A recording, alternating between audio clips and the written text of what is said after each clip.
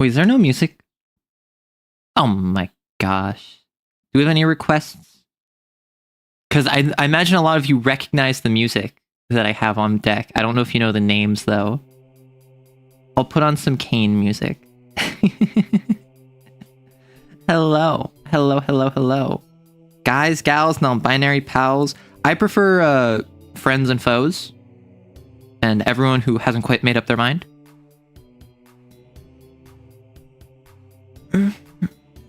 Stress.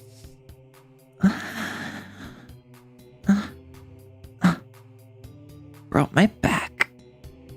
I don't know if it's because I edit. I don't know if it's because I stream. But like, right between my shoulder blades is super tense. Oh, how do we call the week on YouTube? No, so Araya, that's the thing. You're safe here. This is where all the cowards congregate because you don't have to fear being purged. What we have established, I believe that the canon that we've pointed out is that on Twitch is where the mafia stuff happens. That's where you purge the weak. That's where you execute those who are unwilling. That's where you take them out back. That is where you engage in shenaniganery. Here on YouTube, this is the front, which I believe the front is a cult. So for whatever reason, the mafia decided that it was more socially acceptable, that the optics were better to be perceived as a cult dedicated to the idolation of an idol who is on a pedestal that they call adorable. Which, that is just kind of your standard VTuber community, so I guess it is kind of normal, but you are safe here. Excuse me, cowards? Yeah, I said it. I called you what you are. Hello, everyone. Hi, DP and Araya and Jeffrey and Deadly Mouse and Gray and BN. And everyone else who is currently lurking or who is watching the VOD. Welcome, welcome. I don't know if I missed anyone. If I did, just scream and I will execute you myself. Because the community might not be purging you here. I certainly will be purging you here. If you remove your shoulder blades in place for Blessed Steel, there would be no issues. Fact checked by true Children of Mars. Let me put on Children of the Omnissiah real quick. Hydra, I said hello to you. Hush yourself. I said Hydra. Unless I forgot the Wait, what am I doing on stream? I swear, I was doing something, and then now I just heard this song, and I can't remember it. You're still championing overarms? Oh my gosh. I wrote, one of the blasphemy wire has a power that could... Yeah. I saw that you, or I don't know if it was you, but someone on the Discord posted that wire lets you prank call sins. And then that person also said they wanted to take the sorcerer agenda to get the cantrip ability so that they could use the same power over and over at Cat Zero. And it's just like, hello, is your refrigerator running? And the ogre is just like, who is this? And you're just like, then you better go catch it. And it's just like, literally, it's just the most inane nonsense that you could think of. You made a character in Hunter the Reckoning, and he was essentially a JoJo character. Listen, overarms is what you've been saying. They are not variants, but they have a very similar theme. That reminds me, I should look into the third Games for Freaks volume. Yes! Someone on the recent Kane video was just like, hey, have you read Games for Freaks, volume 3? And what are your thoughts on the perfect sins? In part because I'm poor. In part because I just don't have the disposable income to spend on something like this. Particularly because I'm not currently running Kane. I can't justify buying this sort of stuff. But they do go free like 6 months later. So I will just pick them up when they're free. But also, I want to do a full comprehensive initial reaction. I think that's been fun on stream twice now. I've been able to open up Games for Freaks for the first time, show off my initial reaction, give my initial thoughts. I was just kind of riffing, and that's how we talked about the law blasphemy back in Games for Freaks Volume 1. Here in Games for Freaks Volume 2, we talked a lot about Trevor Henderson and the different monsters and how to incorporate drifters into a Kane game. So I enjoy being able to just kind of like crack it open on stream, like for the first time, get my first impressions out, have it be fully out on the table. And I would not feel comfortable doing that if it was still paid, explicitly, because if I on stream show off all of Games for Freaks, why would you buy it? Right? If I on stream show off, okay, here's all of the perfect sins, let me talk about their domains, here's how you talk about them mechanically, here's my advice on how to run them based on my first impression, you don't need to buy Games for Freaks Volume 3. Which obviously, I think, or not obviously, but my assumption is that Tom Bloom is doing this for the love of the game. My assumption is Tom Bloom is doing this because he wants to make supplemental material for Magnagast Malagothica, for Kane, potentially even Lancer, he said, in the future. But I don't want to assume it's just kind of okay to like butt myself in there and be like, oh, I'm gonna add a free alternative. That feels, at the very least, unprofessional. If nothing else. If not outright. Oh, wait, why do I have top chat on? I turned it to live chat. Oh, that makes sense. I was missing people. Literally, DP started with turn top chat to live chat, and I did. And then my thing went back to live chat. I'm sorry that I missed you. Hey, Avivi. Hi, Atil. Okay, so I didn't miss too many people, but there were a couple people that were like hidden from top chat. So remember, if you're on YouTube, swap over to live chat. Hey, Bayhammer. We are just yapping about Kane a little bit, as you would expect from the title of the stream, which is not always what happens. I went, I think last week's stream, like 3 hours before I started talking about sci-fi in any capacity. And the title of it was like, what makes sci-fi special? Okay, let me, real quick. For those of you who don't know,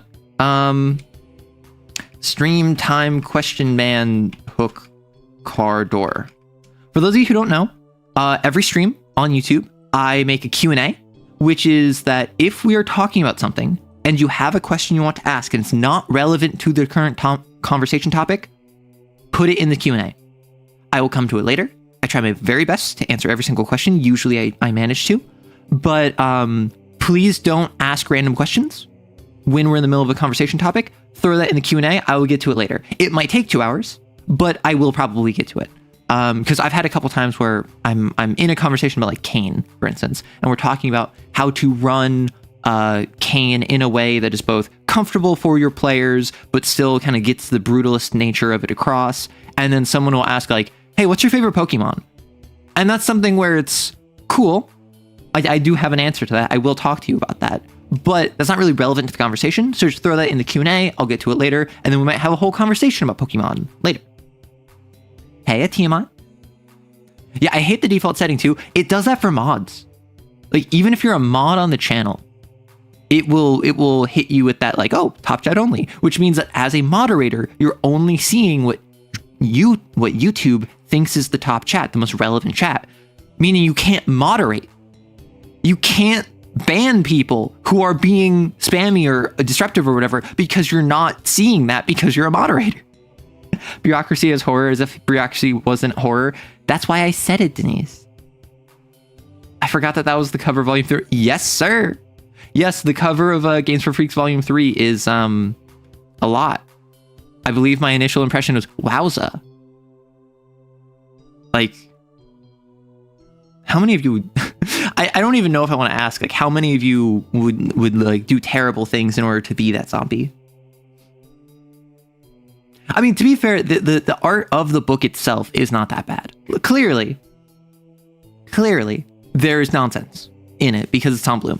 Tom Bloom goes balls to the wall. Tom Bloom is, from what I've seen, I have not read Kill 6 Million Demons, but I feel as though he's the sort of person, particularly with how punk his artwork is, how like grunge his artwork is, the use of, I'll say, like sensitive material is not out of the wheelhouse for him, but it's very much a tool.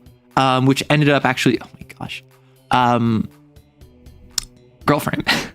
I was going to say, much in the same way that like with Girlframe, it allows for NSFW lewd content and there are actions tied to that, but that's not the entire game based on what the dev told me, because I had a conversation with the dev.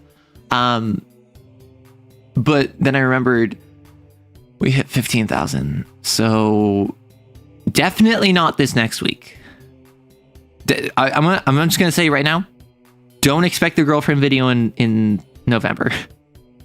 I need to read the book. I need to review it. I probably need to record myself reading it, because then I can use that for reaction snippets.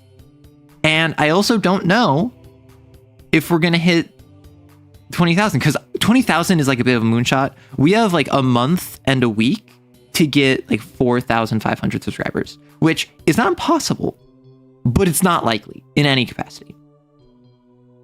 But I will remind you that the challenge that I issued was that I would make a girl frame review once we hit 15,000. And if we hit 15,000 by the end of the year, I would do it in the maid outfit that I have, while also actually talking about the NSFW stuff. If we didn't hit 15K by the end of the year, I would have only talked about the safe for work, like Powered by the Apocalypse stuff, kind of give it like a broad level view. I am now going to actually touch upon the NSFW stuff and say how well it works like thematically and like how interesting the mechanics of it are. I'm not gonna like delve into anything like that I can't talk about on YouTube, because this will be a YouTube video, but I will like refer to it, and I will like I'll give my thoughts on it, whatever they might be. But if we hit 20K by the end of the year, I did make a joke where I would start a channel on like one of the other streaming services where I would do a full uncensored review, because I think it would be funny. What is girlfriend review? Okay, so it's not girlfriend. It is a TTRPG called Girl Frame.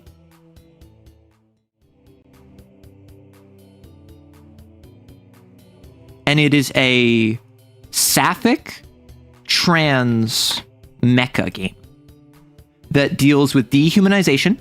It is in the mexploitation genre, which is all about taking people, like very Evangelion style of taking people in mechs or like armored core, and stripping their agency and humanity from them and turning them into a weapon, and the horror of effectively being a cog in the machine that is not respected as a person. You are not treated well. You are not treated even like a soldier. You are treated like subhuman. Hello, Yogg-Sothoth. One girlfriend review for the useless lesbians in the server. Oh my gosh. See, that's the thing. Like, I think it'd be really funny to do a girlfriend review where I'm just like, hey, if you're in the community and you're trying to be someone's girlfriend, like give me a brief bio like on this Google form, and I will roast you in accordance to try and like be your wingman. However, they'll get really weird really quickly, not because I don't think that we can have a laugh about it, but because I feel as though some people would like take it too far. That's my concern. So I think it'd be really funny to have a girlfriend review, or maybe you, like if you have a girlfriend, you like give me a snippet about your girlfriend and I just like roast your relationship. Because I feel as though, knowing me and my personality, I kind of need there to be some degree of roasting, of insulting, of just like, ha, who do you think you are, in order to make it not weird. Do the girlfriend video as a Christmas special. I have considered it. I also have considered, like, so I around Halloween, there was a bunch of VTubers who were doing like Halloween karaoke, and I don't sing, right? I'm not a singer. I'm not someone who sings. That being said, I think it'd be really funny to just like, for absolutely no reason, go balls to the wall and do like a Christmas like cover or karaoke thing where like I unironically 100% honestly try my best to sing a song, but because I was in the mood for Halloween, I think it would have to be from Nightmare Before Christmas, because Nightmare Before Christmas is both a Halloween movie and a Christmas movie, which is why it is one of the best Halloween Christmas movies. I would 100% submit that form just forwards. I am a man. Honestly, I think that would be like in the 50th percentile. I think that would be like baseline average, because there's enough girl failures in the community that I think being a man and not wanting to be someone's girlfriend, but doing it for the meme, would probably place you above some of the degeneracy of the community members. You want to say hi? Hi, Cantus. Bonjour, Elsa. Hey, Olympus. You think people aren't into degradation? Have I looked at my community? Oh yeah, freaking the recent short where I made a joke where I'm just like, wait, did I just offer my services as dominatrix? The entire comment section was like, I mean, if your services are open, I'd give you $20. Where's my $20? Where's my $20, arrow kissers? You can't just say a big game and then expect me to believe that you're just gonna talk without walking. Are you all bark no bite? Where's my $20? Where's my $20? We need to write down the chores we do when the other's not around so we can appreciate each other more. One of us is lazy. Oh. My stream just automatically went to the questions section. What the heck? Oh, did my stream chat just reset? What the heck? I don't know if anyone else experienced that. I'm like, my chat just fully like black screen for a second. Barking request detected. Okay, this is just me bringing up the fact that there is a VTuber who is clicker training her community, and I don't get it. Like more like bully for her, more power to her. I don't get it. Let me grab another. Yeah, my chat fully just reset. Thank you for the follow over on Twitch. I don't talk about this because I don't like being a braggart. I don't like being someone that like strokes my own ego. I'm at the point where I'm getting, I don't know, X follows per week when I'm not on stream. Recently, I've been getting more follows while I'm on stream because I'm playing a Hollow Knight, which this Saturday over on Twitch, I'm gonna be playing Hollow Knight. I think I'm near the end. I think if I play for like 7 hours, I will beat the game. I don't actually know. I've defeated all 3 Dreamers, but I don't know what happens next. Or I grabbed all 3 Dreamers. But there was a time when I was streaming where I was getting like 1 follow per week. Like unironically, like I was streaming multiple times a week, and I would get like 1 follow a week, and I had like 3 to 5 CCV. I don't. Maybe it was a little higher. Maybe it was like 5 to 7. I don't know. It was like mid tier single digits, and now I'm at the point where I can get more off stream passively than I could for like the first like 3 months of me streaming, which is wild to me. Not because that's actually like an achievement, not because it's actually that impressive to get more than like 5 follows. Well, I'm not gonna say that because yes, getting follows is an impressive thing, particularly when you're starting out. But like hitting 5 follows like a week, for instance, is not that impressive. But relatively speaking, it's very impressive to me. People are absolutely trainable if given proper motivation. Yeah, classical conditioning.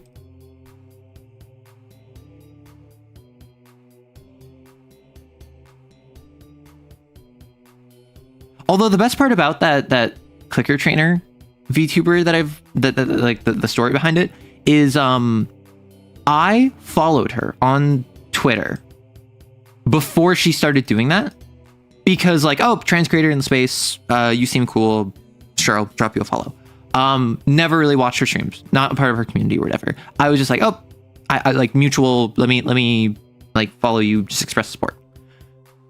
I then saw her make a joke in one of her like posted clips on Twitter about clicker training. And then I saw a follow-up clip where she said how interested her chat was. And then she made a follow-up clip where she like bought a clicker and then started clicker training. And then she made a clip talking about how well the clicker training was go. And then she made a clip talking about how popular this was with her community. And also another one about how people who didn't know her were coming to her stream because their friends sent them her information. Were like, hey, you should go there if you want to be clicker trained. And like just the whole arc of just someone that I followed on a whim because they were like another content creator. They're another trans content creator. And then to just see them like niche down is very funny to me. Darn you, Pavlov. I will say again that my favorite take on the Tremere, the write-up they did as liches. Tremere predate the Vampire the Masquerade game. They were originally from Ars Magica. Listen, never trust the Tremere. Even the Tremere don't trust the Tremere. Why do you think they're all in houses and they're all bloodbound for a while? The only reason they're not bloodbound is because the tower or the pyramid fell. If some random guy walked up to you and told you he was of Clan Tremere, then did actual blood magic, would I trust them? No. I mean, what blood magic are we talking? I suppose I should say. Because a lot of blood magic is actually surprisingly subtle. A lot of it is like, I have a cauldron that I'm boiling stuff in. I like pour some blood into it. I pour some vitae into it. And then I make a potion that if you drink it, you can jump twice as high. Right? Which is weird. Don't get me wrong, but it's not like casting fireball. Some of it is casting fireball. But a lot of it is just kind of like bodily augmentation via potions and ritual. I mean, I think that the clicker is probably an auditory sin for some. I think it's like a puppy girl thing. Yeah, causing all plants to rapidly grow. So I don't know if it's explored in World of Darkness. Animals avoid the dead. Unless you have animalism. And I believe animal ken is sufficient. Right? Like if you have no points in animal ken, which is like the skill for animal training, it is like dogs will like flee from you and birds will not approach you and cats will like hiss at you. But if you have 1 or 2 points of animal ken, they'll generally treat you like a normal person. And then if you have 3 or 4, they will like you. And then if you have 5, that indicates that like you're Steve Irwin kind of deal. And animalism is just like mental control of animals, right? It is manipulating animals. It is communicating with animals. So either of these are ways for vampires to not have adverse reactions when it comes to animals. What about plants? Like, there's no understanding of blights, like the D&D blights, the vampiric plants in World of Darkness, to my understanding.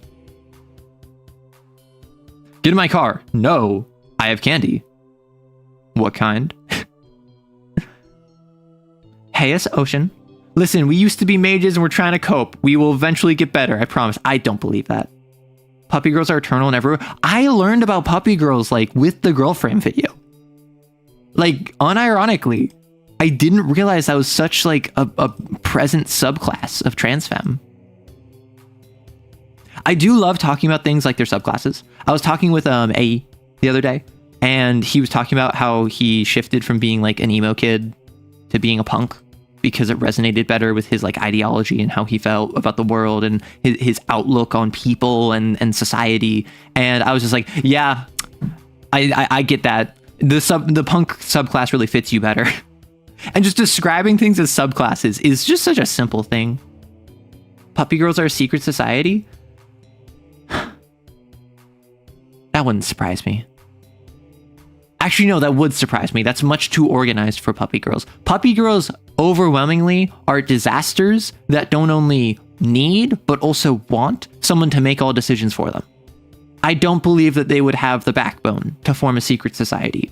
Unless it was a secret society run by like their handlers.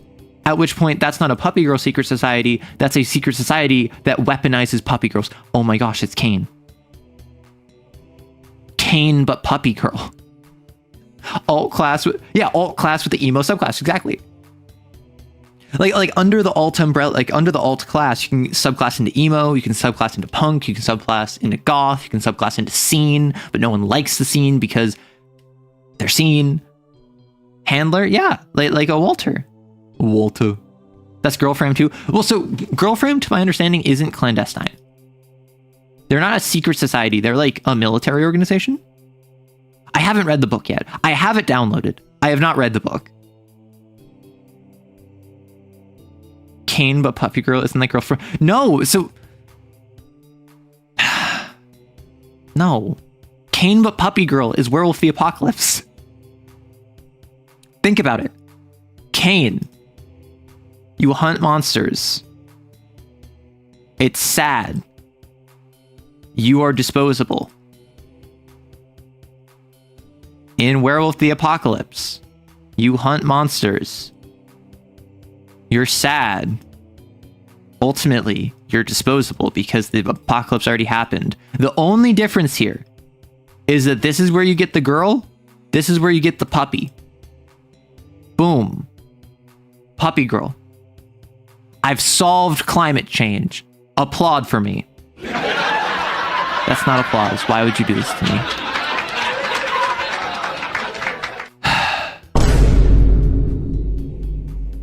Point and laugh. Can I multi-class emo goth? Well, so that's subclasses, right? And I feel as though, I mean, so goth culture is different from goth aesthetic, right? Goth aesthetic is mostly just like black, but also it's inspired by gothic aesthetic, which is so pog, I will say. Like, if I could pull that off, I would. But emo is much more about, like, I'd say emo is much more of a culture in the terms of goth can be aesthetic. Goth can be a culture. Goth can be a community. Emo is only a community. Emo is only like a mindset, right? To my understanding. So it's the idea where goth, you can be a goth emo in the sense of you are emo, but you dress goth, because it's more about the mindset and who you interact with and how you interface with the world and your outlook on life. Whereas you can be a goth, which is odd, but culture or a classless system, you choose which traits you want. Exactly. I thought goth was the clothes style and emo was a mentality. No, that's the thing. Emo is a mentality. Goth can be a mentality. Goth, the fashion sense, the aesthetic, is separate from the goth community. Because if I look up goth on images, and it's all women, I will say. Like this, for instance, is something I would say is a little, this would be like goth emo, mostly because of the colored hair, because this is different than this. And like for instance, the mall goth, which is what this is, right?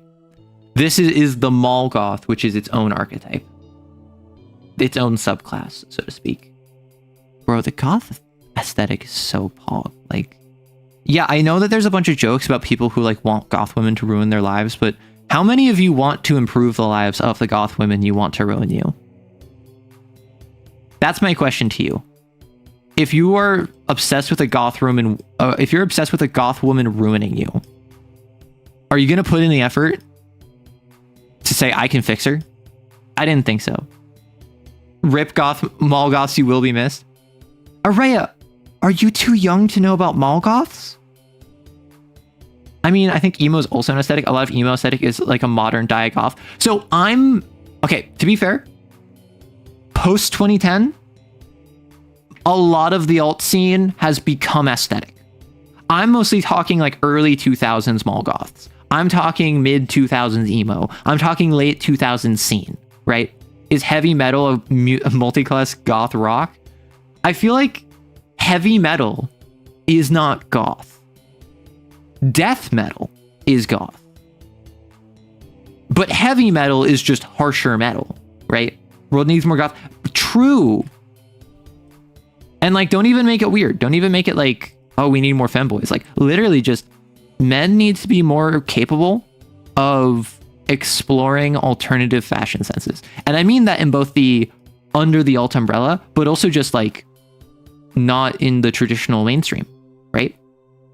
Because there is definitely a push where women and those presenting more femininely, like femboys, are allowed, oh my gosh, my voice, are allowed to explore non-traditional outfits. Whereas men are basically expected to just wear like business casual or t-shirt and jeans or suit. And if not socially, they're expected by their friends to do that. There are guys who will just rock like the 1800s fit, and unironically, those go so hard. Or there was I don't know if anyone watches this. It's like Subway Hot Take, where it's the guy who on the NYC subway, he'll grab random people, hold them a mic, and say, "What's your hot take?" And then he'll either agree or disagree with them, and then they talk about it for like a minute. And on that show, he talked to a guy who was dressed like a 1950s greaser, because apparently he's a musician who he styled himself after his inspirations, one of whom was Elvis, so that's why he had like the pompadour. Yeah. I've always wanted to wear eyeliner consistently, but my family would kill me. I have eyeliner, and I'm not gonna lie, I use it. This is gonna sound so scuffed. I'm so sorry. I have eyeliner. I use it as eyeshadow, because what I'll do is I'll apply some to my upper eye, and then I'll smudge it upwards and then smooth it out, right? And I'll blend it. So what I'll do is I'll add, so if like this is my eye, right? Wait, so if I do, I'll like apply eyeliner here, and then I'll smudge it like this, right? And then I'll blend. So then what ends up happening is that my eyeliner kind of does like this above my eye. And then obviously like my nose is here, mouth is here. So then, and then like my eyebrow, I guess, is like here. I don't know how to draw. So what I end up doing is I just kind of use a little bit of eyeliner, and then I smudge it. And then I get this like smoky eye look. But I don't actually use the eyeliner like on the bottom of my eye. Bestie, yes. I'm too autistic to care about fashion, or maybe I just associate with dumb expectations. Maybe I should rethink my position. So what is that? I feel like that bestie yes is sarcastic. My face went goth in tropical country. Oh my gosh. Listen, I talked about this on Twitter a little bit. I made a post a while ago.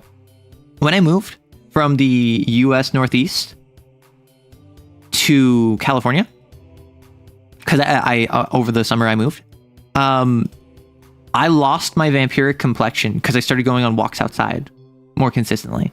Because before I was like on a treadmill, and now because the weather is so nice, I go on walks, and I got freckles, and I got tan lines, and I need to go back to the library. Darn it. I need to go to the library, I need to pick up a book, I need to go out to the park and read again, because it was so much fun. I don't have time. I hardly have any time anymore. Suck. Model no longer accurate. Okay, so when I say tan lines, I mean like you can see a difference. It's not that I'm like a California girl.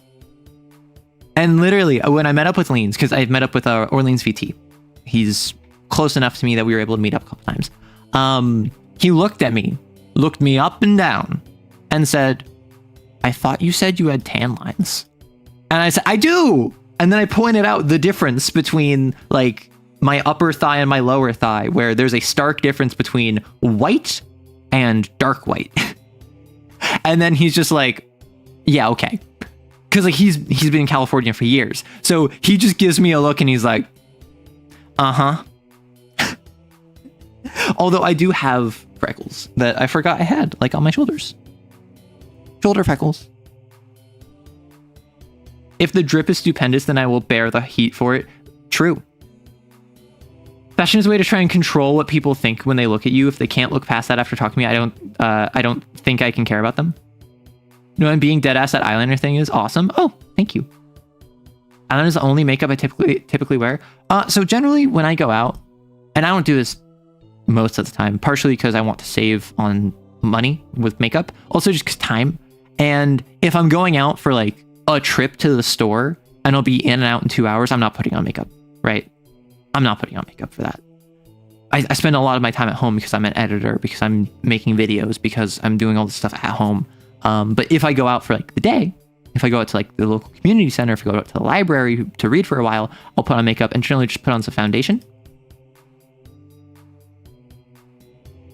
I'll put on some eyeliner.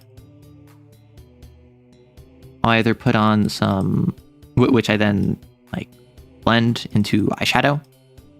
I'll put on some lipstick / lip stain.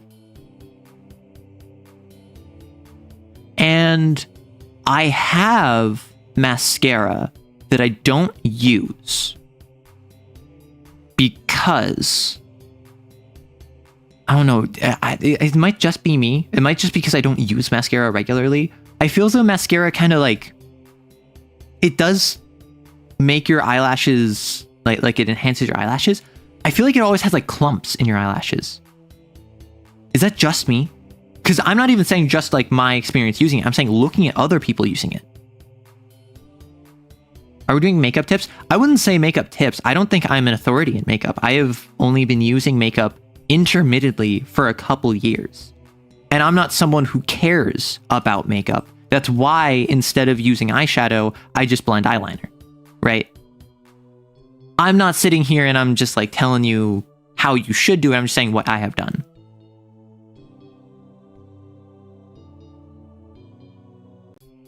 Sorry, can someone give me a 5-word summary of the previous 3 minutes? Turns out the son of a friend of my father's dying tonight. Oh, I'm so sorry to hear that. The 5-word summary is eyeliner is eyeshadow. Makeup tips. But yeah, so I had no idea stream started half an hour ago. I was just sitting here chatting. The preconceived notion that an item can only be used for a task it was created for is a social construct, and no, I will not stop my ram sticks as paperweights because I think they look cool. With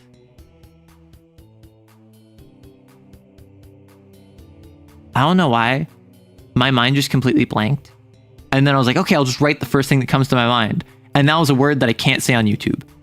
And then another word came to mind, and it was a word that I probably shouldn't say on YouTube. Because when I'm with my friends and I'm just like thinking to myself, I'll just say nothing like offensive, but something just like that probably get me demonetized. Just to like get the conversation going. I wonder if dark academia and cyberpunk can blend.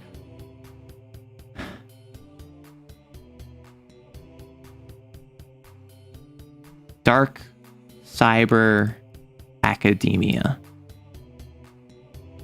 where everyone has prosthetics and implants and sweater vests built into them. Like, okay, so I'm a bit confused, I'm not gonna lie. When I think dark academia, I think like gothic prep, right? I think mostly black. I think dark colors. I think like prep school, private school, but goth. My understanding is that it's closer to like beiges, neutral tones with a little bit of black. Dark academia is closer to just normal academia but desaturated. It's a lot of browns. It's a hacker school. That would actually be pretty cool. Browns and dark browns. Yeah, like, see, that's the thing. I think dark academia in terms of like gothic prep, like normal prep clothing that is goth, that is dark, that is desaturated, or that is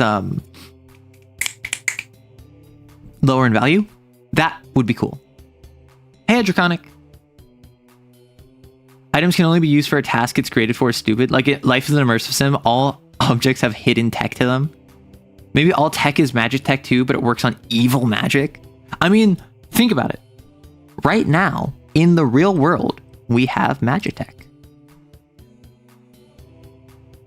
And it's powered by dark forces. We utilize the remains of the dead, and we shift them into furnaces, that we burn away the last remnants of their echoes upon the earth in order to fuel massive metal monstrosities that allow us to travel farther than any horse would allow us, to travel farther than anyone could run on their own, or to even take to the skies themselves and fly higher and beyond the clouds. We have boxes that we take gemstones from the earth and we carve them, we inscribe runes upon them, we lay them into intricate patterns within a box that we then strike with lightning in order to allow us to scry into events going on both in the past and the present, and in recent times consult with forces beyond our understanding to predict the future via computers. I feel like Arrow's about to reinvent the Matrix. I already did reinvent the Matrix. Fossil fuel allegory? What? No, I made a video years ago, or like a year ago at this point.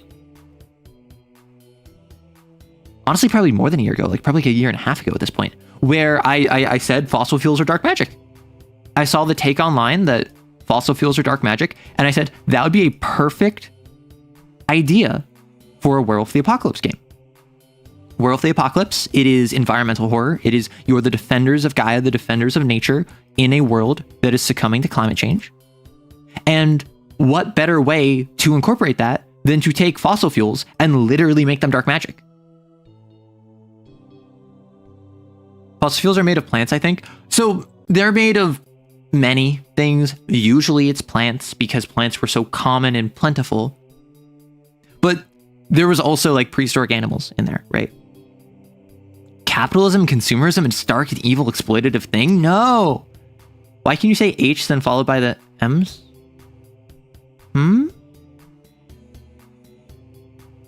Why can you say H then followed by the M? I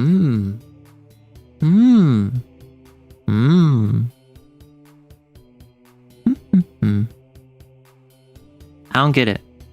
Hydrocarbons mostly. I love the prospect of an automaton dragon that burns ghosts. Listen, I have the TTRPG for you, Wraith the Oblivion. In it, there's the Shadowlands. These are the worlds beyond. This is where people who have unfinished business go when they die, and then they can pass back over to the Skinlands, which is where humans are, the real world. But in the Shadowlands, literally, like the punishment for you if you break the ghost law, you will be put into a furnace, and your essence, furnace, will be burned, and you'll be converted Drukhari style into like a coin, or into a chair for other ghosts, or like your essence will be melted down and reconstituted into useful tools for the rest of Ghost Society.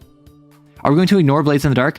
I, from a mechanical perspective, know a little bit about it, like the Blade system.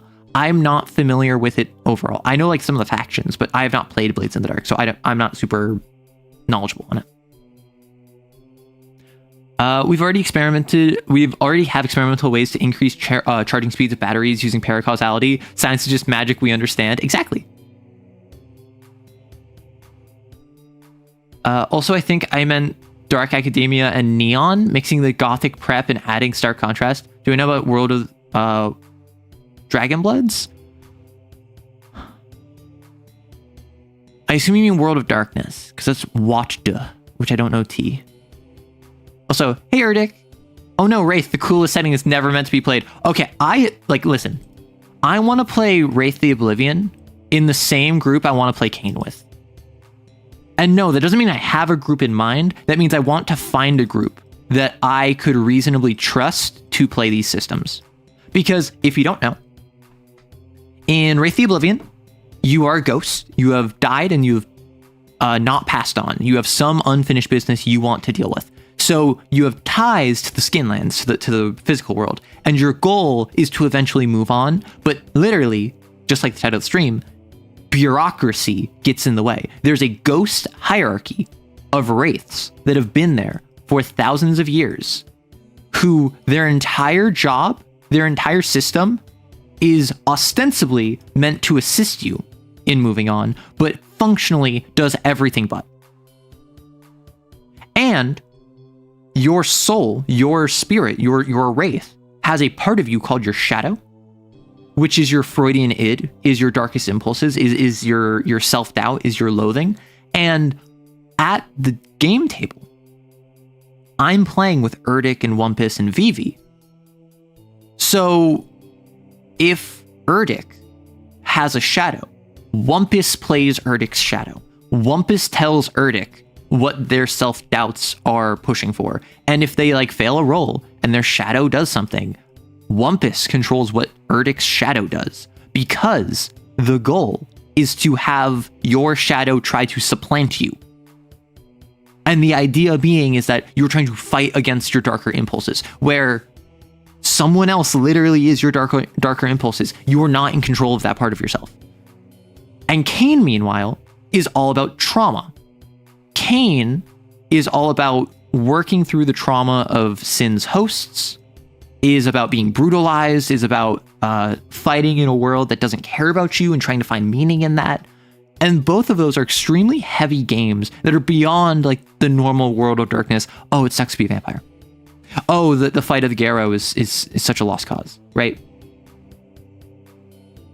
Those are much more difficult subjects than something, because they're so much more real, than something like Mage being like, oh, I can't control my power. I don't know what the limits of ego are. So I think it'd be really fun to have a group that I could play both of those with, because both of those groups would require a significant amount of trust. And at least right now, I don't have a group that I have that with. Speaking of Cain, thanks for turning me onto that one. I actually just bought the PDF. Awesome. I'm sorry, the Skinlands? Yes. The physical world in Wraith the Oblivion is called the Skinlands. Don't worry about it. Yeah, Wraith is like personal horror narrative that suddenly turns into D&D-esque planar bureaucracy. Yeah. You need a very specific group of people to play those games. I think Cain probably less so, because at the very least in Cain, if I'm running a game of Cain where the vibe is like, hey, I want this to be Chainsaw Man.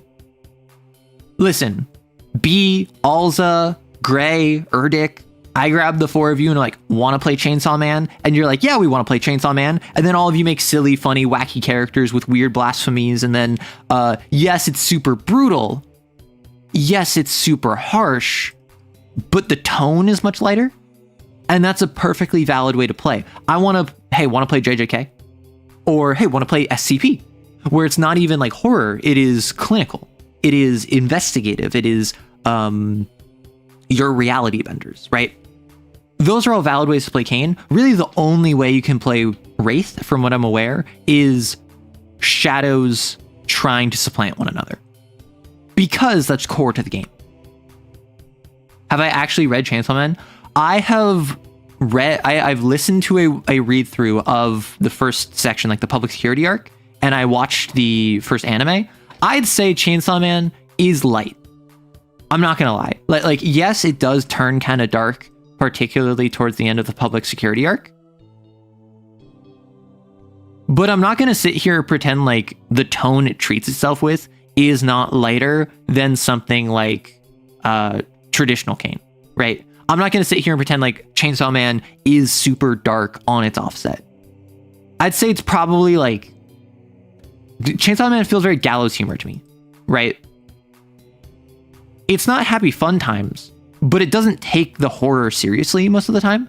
And even once you eventually get to the Gun Devil, that is a really stark contrast to everything that came before it.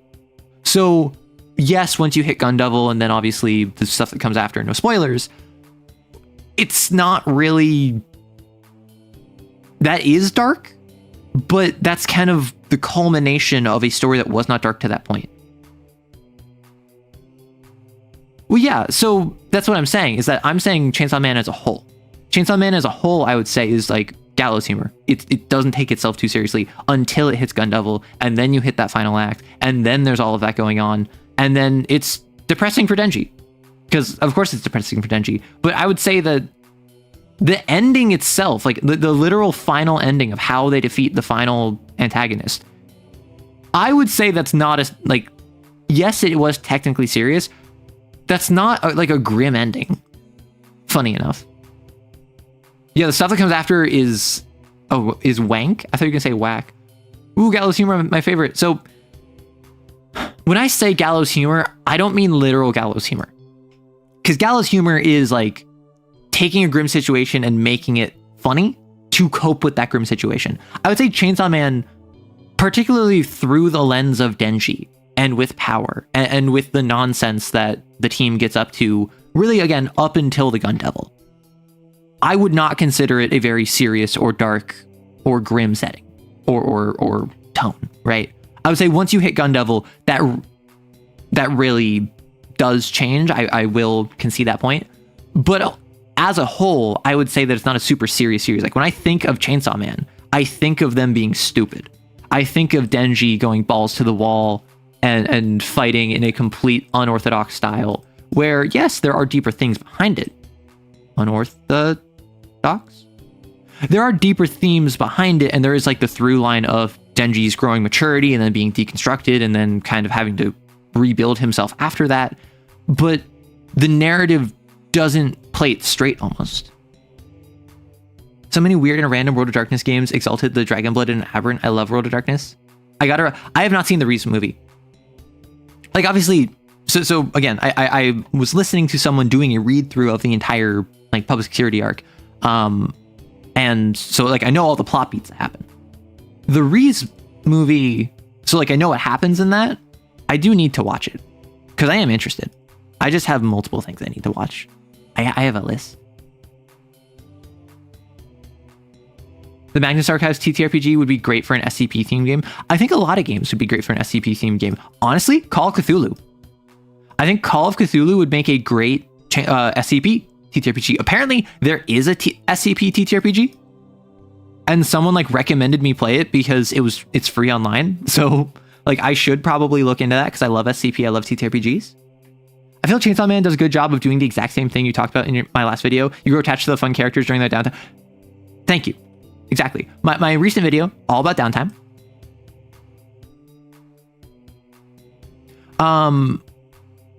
That's basically what it is. Because, again, I'm trying to be as spoiler light as possible.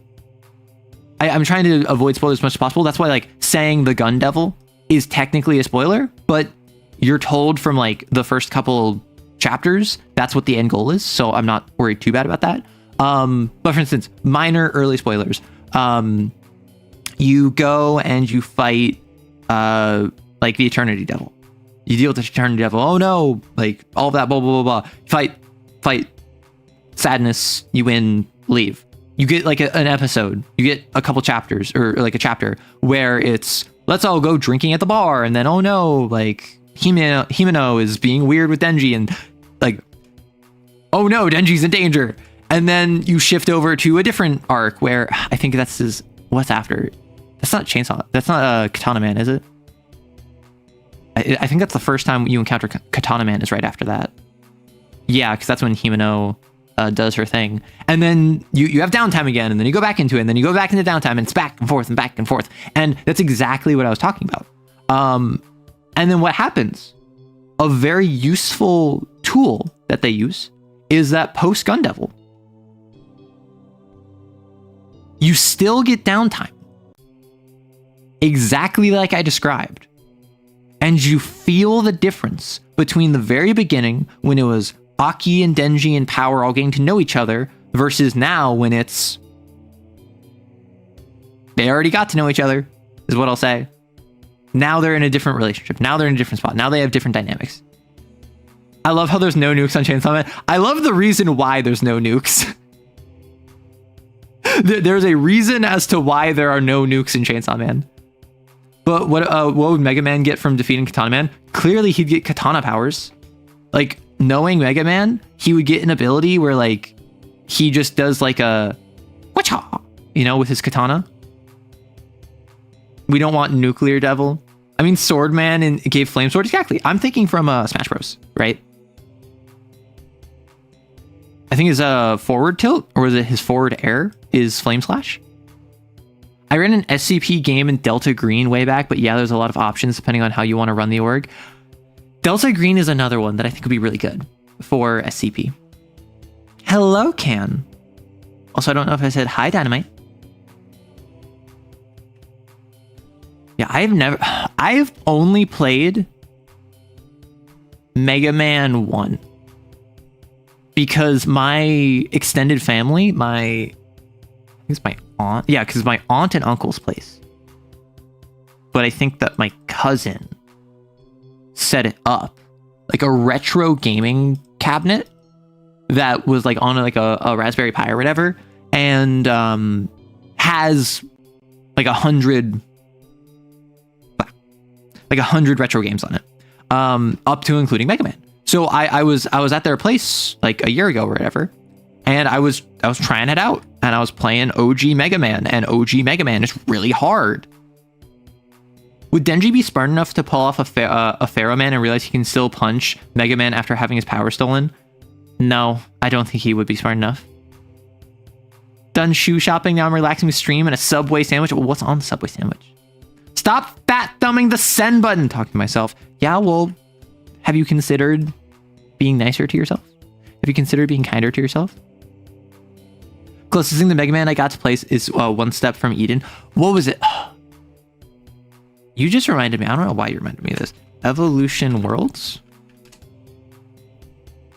Yes. Okay, so this is not related to anything. So I am absolutely breaking my own community rules, but I don't care. There's a game called Evolution Worlds that I grew up and I saw one of my siblings play this like once. And I was like, oh, that seems cool. And then we lost the disc for it, but we had the case. So back in the old days, I know I have to explain this to some of you. Back in the old days, we had physical media, which means you would have a case for your game that would then have a disc inside of it. You put the disc in your console and then you would play the video game. But if you lost the disc, you could no longer play the video game. And what would happen? And I don't think this was unique to me or my family. I think this is something that would happen to a lot of people. You would sometimes have a situation where you have the box, but for whatever reason, the disc goes missing. So you spend your life looking at this box, you read the back of the box, and you're just like, what a game this would have been. It was like, I think it's like a Dungeon Delver JRPG. Yeah, happened a lot. We had this with Twilight Princess. Actually, on the Wii, we had Legend of Zelda Twilight Princess, and I played it, and I got to the water temple, and I got stuck because that's always what happens. And then we lost the disc, and I never played Twilight Princess again. Are there any other games that come to mind of like we had the box but not the disc? There are so many games from like the mid to early 2000s that I'm just like, I want to stream these. I want to stream them literally just to have an excuse to talk about them, right? There's so many games where I'm just like, I don't think anyone knows about this. I don't think anyone cares about this. I want to play it for me. Skylanders. Oh my gosh. I talked about Skylanders. I was talking about Skylanders with Rory the other week. And he was just like, this was so stupid. And I'm like, I loved it. You shut your mouth. I think when I moved across, because I still have my Skylanders. I have my Skylanders. I have my Skylanders Giants. And then I kind of fell off. I didn't really continue past Giants. But I have most of the OG Skylanders. Or I would say probably like 2/3. Maybe half. I don't have all of them, and I don't have most. I might have most of them, but I have a couple of the Giants. I have like the Giants starter set. And I have a couple of like the DLC packs that had like an extra region and like an extra treasure or whatever. And Skylanders was so cool because the thing with Skylanders is, let me grab this. Skylanders. It was a video game where you would buy physical media. Skylanders statues? You would buy physical media, like these statues. And then there would be a little portal thing that you would take like one of these dudes on. Like you take like this guy, you put him there, you place him down, and then in game, the digital avatar of your physical model would be represented, and you could play them with a unique skill tree, unique moves. They would have unique interactions with others. In retrospect, the toys were a bit of a scam, but the games were... No, literally, like, this was absolutely we want to sell toys. We want to sell you a probably like a $60 video game that you then have to buy like $10 for like 2 of these statues. We're gonna make like $150 off of you, and you're gonna like it. And that's a scam. That is not cool. That's not okay. But I think if these statues had some purpose other than literally just being like a gateway to play the video game, that would have been cool. The other one that I loved, I've talked about this before, UB Funkies. Does anyone know UB Funkies? Does anyone know UB Funkies? This was Skylanders before Skylanders. This is how you know I'm dating myself, is because UB Funkies was a online like MMO where it was these little funky dudes that you bought these statues. You had these big guys in the back that you would take one of your dudes. I like the skull guy the best. I also like Scratch. I think it's Bones and Scratch. These are 2 of my favorites. And you would put them on the back of this guy, and much like Skylanders, you would load in. Never heard of this. UB Funkies is like mid to late 2000s. And what it would be, imagine, the best comparison I can make, UB Funkies was Skylanders Club Penguin. That is actually a fantastic description of it. It was Club Penguin, but you had little funky dudes that you would buy and put on your like funky portal guy that you would then be able to play as. And there were different like regions that you could only access with different funkies. So there was like Bones. Bones, the skeleton one, was my favorite because, of course, I'm edgy. There was a little club that you could only enter. There was a little like area you could only enter if you were Bones. And there was a unique mini game. There's a fishing mini game that you could play as Bones because you were only allowed to enter it if you were Bones. And then there was another one where it was like Scratch had like a club, right? And I think that was like a DDR, like Friday Night Funkin' style, like 4-arrow key music game, like the DJ game from Club Penguin, where you could only access that if you had Scratch and you went into that club. Shut up. I can't spell. UB Funkies was so peak, and then the server shut down. So I think you can still play it, but you can't really like do any online functionality because the server's down. And I also remember there were like enemies you could fight. But they weren't like the main point of the game. They were more like obstacles that you would just kind of avoid. Bro, I was born in the early 90s, and okay, so what I'm hearing is a lot of people who were born in the early 90s don't know what this is. A lot of people who were born in the late 2000s don't know what this is. So that implies that the mid 90s to mid 2000s was the sweet spot to get in on UB Funkies. Does anyone else remember Monkey Island Adventure? I never played Monkey Island. As someone who was in high school at that time, I can't tell if that makes Arrow older or younger than me. Did Arrow discover their inner goth by resonating with being Bones? I don't know. I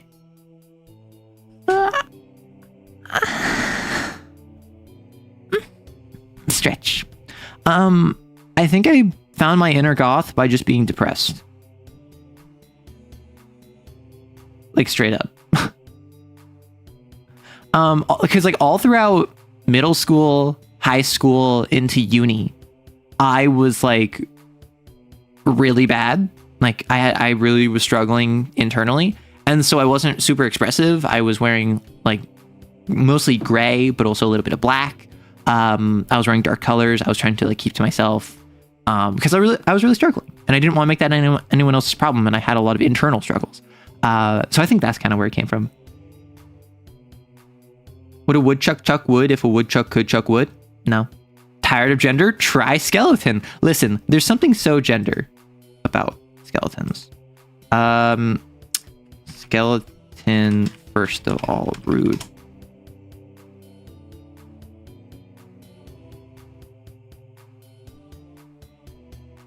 It's this. First of all, you're being a total jerk. Like, just the sass. Although, unfortunately, skeletons are in fact gendered. Because the different bone structures of male, female are legitimately different. Like, pelvic width is different. I think femur length tends to be different. And there are identifiable characteristics that can indicate a skeleton was either male or female. But that doesn't matter if we're all bones, right? The peasant funnel. Gender neutral skeletons tend to come off as skelly mans, and gendering skellies as ladies can get weird. I was gonna say do not the skeleton, but like maybe the skeleton wants to bone. Have you ever considered that? We reinvent the bone stretcher. Okay, it wasn't the bone stretcher, it was the leg stretcher. Okay. Want to be so funny? Want to know what would be so funny? I have a video that I've wanted to make for over a year now that I put on the back burner and have not thought about for months, and that I keep thinking about, and I'm like, that would be nice to work on, and then I forget about it, is which Greek hero is most pathetic? And I could do this on stream. This actually make a pretty good stream over a scripted video, partially because it's more about riffing than anything. But the reason I thought of that is because one of Theseus's like 6 labors, one of his 6 great deeds, is overcoming a guy who puts you on a bed, and if you're too tall, he chops off your feet, and if you're too short, he stretches you. Okay. We did this. No. So it's not Jason. Jason's number 2. Or sorry, Jason's number 3. My apologies. My ranking of the top 3 most pathetic Greek heroes. Number 3 is Jason. Why? Because he not only died alone because the Argo fell on him, dilapidating and ruined, he betrayed Medea. He went on this huge epic quest where he had to be supported by like 15 other massive heroes where they did most of the work. His big accomplishments include letting a dove fly ahead of him so that smashing rocks would indicate how much of the ship they would destroy, and then it indicated that it would barely hit the back of the bird, and then it barely hit the back of the ship, and then that solved the issue, which I still don't understand why he didn't just go forward, because he still got hit. He didn't do anything different.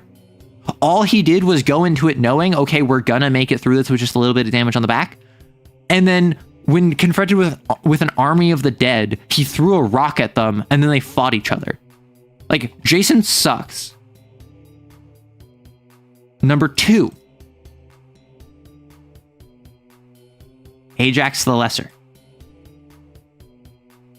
Ajax the Lesser is someone who is the king of the Locrians. He was the swiftest of the Greeks after Achilles. Could not win a race in the funerary games. He lost to, I think it was Diomedes. It might have been Odysseus. I think it was Diomedes. He did nothing in the fight. He's literally called Ajax the Lesser. But also, he forced himself upon Cassandra as she was in the temple of Athena, begging for divine intervention. And then, when Ajax the Lesser was confronted about this by everyone, he grabbed that same statue that Cassandra, the woman he just assaulted, was grabbing onto and calling for divine aid. He called for divine aid from the same deity who was a patron of women in danger. And then Odysseus, Gigachad, was the only one that said, hey, maybe we should stone him to death as his punishment for the crime he just committed. And everyone else said, what? No, we don't need to do that. It'll be fine. Because he's protected by Athena, clearly. And then he proceeded to be the reason why everyone got freaking wasted on the way back. He was one of the main reasons, alongside Agamemnon. Number 1 is Theseus. Theseus is a pathetic man. First off, patron king of Athens, one of the worst Greek city-states. Yes, I understand they were the victors, so they wrote history. That's why I don't like them. Be an underdog next time, and I'll be more kind to you. Second off, his ship, don't care about it. I already gave my answer on the ship of Theseus. I don't much care. That's probably what he's most well known for now, is his ship. Third off, the Minotaur, how did he beat the Minotaur? Ariadne. Literally. The way he defeated the Minotaur, got out of the labyrinth, Ariadne. What does he do to Ariadne? This woman who loves him and helps him and literally saves his life and literally goes out of her way, risking herself with her family and her country and her king in order to assist this man who she does not know. He leaves her. What does he do on his return trip? He doesn't put up the proper flags because he forgot. His father takes his own life because he thinks his son is dead. And on the way there, on the way to the island of Minos, or the island of Crete, run by Minos, he went by land. He went by land, and there were 6 trials that he overtook. His 6 labors. They were stuff like he fought a guy who hits you really hard with a club so that you get stuck in the ground. He fought a guy who would take a tree and bend it and tie you to it and then release the tree so you go flying like a trebuchet. He fought the most Looney Tunes nonsense villains, all of whom are just random bandits terrorizing the countryside with like cartoon logic.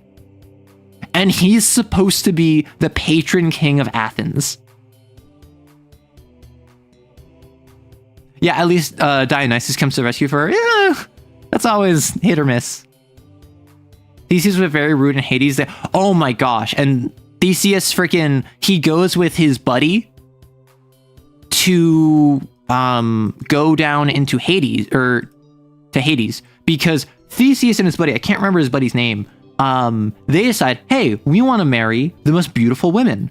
Theseus decides, I'm going to marry Helen of Troy, who's like 8 years old at this point. No.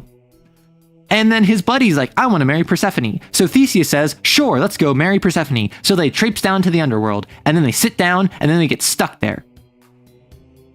Forever. Up until Heracles comes by and rescues Theseus. But doesn't rescue the friend because Hades was still kind of pissed. But Theseus takes L after L after L after L and is considered one of the greatest heroes. Like,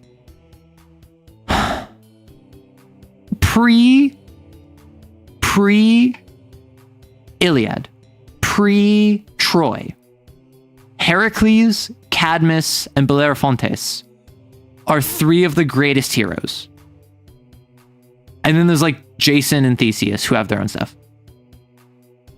And yes, and the reason that they made him so pathetic in Hades is because, first off, he's a heel.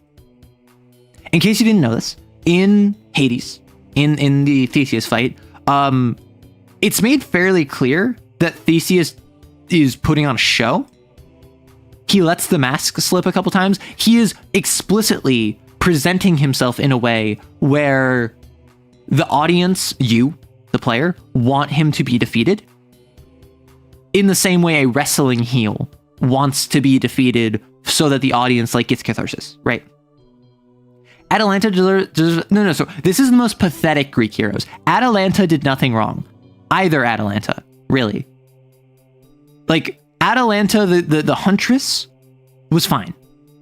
Atalanta, the woman that was like doing the sprints and got distracted by the gold apples, I get distracted by shiny things too. I'm not gonna lie. My favorite gender is when hero refers to someone of renown and power, not someone of good moral character. Exactly. The Greek concept of heroism had nothing to do with morals. It was entirely by deed. And the Greek conception is that deed was tied to lineage. That is why every great mythological Greek character has some tie to the divine, even if it's like Odysseus's grandfather was Hermes, right? Odysseus is not a god. Odysseus's parent is not a god. But Odysseus is descended from the gods, which is why Odysseus can do such amazing things. That was core to the Greek conception of heroism, which is why in Age of Mythology, in the RTS Age of Mythology, Greek heroes are specific named units. Whereas in the Egyptian class, in the Egyptian faction, it is the priesthood and the pharaoh, because the pharaoh is a god walking among humans, and the priests are the closest to the divine that you can achieve because they are in the cabal of the pharaoh. And then the Norse literally have an infinite number of heroes with a random number generator because the Norse conception of heroism was by battle. So you have lineage, you have effectively like devotion, and then you have battle. So the way they treat their hero units, their special units, their better units, their units that are made to defeat myth units, are tied to the culture that they originate from. Odysseus is just 1/4 god. The Greek word heroes literally means demigod. That makes sense. I forgot that Odysseus was a demi-semigod, or would it be a demi-hemigod? ADHD heroine of the people. Listen, talker. Atalanta and me both. Not necessarily distracted. Well, so the whole point is that my understanding of the telling is Atalanta, she run. No marry. Men want marry, she want run. If they no run, she kill. Man want marry, he no run. So he talked to Aphrodite. Aphrodite give gold apples of discord. Gold apples of discord distract her from run. She no run. He run better than she run. She marry. And in some tellings, there's the idea of she could have won, but at the last stretch, she slowed down to let him win because like she respected him, and then she happily married him. But I feel as though, knowing Greek mythology, that's probably a little bit sanitized. I'm not gonna lie. Like, I would prefer that that's a happy marriage. Yeah, she coincidentally lost to the one actually sweet guy. Well, that's the thing. I have heard tellings where she slows down to let him win at the end. Like, she, even being distracted by the apples, still would win. But she decided, because he was actually sweet, because he was actually clever, because he wasn't being a jerk about it, she let him win and then married him. I've also heard tellings where she just was like such an elbozo that she lost. But either way, it doesn't really matter. Then there's the Atlanteans that hand out the hero trait like it's candy. Okay, the Atlanteans are pay to win because they're an expansion faction. Which I think is very funny, that the expansion, like the faction you have to pay money to get in Age of Mythology, was also a faction that in-game you had to pay to win. I'm just saying that if I liked a man that much and it's either pretend to go after the distraction or kill him because you're an absolute girl boss no one can beat, I'm going after the apple. That's the thing. I think it was literally like they were the golden apples of discord. I believe she was actually literally like enchanted by them, like charm magic. Are you a fan of Epic the musical? I am. My thoughts on Epic, which I haven't talked about this in a while because Epic hasn't been relevant for a while, but Ilias is currently in the works, which I'm excited for. Epic the musical is one where my thought process on it was basically like, hey, I think this is cool. And like like for the sagas, like Troy Saga I think was cool. Whoa, I really like Cyclops Saga. Oh my gosh, the Ocean Saga. I'm pretty all right on the Cersei Saga. Oh my gosh, Underworld Saga. Okay, Thunder Saga is like pretty all right. Vroom. I did not like the Wisdom Saga. And then we get hit with that. Okay, Vengeance Saga. We're pretty all right. And then I think Ithaca Saga tore back out. Right? This is my thought process on Epic. I thought it was all right to begin. I actually really liked it in Cyclops, and then it just got better and better. And then Thunder was like pretty all right, pretty good. I did not like Wisdom Saga. Wisdom Saga did not land for me at all. And then Vengeance Saga I thought was really good, but because I was coming off of Wisdom Saga, it felt mid to me. Like Vengeance Saga I enjoyed, but it was hampered by the fact it came right after Wisdom Saga. I think the Vengeance Saga is a really good stepping stone to get to Ithaca Saga, which I do believe is one of the best sagas. Like, if I had to, song content aside, like quality wise, I'm glad Ithaca Saga was last. The musical ended on a very high note. Okay, so that's the thing, right? 600 Strike. I like the song. I think the song is fine, right? Musically, I think the song is fine. Thematically, in the like flow of the narrative, I think it was great. 600 Strike was the culmination of Odysseus embracing ruthlessness, particularly once you hit the break, and then it's him confronting Poseidon directly. Once it stops being anime, once it starts being more like intimate, like battle, or torture, I suppose. I think that from a verisimilitude perspective, that was the dumbest thing in the entire show. Like, not putting aside like the conceptions of like the actual Odyssey, and putting aside the power scaling of every god and demigod and hero and all of that out of Epic. Within Epic, it was demonstrated multiple times over that the gods basically can't ever lose, to the extent that they can control reality and get diegetic music instrumentation on a meta level. Something Jorge Rivera Arranz has spoken about at length is the more divine you are, the more synth you get, and the more powerful you are, the more you control the arrangement. So all of the human songs, like I'm Just a Man, only involve acoustic as well as stuff that would be tied to the character's present. For instance, the guitar for Odysseus. But with Poseidon could manifest whatever like backing vocals he wanted. Zeus could get backing vocals, could get thunder, could get synth. So that level of control over the instrumentation. And then he gets bodied by a guy who's just angry and has a jetpack. Was so dumb to me. But it was also super hype, so I'm not upset, right? Like, it's one of those things where 600 Strike, if this was not a piece of media with so much established quote-unquote canon, I know nothing is canon for Greek mythology. Even at the time, there were many different cults of differing interpretations and cultures and communities, but so much background information that I have, I legitimately think that hurt the narrative. Because had you asked me before 600 Strike, is there any ability for Odysseus to beat Poseidon in a 1v1 fight? I would tell you no. Odysseus, the smartest of the Greeks. Odysseus, a Greek hero. Odysseus, a guy who, like, his whole thing is resilience. That is what the Odyssey is about. It is about resilience and perseverance in the face of adversity. I would tell you no, he cannot beat Poseidon in a one-on-one fight. He would find a way around him. He would trick him. He would deceive him.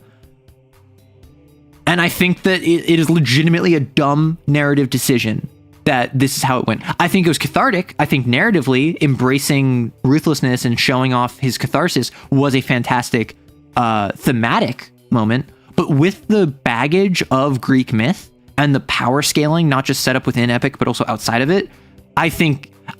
Listen, Odysseus just raw dogged it. He just raw dogged it, and I think that he caught too big of a W. Hello, Ignis. Wasn't Odysseus empowered by Ares or something? No. Unless there is some information that I missed watching the musical, and I do feel as though this is a weakness that Erans has, where in creating the musical, he had ideas that he did not implement directly. Like he didn't explain in the actual musical, he explains them on TikTok, and then the fandom treats it as if it was explained in the show, which I just simply take issue with. For instance, quick thought. It is never explained in the show what quick thought is, or that it slows down time or whatever. And that's something where it doesn't really matter, but so many of the fans act as if it was made clear when all it is a musical cue. Because with a musical, you can't rely on the visuals. Yes, there were animations, particularly in the latter half where there's a ton of animations. You can't rely on visuals because many people, not just a couple, a lot of people are going to first hear epic as music. Yeah. When is the wisdom arc, Wumpus? when is the wisdom arc? That's after she uses quick thought like 4 times throughout the story up until that point. Which again, like, yeah, the only thing she says is, "I just made you think quick." Like, that is an explanation, and that I would take that as an explanation. I think that is a reasonable explanation, because if you hear the musical cue, "I just made your thoughts quick," suddenly we're no longer dealing with like the thing we were just dealing with, and then you go back to it. Sure, I'll take that. But my point is that there's a couple things, like for instance, suffering / different beast.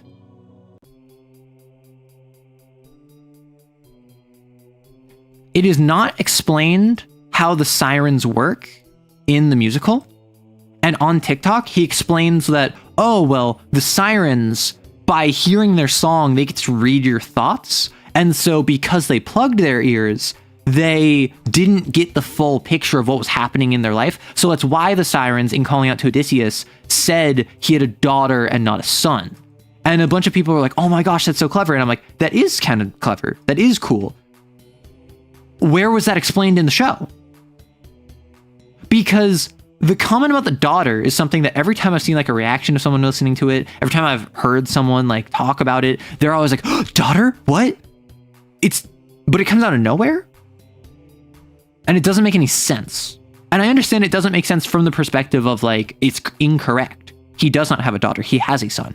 But I feel as though literally a single throwaway line in Different Beast explaining how we plugged our ears so you couldn't properly read our mind or something, like literally something like that would have explained that. So I'm not going to say where is the storytelling. The entire thing is storytelling, and some of the songs I feel sacrifice being a good song to tell more story, which is something that most musicals do, and then some sacrifice telling a good story to sing a better song, which again a lot of musicals do. For instance, Mutiny in Thunder Saga is probably my go-to of like, as a song I think it's mid, but I think it's really important for the narrative. Right? It pushes the plot along, so I wouldn't cut it, right? I think that it sacrifices its ability to be a good song to listen to by itself in favor of pushing the narrative along. I mean, at least it's not Cats. Okay. As someone that has never listened to Cats, I've never watched Cats, I don't even know what Cats is about. Meow. We plugged our ears, so... Yeah, exactly. Literally that. Because he's like, "We plugged our ears so we couldn't hear you, and then I read your lips." Which, that's clever. That is exactly the sort of storytelling that Erans has demonstrated, and that I think is really good.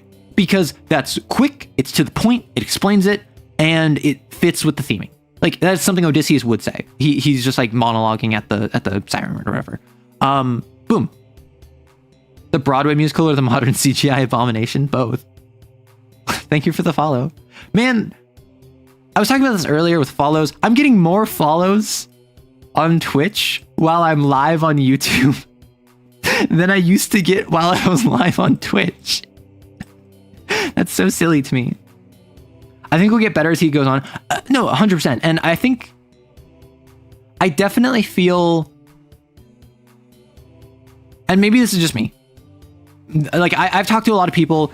Wisdom Saga, I've heard very high praise of. I've heard very low criticism of. I feel personally that Epic the Musical started as a better musical and then ended more as a better musical movie. My go-to example is in God Games, where there is like a 30-second instrumentation where it is very clear to me, as someone that watched it, that the intent is to watch the confrontation between Athena and Zeus, and then the Athena have the flashback, and then Athena have her like heroic blah blah blah. Like, that is entirely void of any musical interpretation. If you were just listening to it, if you had no visual cues, if you had no animation, you would not know what happened. And I think that is a flaw of it being a musical. But if you treat it as a musical movie, if you treat it as a musical visual intersection, I think that's fine, right? I didn't like it because I went in with this being a musical. And I think up until Wisdom Saga, everything was like a musical.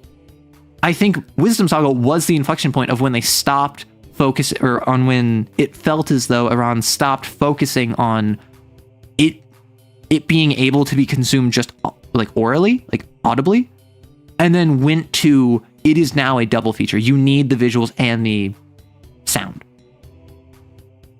But then he also tries to explain them very quickly in the song, so I don't know. Yeah, it's a concept album. I suppose one can make the argument he was in theory counting on stage. I mean, that's the thing, right? Like, this is the sort of thing where I'm treating this at its face, where it is just a musical, where it's literally just like the concept album. These are not fair criticisms if the intent was always to have it be on stage. Because like you said, it's a concept album, right? Or not all of my criticisms, but like the criticism of like the 30-second musical number. On stage, enjoy, Jeffrey. Consumed orally, how else? No, orally is in like AURAAL. This. Shut up. If it's on stage and Athena like has this whole like falling to the ground and thinking back on Odysseus, and then the music's playing, then she stands up and then she fights Zeus, like that would make sense because that has a visual component. I feel that up until Wisdom Saga, every song did a very good job of primarily orienting itself around just being listened to. And I think if it started, shut up, Quaid. I think if it started with that same, you need the visual component, I would be less harsh. And I think if it never dipped into you need that visual component, I would be less harsh. I think the fact that they only did that like 2/3 of the way through is what throws me off. And that's why I think I'm not going to have that problem with the Iliad one. Because Aran's is now popular enough. He has enough of a following. The Epic fandom is large enough that on its offset for the first saga, for whatever first section he releases, he will have a group of animators that he has worked with before who would jump at the chance to animate for the official like Iliad saga. Which means from the ground up, he can build in those visual aspects. And I think that's what he wants, right? I think what he wants is he wants it to be like a stage. He wants it to be a movie. He wants it to be like audio visual components, not just audio. And that's a little bit of my fault of having that expectation. That's a little bit of the medium's fault for him shifting part of the way through. But that's just kind of like something that really bothered me listening. The animatics really carried a lot of the visual. Exactly. I think that if you just listened to Epic, you did not watch any animatics, there would be songs where for 30 seconds at a time, or for 15 seconds at a time, you would have no idea what's happening. And I don't think that that's a weakness of him as a playwright. I think that is a weakness of the concept album. I think if this was a stage, I would not have this concern. If this was a musical movie that had animation all the way through, I would not have this concern. I would still have the concern of like the sirens with the like, oh, we can read your mind, but not actually. And like the quick thought not being explained until 2/3 of the way through. But I feel as though, broadly speaking, like that's one of my concerns. But I don't listen. I hear. You know what? Shut your mouth. I think it's possible to get the key of the ideas with a changed melody in God games, but it is a stretch. That's the thing. The instrumentation is good. Like, watching the visual with no words spoken, just the visual and the music, I got it. I pick up on exactly what's going through her head. I understand this is like a heroic rally. I understand that she's getting back up to her feet. Hurrah! But with just the music, I don't think I'd get that. Hey, you have a scroll bar on your thumbnail on your live stream. How cool is that? What the heck? What do you mean by that? What does that mean? Better orally than supposed. Shut up. Poseidon song is definitely my favorite. Yeah, Ruthlessness is fun. Unironically, wouldn't you like Hermes' first song is probably one of my favorites. Wouldn't you like a taste of the power? Wouldn't you like to use more than words? It's just so fun. I had a moment for God games where I was like, wait, what's going on? Thank you, Cam. In my opinion, it can be said that section builds and directs attention, but yeah, it's very ambiguous for me because I don't understand music good. That's the thing. I feel as though the instrumentation was fine. Same thing with 600 Strike. 600 Strike and God games, I think, are the two biggest offenders of this, where they're the big set piece ending song of two of the later sagas. That being said, with animatics, I totally get it. I totally see it fine. If it was stage direction, I totally get it. I totally see it fine. But when it's just audible, when it's just oral, no. Hermes' first song is so good, it's a vibe that one can jive to. Yeah. I must say, what a brilliant mess you've made. Just a friend who can help you save your men. I think it would be so fun. Yeah, and Hermes literally like pushing some root in that. Listen, if you ever have your grandpa come up to you and he offers you a strange root, maybe you shouldn't consume it. Because as he states, it might kill you. I already said 600 Strike was my favorite. Odysseus is a great song. Okay. When I think of that song, I think King, because the initial title was King. And I do like the fact that it was changed to Odysseus in line with Polyphemus and Scylla and Charybdis and all the monster songs, because he is the monster now. It's really good.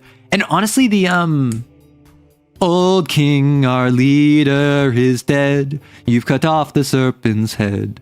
Like that portion where they're like pleading with him is actually so good, as well as the when they're fighting Telemachus.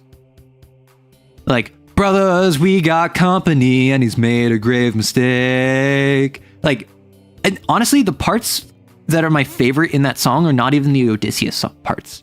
It's the suitor parts. I love Circe's song. Oh, which one? Because I will say, I like Done For. I like Done For more than I like There Are Other Ways. Though I like There Are Other Ways more from its narrative value. Because it is not just fitting better to the theme of epic, where like Odysseus is a wife guy, but also it's just so nice. It's so nice to see a bit of fiction where a man is being seduced by a very attractive woman and he's just like, no, thank you. I don't want this. And then for it to not only end without anything bad happening, but for her to respect that and to be like, okay, maybe I will help you. Which obviously is not how the original myth went, but epic is its own interpretation of the myth. Oh, Puppeteer, the first song. Puppeteer, I see that more as a Eurylicus song where he has like the rap section. I love that he gave Hermes the Renge laugh from Oron High School Host Club. Oh my gosh. Like he has that horse laugh. First exposure to Epic was a YouTube autoplay hitting me with 6 animatics at once. My first exposure to Epic was when the Thunder Saga was dropping. I randomly had it recommended to me. Thank you for following. I appreciate it. I randomly had it recommended to me, and I clicked on it, and I watched. I joined in on Polyphemus, and watched the rest of the musical without any context. So I didn't know all of the callbacks to like Just a Man or Full Speed Ahead. So I joined in like a third of the way into Polyphemus, or like half the way into Polyphemus. And then I watched all throughout the rest of the Thunder Saga, and I was like, that was cool. And then I watched the original section. And I think I watched Vengeance and Ithaca alone. I was trying to watch Wisdom with a friend, but then that friend had a very bad time, and I prioritized my friend's health over Wisdom. So I missed Wisdom, and then I watched a couple like a day later or whatever. But we've met a power we can't resist. What? A woman. Yeah. This is the first thing I hear anything about Epic Musical besides that it exists. It is the Odyssey, but retold as a musical. I would say it is a very solid like 7 out of 10. I think a lot of people say it's a 10 out of 10, and I disagree, but they're entitled to their opinion, right?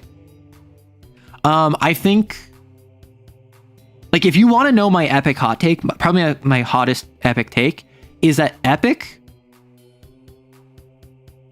is a TikTok musical. Which sounds like such a cold take. It sounds like, yeah, it started on TikTok. What do you want? But I feel as though Epic, from the ground up, is designed to basically have audios, I feel. And the audience being so TikTok oriented. I don't use TikTok. My assumption is that most TikTok folks aren't listening to a lot of musicals.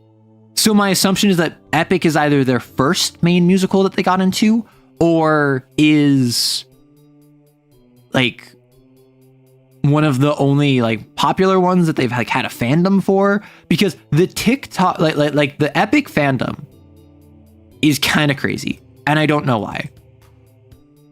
And I'm not trying to pick fights with the fandom, because like you do you. I enjoy Epic. I like Epic. I recommend it to people. But I also think that a lot of people, I've noticed this, and I think it's because a lot of the users are probably younger.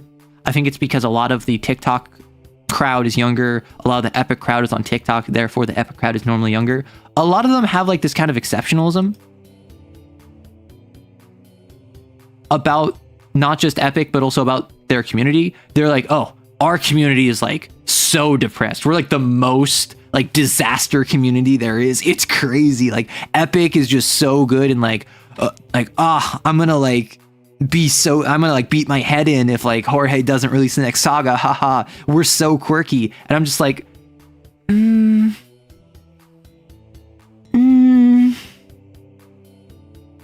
calm yourselves. I understand that your most common age demographic is probably like the 13 to 18 range, but like, you know? Meanwhile, this whole time I'm just thinking of Armand Asante Odysseus miniseries and the recent Ralph Fiennes movie. Oh, how was the Ralph Fiennes movie? I haven't heard, or Phineas. Is that Phineas? Fiennes? Calm myself, you literal child. That's the thing. I'm not gonna, like, when I was a teenager, I literally talked about this earlier this stream. I was in a rough spot, right? But I also like very much intellectualized my own like mental health and my own state and my own relationship with myself. So I was in a spot where like I had a bit of superiority complex. I was a bit of a misanthrope. I had this really struggling relationship with interfacing with people around me because I simultaneously was very acutely aware of the struggles I had and was trying my best to not make them problems for others. And so I felt this odd sense of like cognitive disconnect whenever someone would push their problems on me, because I'm like, I can avoid pushing my problems on you. Why aren't you doing the same? Which is what you do when you're a teenager. You don't have that frame of reference. You don't have that emotional maturity or that resilience built up yet. And you get that over time. And now I'm at a point where I'm much more emotionally, not only regulated, but also I'm much more empathetic. I can now relate to other people more, and I can appreciate the fact that even if someone's pushing issues on me, they're probably holding back as much as they can, because by and large, people hate sharing their issues. By and large, even if you're a complainer, you probably aren't going to talk about the things that actually bother you. You're going to talk about the stuff that you just want to get off your chest, vent, and move on. You want that catharsis. So I have much more tact now, to put it lightly. And I'm not going to sit here and pretend like if I was on TikTok when I was like 16 or whatever, I'd be any better. So I'm not going to tell these kids like, calm thyself, child, like stop doing what you're doing. But I am going to say like, I look at you and I'm just like, ooh, yeah, that's quite the opinion to have. Right? Like the exceptionalism of, oh, like we are the craziest fandom. We're obsessed with Epic, and no one can match our fervor and our depression. And like Odysseus, our little disgusting rat child, is he's just like me for real. And I'm just like, yeah, you're describing fandom, all right. I would do it because it is what a teenage self needed to hear at the time. And like, I was never public about it. I was very private. I've always been a private person. That's why, like, even now, I'm very open about this. Ironically, I'm quite open about how private I am. I have parts of my life that I would prefer to keep off stream. And so I just don't talk about it. And I just kind of like sidestep the issue when it comes up, because that's not something I want on stream. That's not something I want to talk about. That's not something I want to reveal. And that's just a privacy thing. Yeah, our fandom is the best and the worst to everyone ever. Exactly. Like, dude, you scored the hot witch wife and made the fumble of the century. Okay, yes. Yeah, so Jason was an idiot. You had it all, and you absolutely fumbled, and then you got what you deserved. Teenage Arrow was arrogant. Shut up. I tried my best not to be.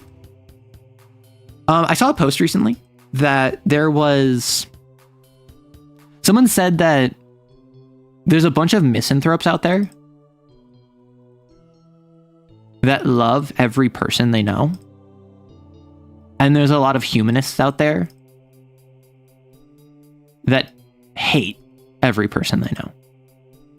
And I would say that teenage me was definitely this.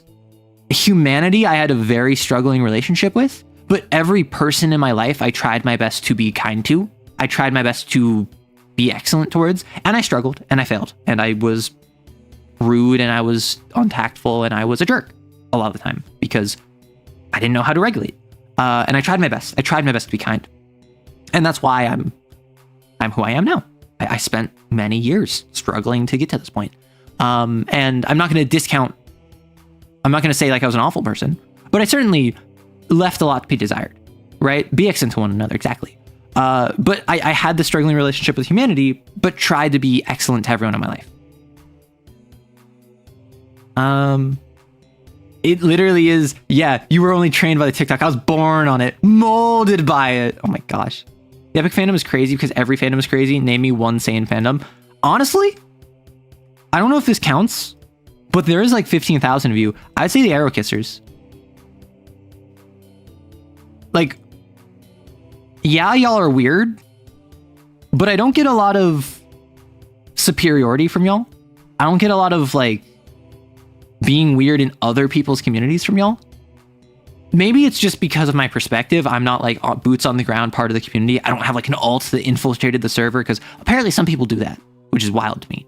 But from my perspective, y'all are just a bunch of TTRPG nerds. And you're just really excited to hear someone talk TTRPGs. And then you come in here and then you listen to me talk TTRPGs, and then we have like a 7-hour conversation, and then you go and like you play Lancer, or you play Kane, or you like draw, or you go back to your 9-to-5 job. And We're weird because chat automatically makes things more bottom coded. That's because I literally started chatting today. Well, welcome on in, Edric. Kickstarting the cult meme was the first thing I did in your community. Okay, but to be fair, like, making jokes about being a cult is not the same as, like, harassing people. Like, yeah, you guys love shooting each other, but please let me know, by the way, if this is the case. I don't think there's been any instances of, like, big fights in the community. I don't think there's been any, like, jerks who have pushed people out of the community. If there are people, please let me know. I am not interfacing with community, like on the Discord, for instance. I haven't seen anyone who, like, went around being a negative Nancy and, like, oh, well, I don't want to talk because person X is hogging the floor. To be fair, you're not harassing people into joining the cult. Obligatory in this court. I'm not going to finish that sentence. All right, heading to bed. Good night, Andy. No, fandom is, as a word, has kind of become perceived as ill extreme. I mean, yeah, that's the thing, right? Like, I don't consider myself to have a fandom. But what I will say is I have a community that I would say is larger than some, like, pieces of media that have fandoms, right? I feel as though fandom kind of implies a level of shared culture and insular nature, almost.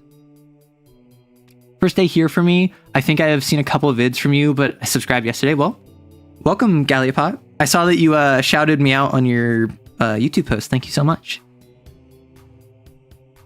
My doctrine is the true doctrine. Listen, are we having a schism arc? We already had, like, a union arc where there's union busters. We had a cult arc. We had a soup arc. Like, do we have a schism arc? You're 90% sure we're bigger than the Nebulous fandom? Okay, so I'm not counting the 15K. I'm counting the 500. I'm counting on the Discord. There's 500 of you. On YouTube, there's like 15,000 of you. On Twitch, there's like 750 of you. I'm counting the Discord because the Discord is mostly active. Average Arrow fan, picture of Rory in a maid dress. Average Arrow enjoyer, picture of Neko screaming for tuna. I could share some personal stuff and they were really welcoming and offered some advice. Lovely. Fandom derogatory. You know it, that guy. That guy on YouTube. It's the great oral skill. I feel as though if we have an oral cult, that might get me demonetized. We don't need a schism arc or the mafia will intervene and turn people to soup. Oh my gosh. What I need, okay, what like straight up what I need to invest in mods and then have the mods be the ones that run a community event. Because for those of you who don't know, back in the days of yore, back in my very beginning as a content creator with Discord, we had under 50 people. And we had an arc, like a community arc, where we had a guillotine. Guillotine. Guillotine? Guillotine.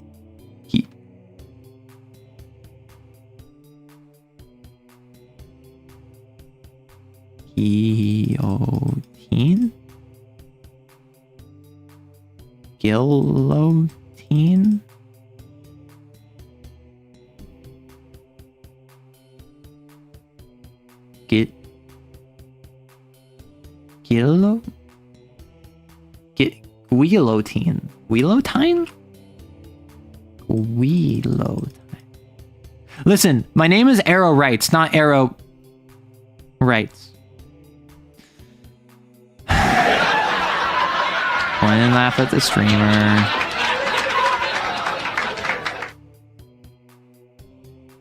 It's French, blame them. Fun fact, the guy who invented the guillotine, literally his last name was Guillotine, and he had to change his name because he got associated and his family got associated with the execution device. Arrow writes, not arrow spell checks. Off with that French! Off with their tête! Not arrow spells, thank you. Thank you. Yep, learned how to accept being bisexual. You are great. Aww. Fantastic. Oh, you just made me there's no jingly keys. Dang, you noticed. Fine. You get 1 minute. I will set a timer. I will literally set a timer of how long you get the jingly keys.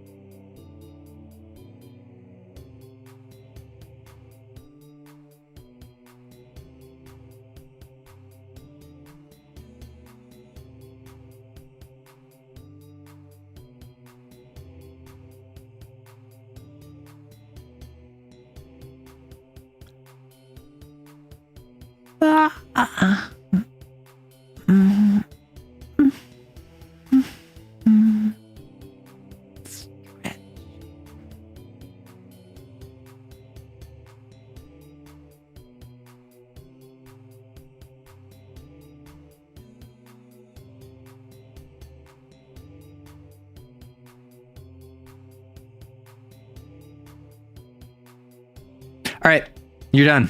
No more keys. That's all you get.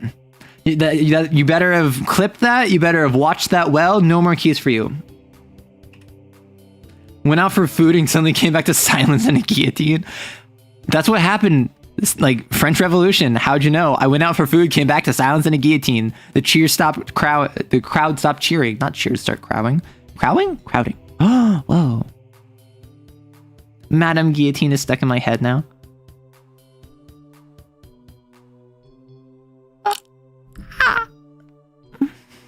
I need to mute when I yawn. I feel as though it's more annoying than anything. I wear my own keys so I can jingle them whenever I want. Wait, what if I...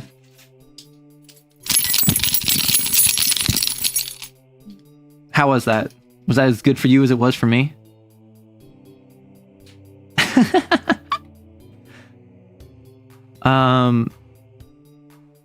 Arrow, obviously not a wizard with the way they can't spell. Shut up, okay? Please change the jingly keys gift I cannot take anymore. I wonder why this was more comfy than usual. Vibing to Arrow's keys right after a beer. Hey, that guillotine is spelled kind of queer. Arrow, you sound like a turtle. Shut up, Jonathan. Mr. Weeks, if that is your name. Oh, I don't know why I thought of this. I'm playing Hollow Knight on Saturday. I think I'm about to beat the game. I think I'm approaching the finale. No spoilers, but I just found all 3 dreamers. So I think that's the finale. What if I play Dispatch after?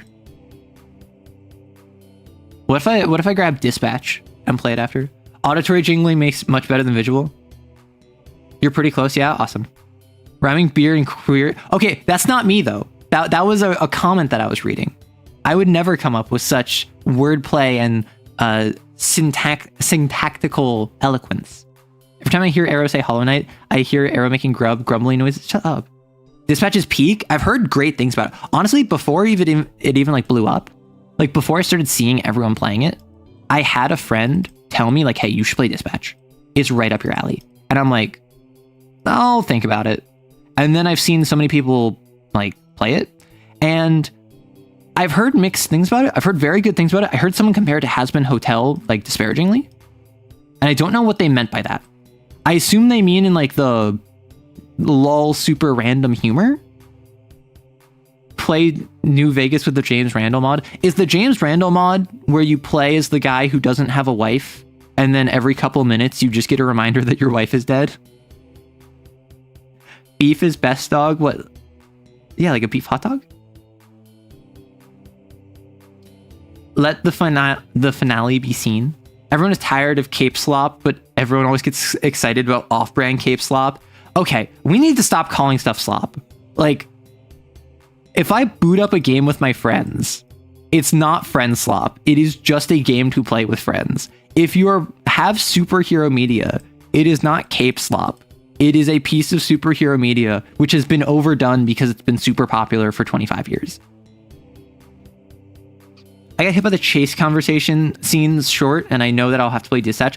See, I am blind save for like 3 things. One, I know that because I just edited a short for one of my clients where it was a Dispatch clip where Blonde Blazer has a nip slip for whatever reason. So like that's a point of humor in it, is that like that's the style of humor they're going for. I know that Invisigal has a very lewd dream that involves you, I think. I don't know. And then I know that everyone's obsessed with the team. Everyone loves the team. So no spoilers, because I want to play it blind. Humor slop, yeah. Comedy slop. Can we get back to the days before comedy slop where no one made any jokes? It's just quality slop. You only like it because it's good. Oh my gosh, I saw that tweet. Booting up Hollow Knight, it's bug slop. Listen, knowing Hollow Knight players, they look at those bugs, they look at like Hornet, and they're like, I'd love to bug slop that. Booting up DRG, Dwarf Slop. Okay, what are you, a Leaf lover? Yeah, so no spoilers on Dispatch. I want to play it. I've seen like a little bit of gameplay. I've seen like when I loaded up someone's stream, they were playing it. So I just like put the stream on in the background, clicked off. Has anyone here played This Is the Police? Only grimdark humor slop, only dark and evil humor. Playing TTRPG, dice slop. The word slop's lost all meaning. If I'm calling something slop, it's not because it's low effort, it's because it's a pile of random slop. Exactly. And that's why AI slop is useful, because it indicates how you feel about AI art, AI generation. Friend slop is not useful because that has no bearing on the quality of the game. It's just, these are games where it's a multiplayer co-op experience where you're intended to play with between 1 to 3 other friends and do something that will last you a single play session, but is repeatable. Lethal Company, Content Warning, Peak, Repo. Like, those are all friend slop, even though none of them are considered poorly constructed.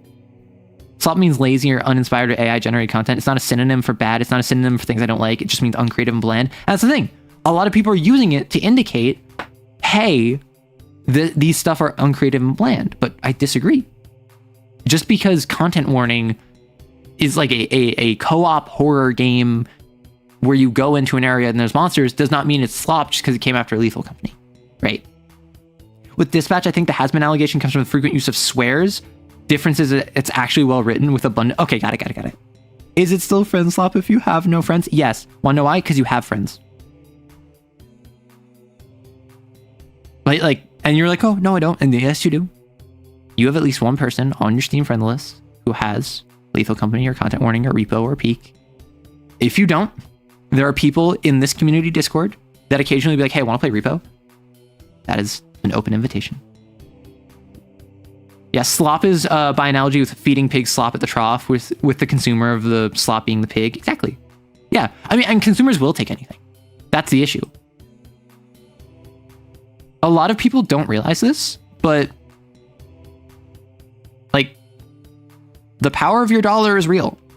And the fact that boycotts don't work, the fact that protests don't work, the fact that like it feels incapable of changing the market with not buying something is because so many people say, I'm not going to buy any AAA game that's more than $60 except COD.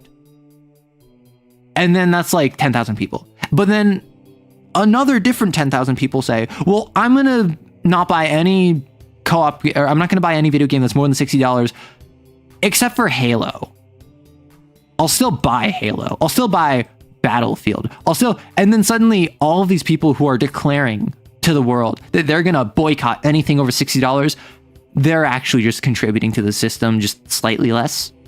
And then that doesn't change it. And then $70 becomes the norm. And then 2 years from now, no one's boycotting anything because that's the new norm. It feels more normal now. It feels like you can't change it. And that's an issue that we run into across the board. Boycotting is hard when you've already trying to be frugal. So it's either really hard to avoid or you already got to give, or you already weren't giving them the money. Exactly.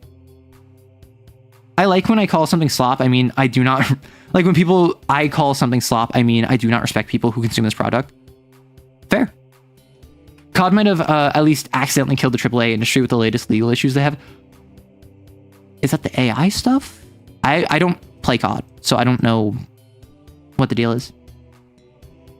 Well, so that's the thing. Boycotting isn't easy when you're frugal because Amazon, because Target, because big brands generally have the best pricing. I had a family owned shop. I had a small mom and pop corner store nearby me. Then when I first moved here, I went there. I bought 6 things. None of the prices were listed in the store. So we pick up 5, 6 things. $36. And these weren't like big toiletries or anything. This is like small, like a block of cheese kind of deal that we were just picking up from the corner store. And if we went to a different store, if we went to a larger grocer, which might have practices that I don't agree with, I could probably get all of that for like 20. Right? AAA will never die.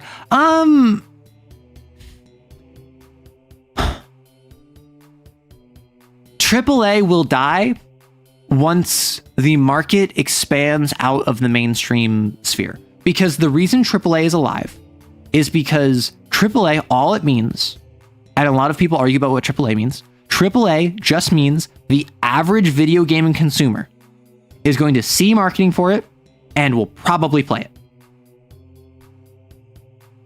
That's all it is. And yes, there's a difference between AAA and AA, and there's AA and indie, and blah, blah, blah, blah, blah. Like, Baldur's Gate 3 is not AAA, it's AA. I would say Silksong is AA, even though some would say, no, it's indie, but like, their studio is large enough that I would consider it AA. Like, there is differentiation to be here. The main defining feature of a AAA is the marketing. Yes, there is scope, there's scale, there might be like graphics or something. Like Pokemon, for instance, is AAA because the accessibility across all platforms or many platforms, the fact it's marketed so heavily, the fact that average, like quote unquote, normie gamer would be interested in it, that's what makes it AAA. The market already feels expanded outside of the main sphere. The mobile market is actually where the majority of money, because mobile ads, gambling, gotcha, like premium currencies, all of that is out of the AAA sphere. I thought AAA was mostly about the funding. I mean, AAAs tend to have the most funding because AAA, if you're AAA, you're from a major studio. You can't have a AAA game that is not from a major studio because then it would be AA. But generally, the funding that goes into marketing. Hey, Aneko. I see we're talking high fantasy, reasonably priced groceries. What about a small studio that has a restrained budget that can reach enough people even if the game is a niche RPG? My go-to is recently Silksong. Silksong was so popular, it broke Steam upon release. Right? I'd say that's deserving of being high up there. Its marketing was almost entirely word of mouth. They had like a trailer, a teaser, they had a little bit of promotion, but it was mostly just people freaking out that Silksong was real. But it's kind of just, it didn't have the budget behind it. It didn't have the marketing behind it. It didn't have a large studio behind it. It doesn't feel AAA. Despite the fact, quality-wise, I've heard it's nothing but better than AAA. Yeah, Silksong's also like $20. Silksong's situation is so funny, breaking multiple platforms for hours on release day, not only Steam. Well, the funniest thing about Silksong is that on release it broke Steam, and I think also other platforms. And there's memes being made about how Steam was the last one holding the line of trying desperately to delay Silksong one final time. Never concern yourself with game awards that are meaningless and rigged besides. Honestly, that's why I don't care about like streamer awards. I don't care about like TTRPG awards. I don't care about VTuber awards because there's so many people, mostly on Twitter, because Twitter is where you go to complain apparently, who are just like, I have 20 CCV and I've been doing this for 4 years and I wasn't nominated for the hidden gem category. The only people nominated had like 500 or like 100 CCV, but they had like 7,000 followers. Woe was me. And I'm just like, well, that sucks. But also, of course, someone that has 5 times your CCV is going to be more inclined to get a nomination in an award show that is based off of how many people nominate them. Like, it sucks. I'm not saying that it doesn't, but also there's no value to these sorts of awards. Tell me honestly,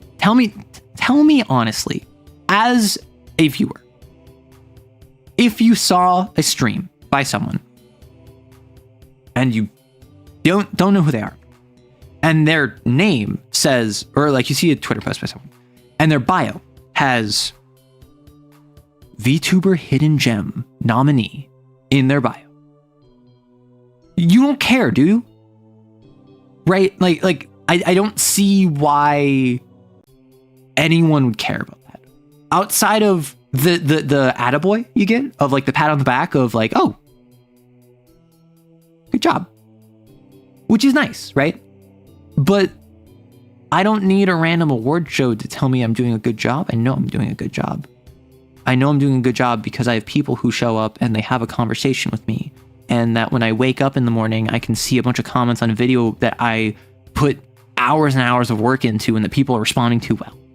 I know I'm doing a good job because when I look at the work I've put in and I look at the progress I've made over the last 6 months, over the last year and the last 2 years, I can feel the difference of where I am now and where I was then. Like I have that internal satisfaction and that external satisfaction.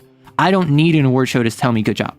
And I don't think that I'm going to suddenly become famous if I get nominated for best TTRPG VTuber, like, or whatever categories they come up with. Like, sure, it'd be cool.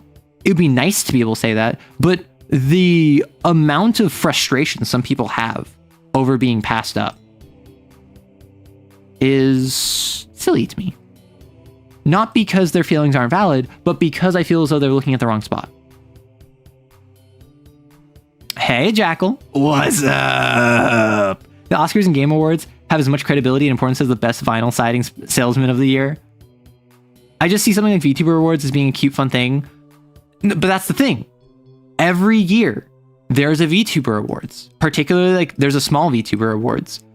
Every year, there's at least, like, 5 people, separately, every year, who complain, why wasn't I added?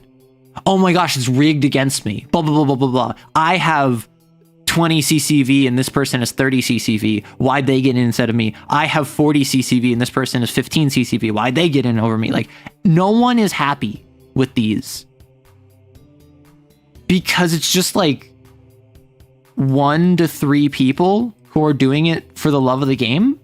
So of course they're not going to like have academic rigor to their selection process. They're doing it based off of who voted, right? Like concurrent viewers. So right now, if there is 30 people watching the stream, that'd be 30 CCV. If there's 5 people watching the stream, that'd be 5 CCV. So generally, the metrics you care about as a streamer is not actually follows. Generally, what you care about is you care about CCV because that is who is actually watching when you're live. And then obviously if you have donations or subs or bits or whatever, or supas, members, those are all monetary. But CCV tends to be how strong are you as a brand? How strong are you as a content creator? How many people are showing up? And that's generally also what sponsors care about. Generally, your follower count, how many like subscribers you have, how many followers you have, is the sort of situation where if I have 10,000 followers, a brand might say, okay, I want to hit up arrow rates. But if I have 10 CCV, they're not going to pay me based on my 7,000 followers. They're going to pay me off of my 10 CCV. They're going to pay me off of how many people are going to watch the stream that they pay me to stream towards. And then what I'll probably do is I'll probably take an average of like my last probably 30 days. And I'll say that across the last 30 days, I had 19.1 CCV. So I might round that up because I want more money. So I'll say I had 20 CCV average for the last 30 days. You want me to stream for 2 hours and I'm going to charge you $2 per CCV per hour. So that's $40 an hour. You need to pay me $80 and I will do a stream segment for you right now. That's like the kind of stylization that you can do as a content creator, which as you might notice, if you only have like 20 CCV, that's not a lot of money. But if you have 500 CCV and you charge $2 per CCV per hour and they want to go for 2 hours, that's $2,000. That's a lot.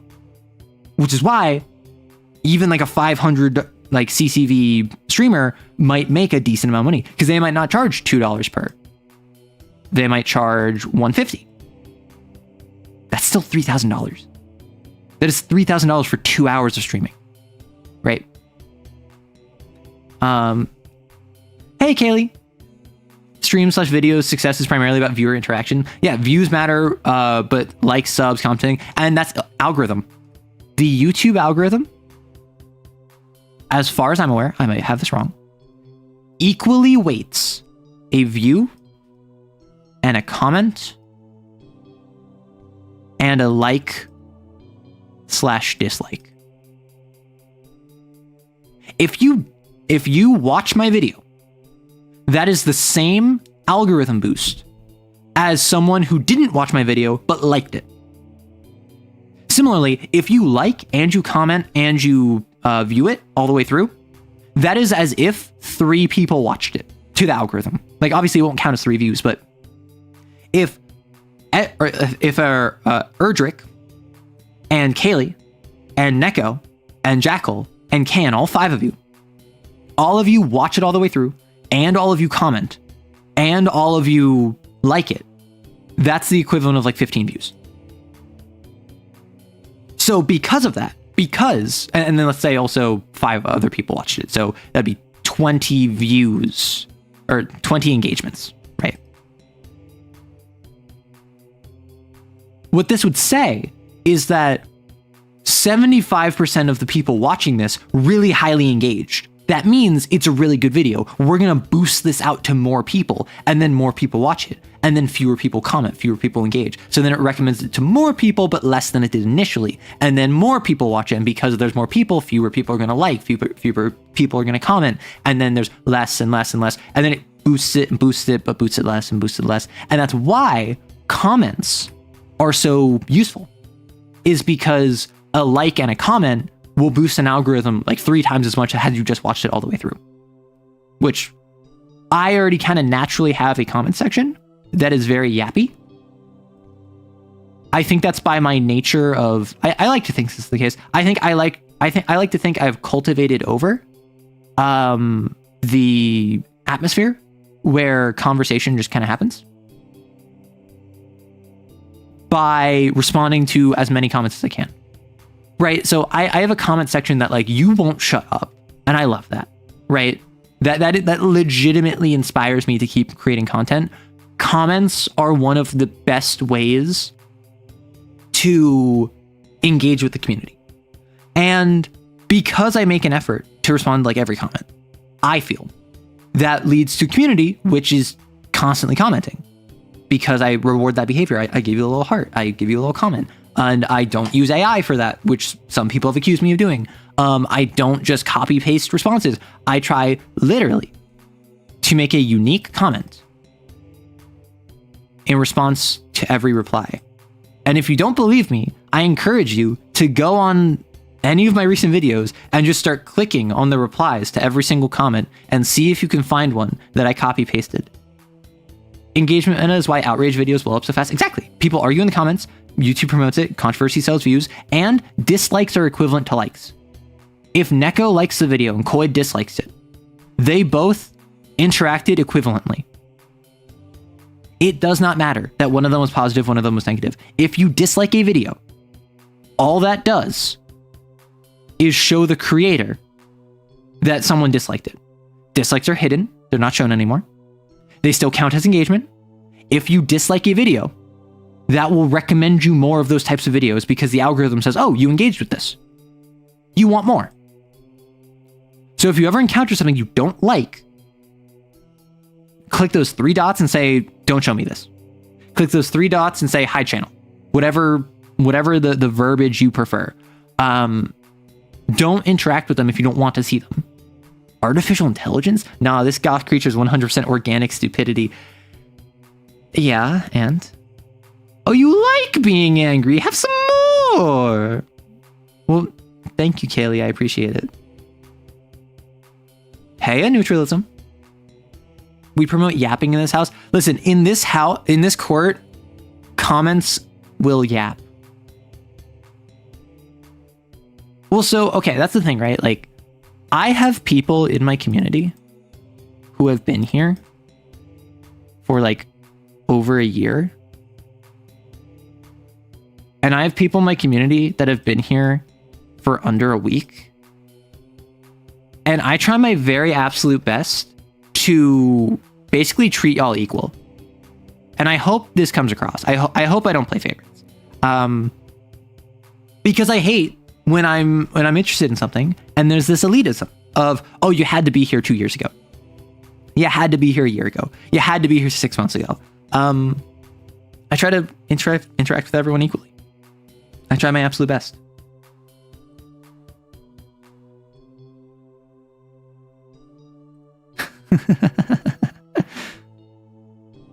Outraged people stay on the platform in the angry rabbit hole. Yeah, echo chambers. Can we get a lava lamb stim? Hold up. Let me see if I can find one. I do like lava lamps. Lava lamps are cool. Lava lamp.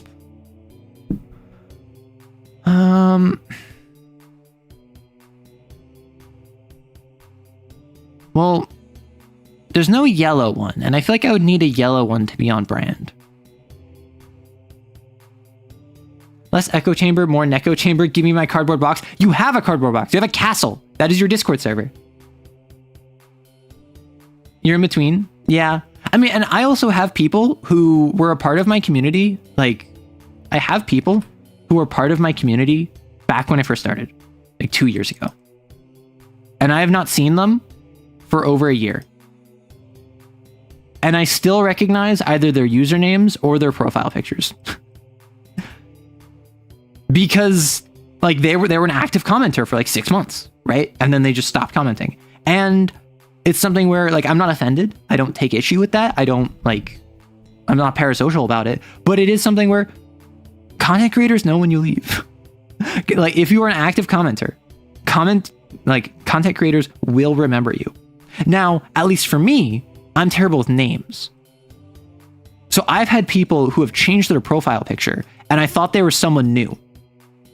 But like I spend so much time just interfacing with my community. Of course I'm going to like learn random commenters' names and faces, or profile pictures and usernames, I suppose. I'm going to learn random commenters' profile pictures, usernames, and I will remember things about them. And I've had people who, when I brought something up that I remembered, they're like, whoa. It doesn't take as much to be remembered as something. Yeah, exactly. I enjoy furnishings that could destroy my home and everything in it. Like with spikes or fire or... Yeah, exactly. Like this is because I'm a small creator, right?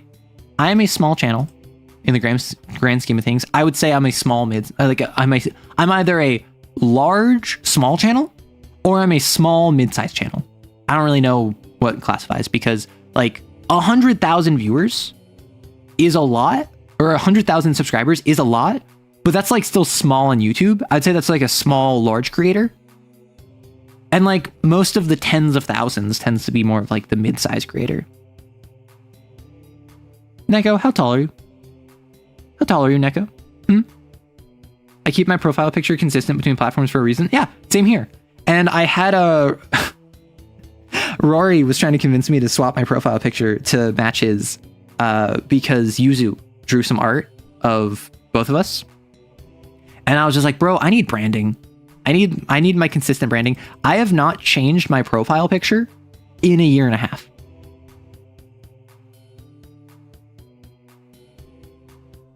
Two years? 2 years. I think it's been 2 years. 10 is, so no, 100,000. 100K is the silver play button. 1 mil is the gold. I think it's 10 mil is like a diamond, I think. And then I think Markiplier was special and got like a ruby one for 50 million or something. Arrow, can you tell me about Of Epic Deeds? Sure. So Of Epic Deeds is a TTRPG I made. It is a, strictly speaking, 2-page TTRPG. I would probably reformat it at this point. And it is one where you play as a hero. It is currently on itch.io. Like literally it's open access right now on my itch page and for free. And it's a game where you play as a hero in the classic Greek tradition. You have different epithets that describe your character. So for instance, like far-seeing Hydra, helmet-glancing jackal, strength of 10 men Callie kind of deal. Also, hey Callie, hey Shade. And you build a hero with these epithets describing them. And then whenever you're attempting something, you get 2 dice, 2d6, plus however many epithets you can reasonably ascribe to that action. So if I'm attempting to slay a giant as this hero, and I am freaking Spearmaster Arrowkiss, they who break through lines, right? I might ascribe Spearmaster because I'm using a spear, so it'd be +1 die. And then breaks through lines, I try to justify like, oh yeah, well, like I'm a master at like breaking through the front lines, like I break through formations. And then the poet, who is the GM, is like, this is a lone giant. I don't think that's gonna be relevant. I'm like, okay, fine. So then I have 3 dice. I roll my 3d6, and I'm looking for 5s and 6s. And then those are all hits. Let's say I roll 2, that's 2 successes, that's 2 hits. And then maybe the difficulty was 2. If I hit 2, I get a success. And then based on my successes, I achieve great things. I go off and do heroic things, and I gain glory. The goal of glory that is who I am. Like, that's my legacy. The goal of the game is to form a legacy by doing epic deeds. However, I also have a fatal flaw, as is tradition in Greek myth, where every time I lean into my fatal flaw, I get more glory, but I get a point of fatal flaw. And then once my fatal flaw exceeds my glory, I am tested by the gods. And this is a situation for, for instance, Jason encountered a river and an old woman by it. And in order to like test him, this was Hera. He said, of course, I will assist you across. He took her on his back and started walking across the river, but the river started picking up and he was struggling to get through, and he was getting stuck in the mud. And eventually one of his sandals came off. And then he brought the woman over to the other side, and Hera was like, okay, you've passed my test, Pog. And then eventually that led to him fulfilling a prophecy because he entered a town where he had no sandal, or he killed his father because his father knew he was going to die by a man with no sandal. And like, it was a trial of the gods. And then you lose all of your fatal flaw points and you keep all of your glory. So the goal is that you're constantly trying to maximize your glory.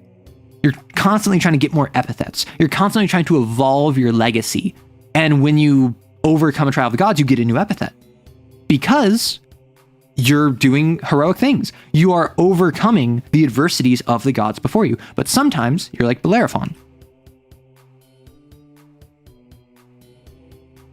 who, overcome by his fatal flaw of hubris, attempted to fly up to Mount Olympus, and then Zeus sent down a gadfly to bite Pegasus, knocking him off of it. Bellerophon died, and suddenly Bellerophon counts all of his glory. That's what his like score was, effectively. I like tag-based TTRPG. Yeah, so it's effectively a mixture of like the Blades system of like a dice pool, or like Shadowrun dice pool, with the Powered by the Apocalypse tags. And I have not playtested it. I'm not gonna lie. The formatting, I would probably fix the formatting. I wanted to make a 1-page TTRPG. I have one side which is just for players, one side which is just for poets. I feel like if I was to rewrite it, I would expand it just a little bit just to make it more readable. But yeah, I think it was a fun little exercise. I have another TTRPG that is mostly done. I just don't have time to work on it because I've been so focused on editing. Where you're basically playing Spore in the Stone Age. You're in a world where magic is failing, and your creature has to catch up with evolution. You are in a world where magic was responsible for your digestion, for your reproduction, for your temperature regulation, and now you have to rapidly evolve like a mouth and stomach, or you have to rapidly evolve hair to like stay warm. La criatura, exactly. So it's just a fun little game where everything you do is based around your species that you create trait by trait, and you can evolve over time.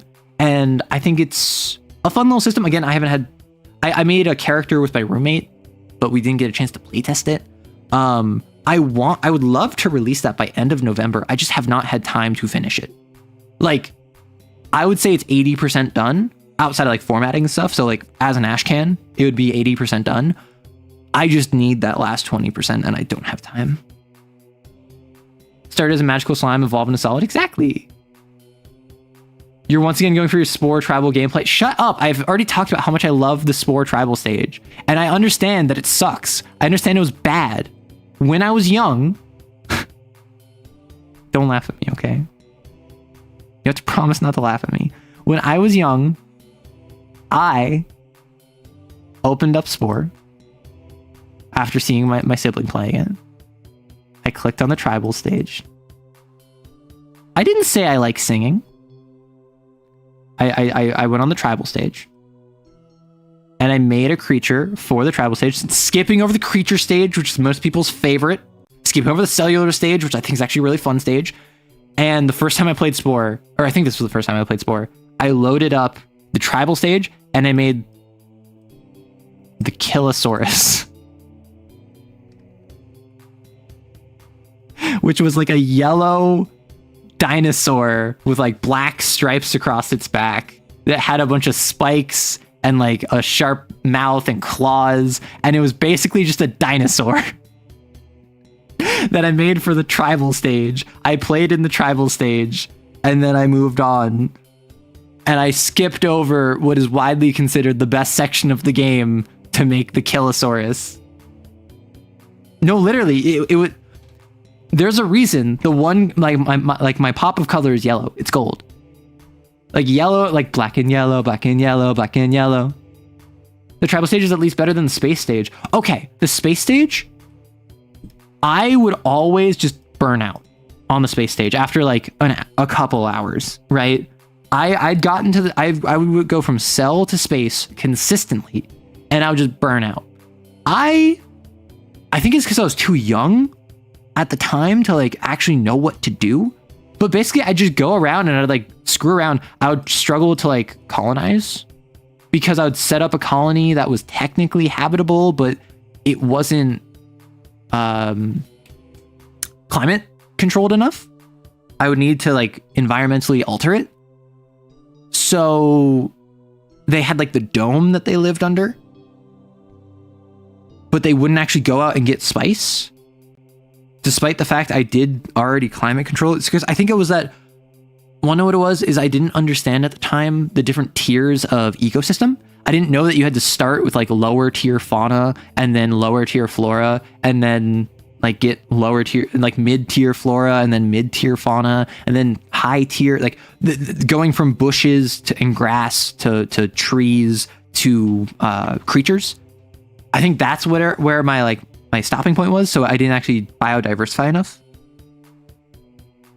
You never even reached the space stage? What about Darkspore? Is that an actual game? I played the space stage to explore planets. All right, No Man's Sky. Your Honor, the enemies were clearly standing in a line. Your Honor, the enemies were clearly standing in a line against the wall with blindfolds on. It was their choice. They were enemy combatants. Time to let go of magic and become an actual animal. That's basically what the TTRPG I'm making is. And if you'd like, I could read through a couple descriptions of the lore of the creatures. If you would like. I would never subject you to that because I understand that someone talking about their own lore is kind of cringe. Darkspore is tragically a real product that exists. Okay, let us... So what is Darkspore? Because I played like Spore Heroes.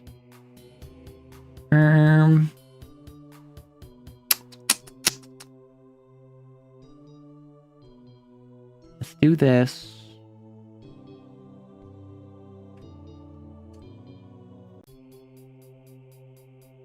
Sorry, I'm just currently grabbing it, so there will be a brief delay. Let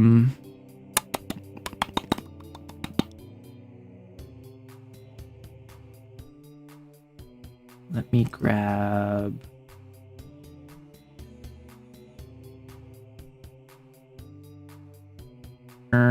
my apologies. Please hold. Okay, so if I... Don't forget to like this video. Yes, yes, yes, show us the spice. I'd like to know about Arrow TTRPG. Well, now I'm embarrassed. Now I feel as though I'll let you down by showing off. Window capture...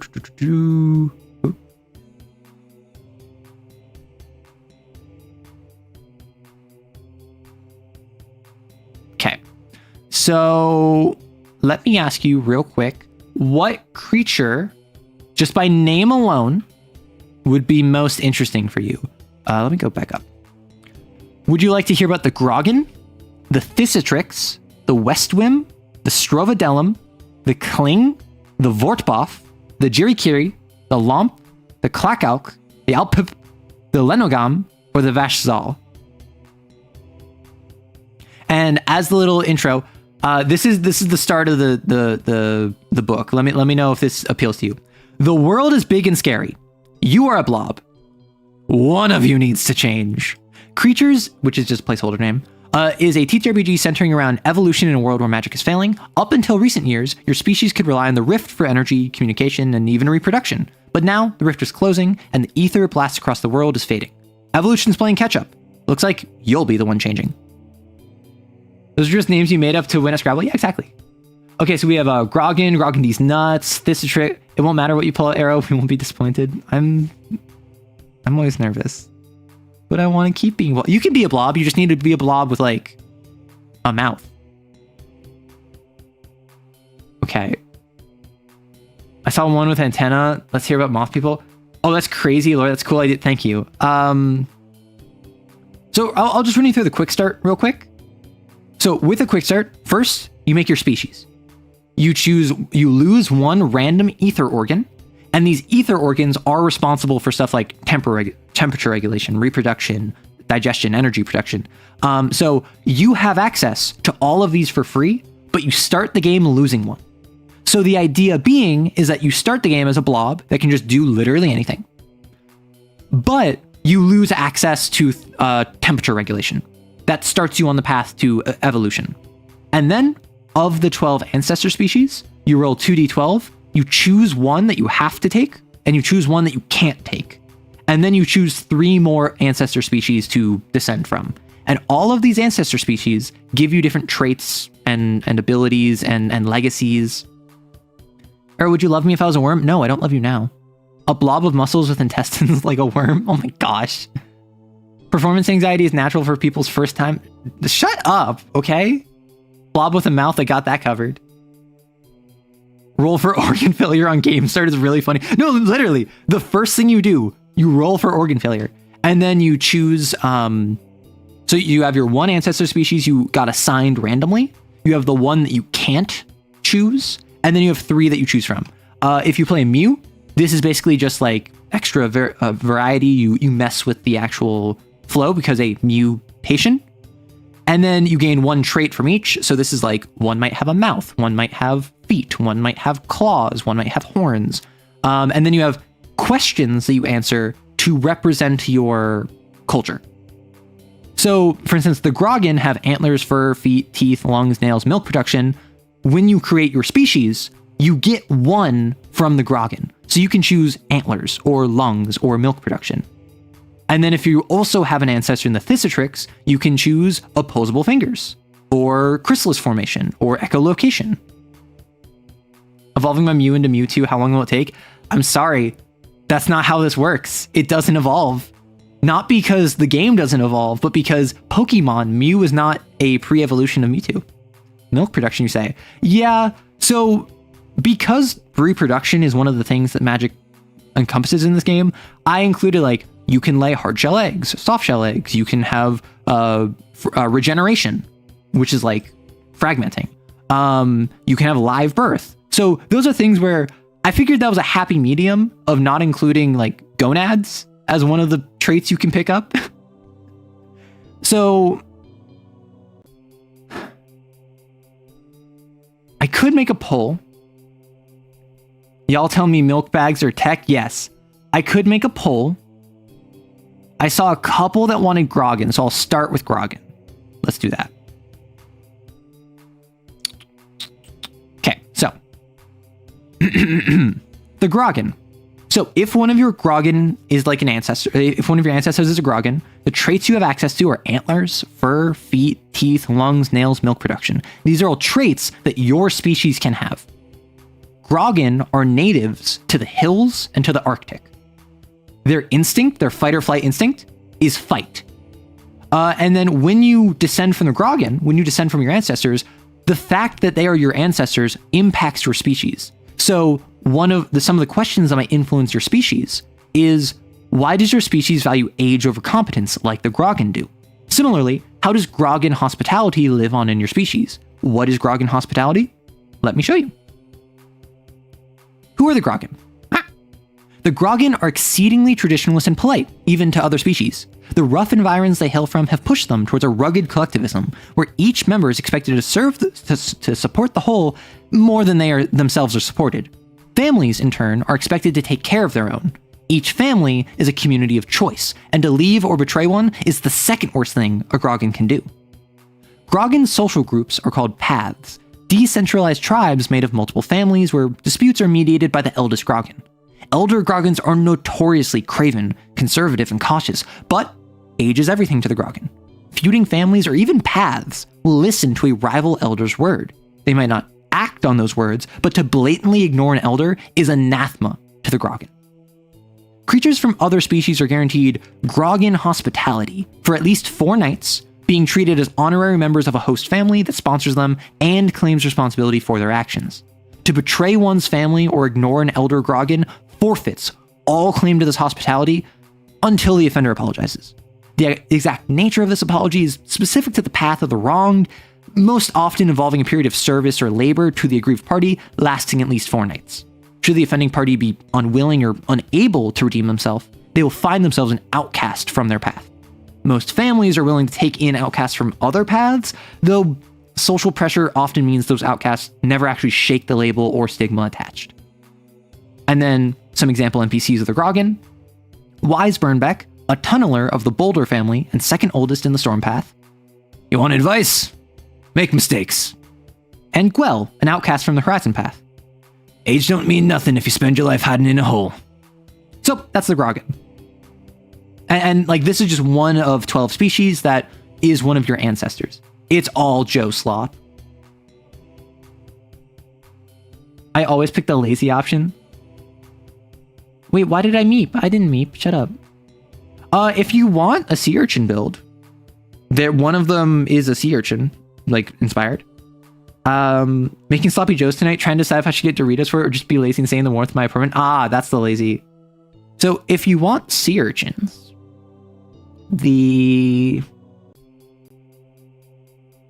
I need to show off the Lomp. Y'all are gonna love the Lomp. The Clackalk. And so they're all vague. So all of these ancestors are like Stone Age civilization intelligence. They are all can communicate. They all are sapient. They all have degrees of intelligence, but they don't have like metallurgy. They don't have writing per se. They don't have like even like an antiquity, classical, or even Mycenaean Greece level of intelligence. They are like tribes, effectively, of culture groups. And the way the world is going is that bronze is just now being discovered. At the same time, your species is rising up. So as magic is fading, as bronze is being found, as your species are kind of amalgamating, cross-contaminating the different ancestor species, the world is shifting. So all of them are sapient. You can interact with Grogan. You can interact with Clackalks. You can interact with the Kling or the Alpips as basically like orcs and elves and dwarves and like fantasy races.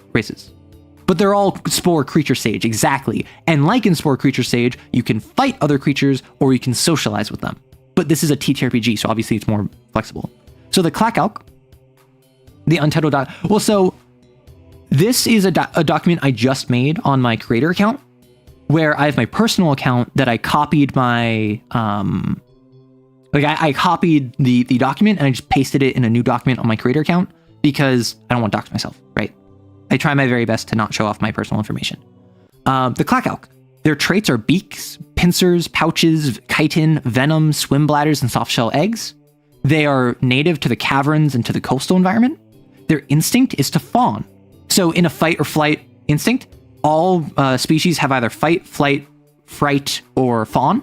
They are a fawn. So they're not actually going to fight you on it first instinct. They're going to try to appeal to you. One of the questions that might influence your species if they're an ancestor: how does your species treat others differently than it treats its own kind? And another question is your species on the inner or the outer? Why? What's the inner and the outer? Who are the Clackalk? The Clackalk operate on two different social orders, the inner and the outer. The outer is how Clackalks interact with other species. Well, not hostile. Outer cultures resistant to giving freely or offering hospitality. Far cry from the Grogan. Interactions with the Clackalk are thereby extremely transactional, with a very to-the-point way of communicating meant to avoid ambiguity and expedite conversation. Clackalk groups are often called loathes, and each have different outer customs, some even treating rival loathes as on the outer. Each loathe will usually choose a single Clackalk called a malice to represent them to outsiders, a rotating position that's seen as little more than a chore. The inner is how Clackalks interact with one another, and rarely members of other species they have come to trust. It emphasizes intimacy, trust, and commitment. Given how physically dangerous Clackalk are, physical touch is reserved only for those on the inner, particularly touching a Clackalk's pouches. These pouches hold whatever items the Clackalk finds most precious, often deeply tied to nostalgia and the Clackalk's childhood. To have a Clackalk put something you give them in their pouch is an honor, and to steal from a Clackalk's pouch will make you hated by their entire loathe. While the existence of the inner isn't hidden from other species, its customs are. To invite one from the outer to the inner requires the unanimous approval of the entire loathe, never an easy feat. Given the secretive nature, any creature that must be removed from the inner is marked for death by the loathe. However, due to the trust and rapport required to join the inner, many loathes struggle to actually apply such severe punishments on one who breaches it, affording a massive amount of leniency.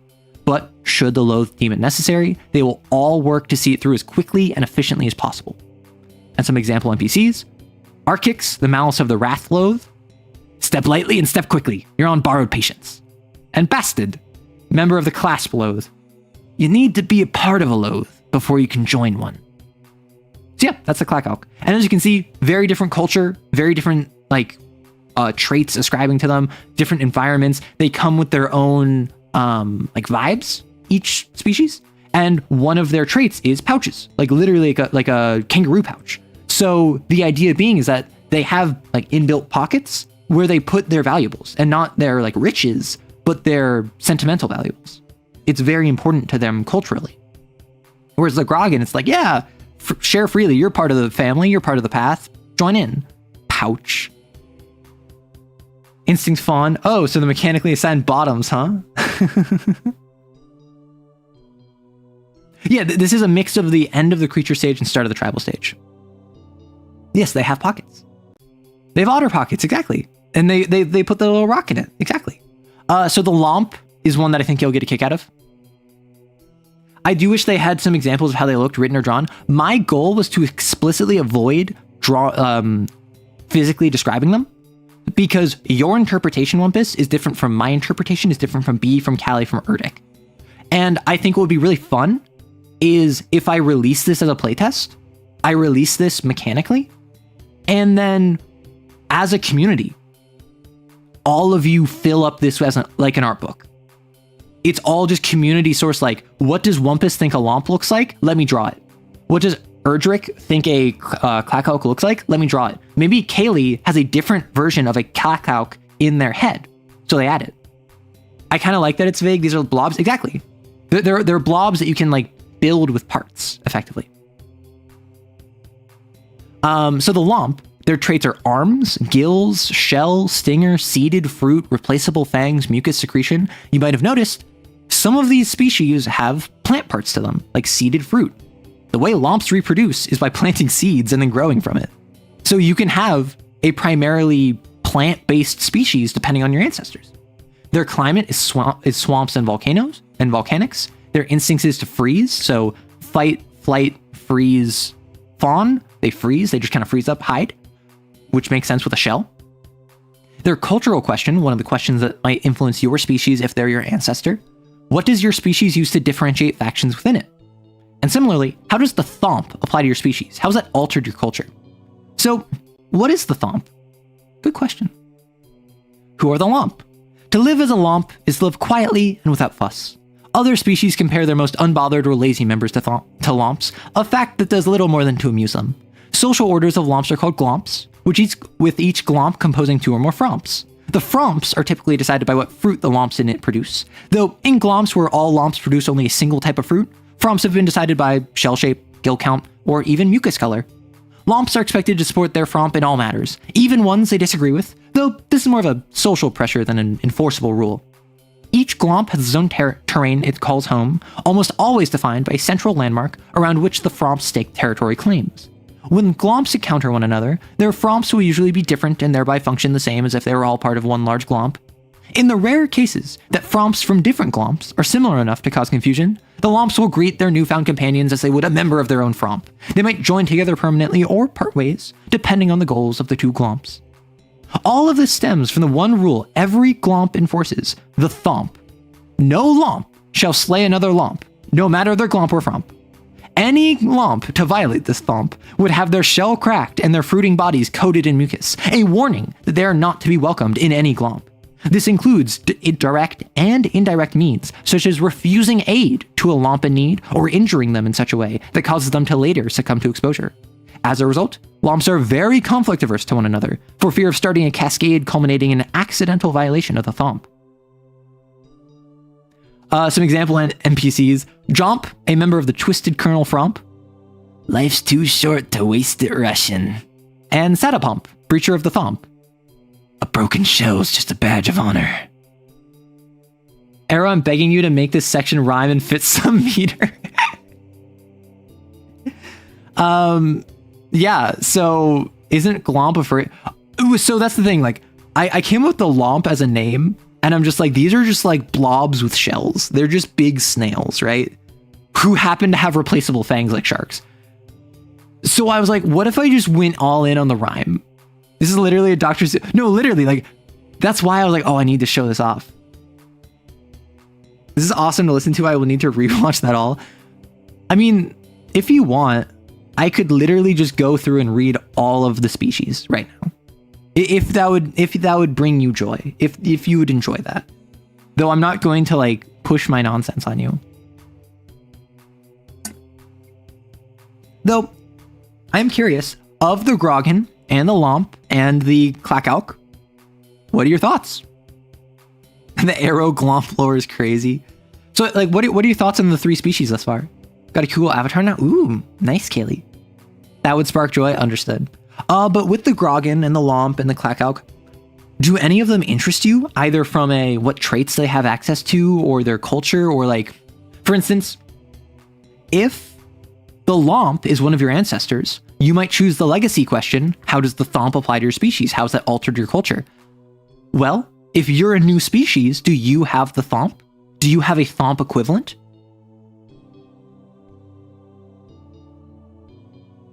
I don't think any of these fit my sentiments. You want to see the Lenogam? You're into the Lomp's shelled slime? Seems interesting? Awesome. Because I wanted them each to be distinct cultures from one another, but I didn't want them to just be like, oh, we're the elves. We're the... Like the Grogan, for instance, started as, what if dwarves but weird, right? And the Thissatrix, which I'm about to read, started as, what if elves but weird? Right? Because I wanted to fit those archetypes. But that being said, I feel as though it's unique. I feel as though it's different. I feel as though it's weird and quirky. You're lost. What are we talking about? I'm showing off a TTRPG that I'm working on, and it is a Stone Age evolution sim where magic is fading from the world, and you have to choose and evolve traits based on your ancestors in order to adapt. And I'm just reading through some of the species available. You want to throw one at a wall affectionately? The Thissatrix. So the traits they have are leaves, like actual literal leaves, crests, opposable fingers, leaping legs, a rotating neck, chrysalis formation, and echolocation. They live in the forests and the desert. Their instinct is to fawn. Their cultural question, again, cultural and legacy are just two things that might influence your species. What is the major cultural divide in your species? Why did it happen? And are the Foratrix or Desatrix your ancestors? How do you relate to them both? What does that mean? Who are the Thisatrix? Thisatrix are a species divided by geography, with each group named after the climate they are most suited towards. While both Foratrix and Desatrix view one another with a tepid distrust, both culture groups recognize their shared heritage as Thisatrix, and conflict between them is uncommon. Between the two is uncommon. Because of this ancient yet amicable division, neither culture has a strong stigma against Mews of their society, instead viewing them as a nascent third culture group emerging in Thisatrix society. As a reminder, Mews are mutations. Mews are your species, but you're weird for your species, right? The Foratrix live in loose social circles called banners, rarely exceeding the single digits. They shy from contact with other species, though are said to be quite playful among their own. Each Foratrix maintains a series of chrysalises called a den, hanging from the canopy, which acts as their private residence. The Foratrix believe everything is owned by something else, called its keeper. Every Foratrix is the keeper of their own den, though they might also be the keeper of the tree their den hangs from and the ground beneath it. To be something's keeper is to ultimately be its caretaker, and a responsibility the banner is expected to hold its members to. A keeper of a friend might allow that creature into their den even if they're of another species, if that's what the keeper believes is best for that friend. The Desatrix live in large nomadic groups called caravans. Each caravan is distinct from one another, but Desatrix custom dictates that should two caravans meet, they merge together for a night and a day in a festival called a singing. Desatrix in a singing play games, compete in crest displays, and join their chrysalises together in communal resting places. With how loud singings are, and the fact that caravans don't move during them, a caravan might run into an active singing, extending it an additional night and dubbing it a grand singing. It's expected for some Desatrix to swap caravans when a singing ends, leading to a shared feeling of community across all caravans. Some example of Thisatrix: 12, the keeper of every stone in its banner's glade. I've yet to encounter any creature that treats a rock with the gentleness they would a flower. And Selvarin, a scout for the Twin Star Caravan, recent transplant from the Long Red Caravan. I spend my nights under familiar stars or familiar faces. Never both. You want an apiary? Opposable fingers lets you use cool tools? Yeah, that's very important in the world to come. However, as you will see with some of the upcoming traits, for instance, the Westwim, wings, tentacles, vines, snout, scent glands, hard shell eggs, night vision.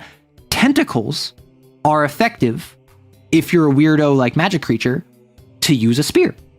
You can swing a hammer with a tentacle. You can use that with opposable fingers. You can use that with hands, even though they don't have fingers. Like, oh, I come back at a good time. Honestly, lots of cave and quid vibes to me. Awesome. Can I make an angel-like creature? You can certainly try. So their climate is the mountains and the Badlands. The Badlands is basically just like a bleached area that is like scorched and damaged by the rift, by magic. Their instinct is to fight. Their cultural question, one of the questions that might influence your species: why does your species value territory so highly? And similarly, how did your species adapt moots to serve their social expectations? What's a moot? Who are the Westwim? Westwim attack without warning, diving with strafing strikes meant to frighten targets into fleeing. They prefer pack scavenging over hunting, but even the smallest Westwim will fight to the death to defend what they have claimed as their territory. This territory is called a Westwim's grounds, where the only creatures allowed are their nestmates, including parents, children, mates, siblings. Grounds are often composed of multiple nests of related Westwim, though adolescent Westwim regularly seek independent grounds to claim for themselves. These solitary Westwim often allow non-Westwim within their grounds in exchange for bribes or even company. The social order of the Westwim is determined by ground size, with the height of a Westwim's nest determining their place within their grounds. The Westwim in the highest nest of the largest grounds is called the Dire Westwim, who is the only one with the authority to call a moot. Moots are social gatherings meant for courtship, information sharing, and challenges. Such challenges can be races, fights, or grappling, though they avoid serious injury. Grudges are uncommon, as the shifting of grounds and nests are seen as a natural part of Westwim culture. Westwim society has a stigma against Westwim on Westwim violence, with formal challenges of moots being the only legitimate means of transferring grounds. However, Westwim that don't at least attempt to challenge their neighbors at a moot are called whelps, bullied out of their grounds without any stigma attached. Any whelp that successfully fights back and defends its grounds will lose the title by the next moot, having earned their grounds in a less formal but equally established facet of Westwim society. Some example NPCs are Skreek, a dire Westwim and grappling champion. Grounds are good and all, but where's the fun? What's the point? And Flutterfang, whelp deposed from its grounds. Moots are like jumping into an inferno and wondering why it burns. The shelled tentacled blob. Hehehe, moot. Shut your face.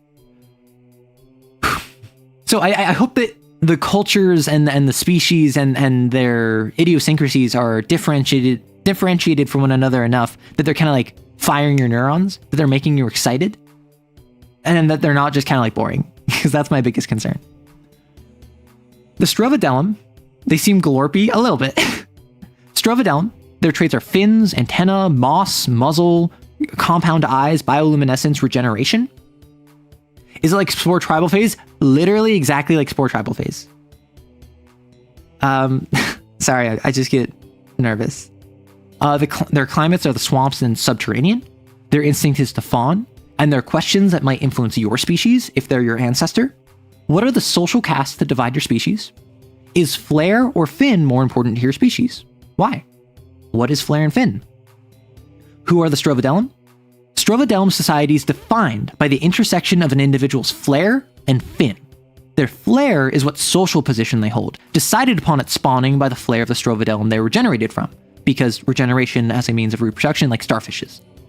It dictates what colors of bioluminescence they're allowed to use, changing based on the relationship between the flares of speaker and listener. A Strovadelum's fin is what responsibilities they hold, decided by the shape and number of their fins. The different thoroughfares of Strovadelum society, of Strovadelum territory, are completely segregated by this fin caste order, where differing fins interact only by necessity. Strovadelum social groups have multiple names, though the general term for them is a monarchy.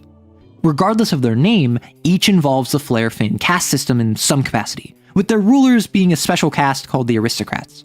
It is up to the aristocrats of a given monarchy to determine what emphasis they put on flare and or fin, with some prioritizing one over the other. Monarchies that prioritize fin over flare are sometimes called kingdoms, with those that prioritize flare over fin being called queendoms, though all are ruled by aristocrats. As a result, cross-monarchy conversation are wrought with miscommunication that leaves many Strovadelum feeling trapped in their home monarchy. Aristocrats often support this segmentation, promoting correct colors of moss or proper antenna alignment that alienates Strovadelum from other monarchies. The shifting ideals of what a Strovadelum should be coupled with the shifting ideals of what a Strovadelum should be coupled with the aristocrats' self-seclusion and inclination to hereditary titles means upward mobility is uncommon, even if most monarchies don't have specific rules against it. Shut up, Erdrick. And then some NPCs. Violet 8 Braggadocious, Violet Flare 8 Fin, Senior Aristocrat of the Shallow Chamber under the Violet-hued Monarchy. I'd best not catch you shining magenta again, Green. And Twillium Beta, recent transplant to the Queendom of Frozen Roots, Beta Flare, Square Fin. If Fin doesn't matter here, I'm not useless? Bureaucracy ended up being somewhat relevant after all. See, that's the thing. Some of these, like the Grogan, is what if dwarves but animal? The Thissatrix were what if elves but weird? The Strovadelum was what if like monarchy? what if a social caste system but animal? And the next one is going to be what if autocracy but animal? You'd love to run a fish communist game, and that would be really fun, right? Particularly if they're your ancestor. So the Cling traits are they have bark, a stomach, a tongue, heart, spines, eye stalks, spinnerets. Their climate is the forest and the Arctic. Their instinct is to freeze. And their questions that you might inherit by being their descendants. What is the past your species refuses to forget? Why? Does your species want to recreate the Cling Empire? Why? What is the Cling Empire? The Cling hold on to the belief that they once ruled the world. They ruled from a city that was wider than any plain, taller than any mountain, and with more Kling inhabiting it than trees in any forest. They built it with their own spinnerets and the very bark off their back, recording their ethics and exploits as the 9 virtues.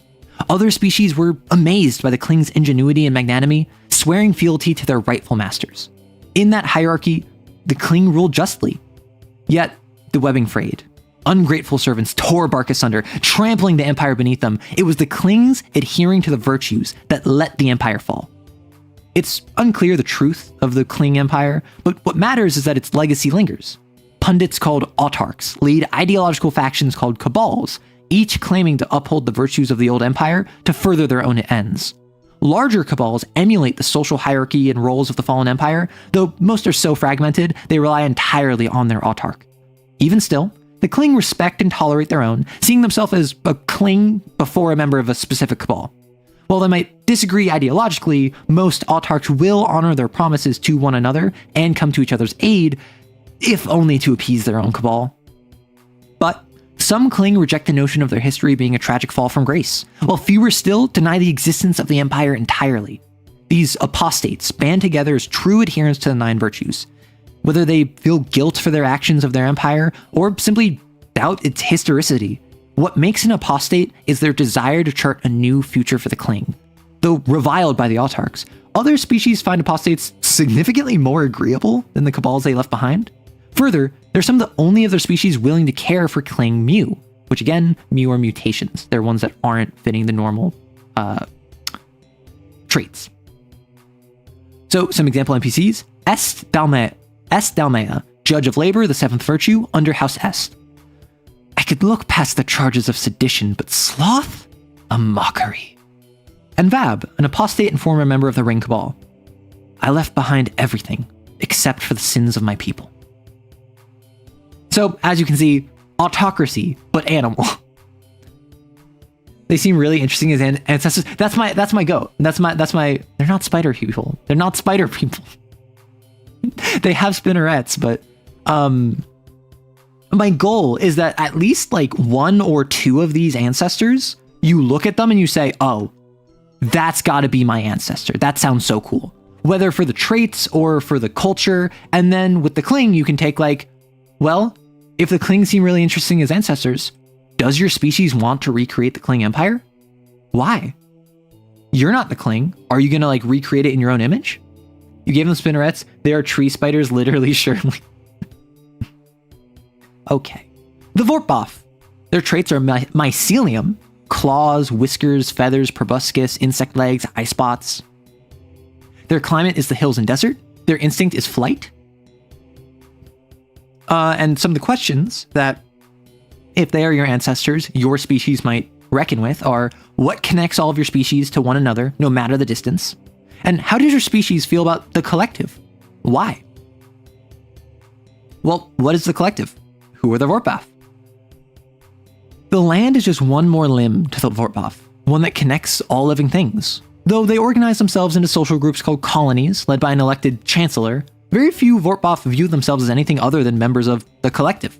Connected to all other Vortboff via their mycelium, the collective is a democratic meritocracy, where a joint chorus of voices can advise any Vortboff on any issue. Colonies and their chancellors are just empty titles to more easily communicate with other species, the collective being something of an open secret among those that know the Vortboff well. Even individualism is seen as a tool to better relate to other species.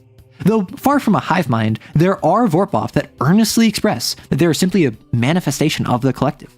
These Vortboff express an uncanny understanding of their fellows, being able to coordinate without even a connection via the mycelia, yet a complete inability to interact with other species effectively. To others, the collective is little more than the few loudest voices imposing their will on all others. They might have the answer to any question, but is that answer true?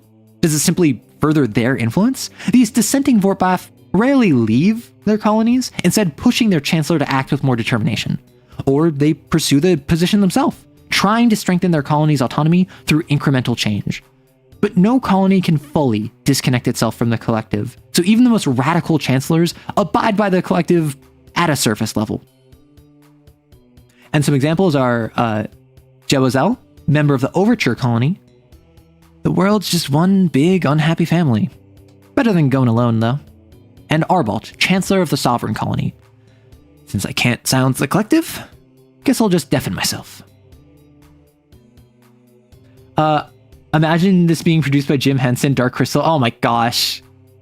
I watched the first Dark Crystal after watching a YouTube video about it. It was so silly. I would absolutely take mycelium if it would make me able to launch spore clouds. Different species has spores. Please hold. The Jirikiri. Their traits are nose, flowers, hooves, scales, mandibles, tail, photoreceptors. Their climate is the mountains and the coast. Their instinct is to flight. And some of the questions that might assign to your species if they're your ancestor. What are the social roles in your species? Why do they have tension? And did the apex or the assert have more of an influence on your species? Why? What are the apex and the assert? Well, who are the Jirikiri? The two social roles of most importance to the Jirikiri are the apex, the Jirikiri with the shiniest scales, and the assert, the swiftest of the herd. It is the apex who acts as the beacon, while all others in the herd gather around, expected to climb the highest peaks or delve furthest into the water. The apex is the boundary that no Jirikiri shall pass, physically marking the point that is too dangerous to continue. They also dictate which social norm to uphold and which bounds not to cross. This position is afforded luxury and prestige, but rarely is the apex that lives long enough for their scales to dull. The assert is the navigator of the herd, deciding what direction they travel and for how long. They're expected to scout ahead, even beyond the apex, and their tracking skills are second to none. Assert develop more fragrant flowers as they grow experience, allowing the rest of the herd to easily trail behind them regardless of tracking skill. The assert will have one or two adolescent Jirikiri train with it in the ways of travel and tracking, handing over the position once it feels it can no longer fulfill its duties. Without the prestige or glamour of the apex, the assert is seen as more of a job than a position of authority. Even so, a veteran assert will pause even the most haughty apex with but a single hoof stomp. Many in assert purposely dull their own scales to demonstrate their disregard of the apex's importance, even as the apex responds by pruning their flowers to better show off their scales. But they both understand the need for the other. A social group of Jirikiri is called a herd, though should it be without an apex or an assert, it is only a band. While there's no shame in being a band, there's no glory in it either. And some example NPCs: Bambi, apex of the Sonata herd. I can be the moon in your night sky if only you trust me. And Queenar, the Ramage Band's assert. The sooner you catch up, the sooner I'll stop running ahead. What are the Jirikiri based on? I kind of went like Fae horses. It was kind of my vibe. I kind of went like the idea of like they're a herd of horses that are like Fae, unicorn, like blink dog, like mystical almost. Make arms a trait that you can have. I did. Can. Sorry, it was the Lomp. Arms. I literally did that. Like, I made arms and legs, two traits that you can have, but you don't get feet or hands. When you get, I don't think I have hands. I think I have fingers. Would you say they're magical ponies? They're not. Friendship is magic, if that's what you're wondering, Anthony. Guh. Yeah, that's right. So we already did the Lomp, and we already did the Clackalk. Now the Alpip. The Alpip. Traits, they have bones. None of the others have bones. Ears, they're poisonous. They have talons, a liver, roots, camouflage. Their climate, how to make a dude. Their climate is the caverns of volcanic. Their instinct is to freeze. And the questions that might influence your species, if they're your ancestor. Why is your species scattered without a centralized community? Does your species align with the Mala or the Autarkis? Why? Well, what are the Mala and the Autarkis? Well, who are the Alpip? The Alpip were once organized and plentiful, living in social groups called conclaves. Some called autarkies desired solitude, living on the fringes of conclaves or abandoning them altogether. Conclave leaders were called Mala, an Alpip that could only regain the title by convincing an autarky to rejoin their conclave. These Mala were revered for their wisdom and generosity, acting as guides to younger and disadvantaged Alpip. But the Mala were not fighters, and so when their conclaves were attacked, the Alpip were scattered. The autarkies were the only ones spared, hidden in the corners of the world their hunters dared not tread. The few Alpip who do find one another inevitably will part ways, called by some autarky, I can't speak these words, I'm sorry.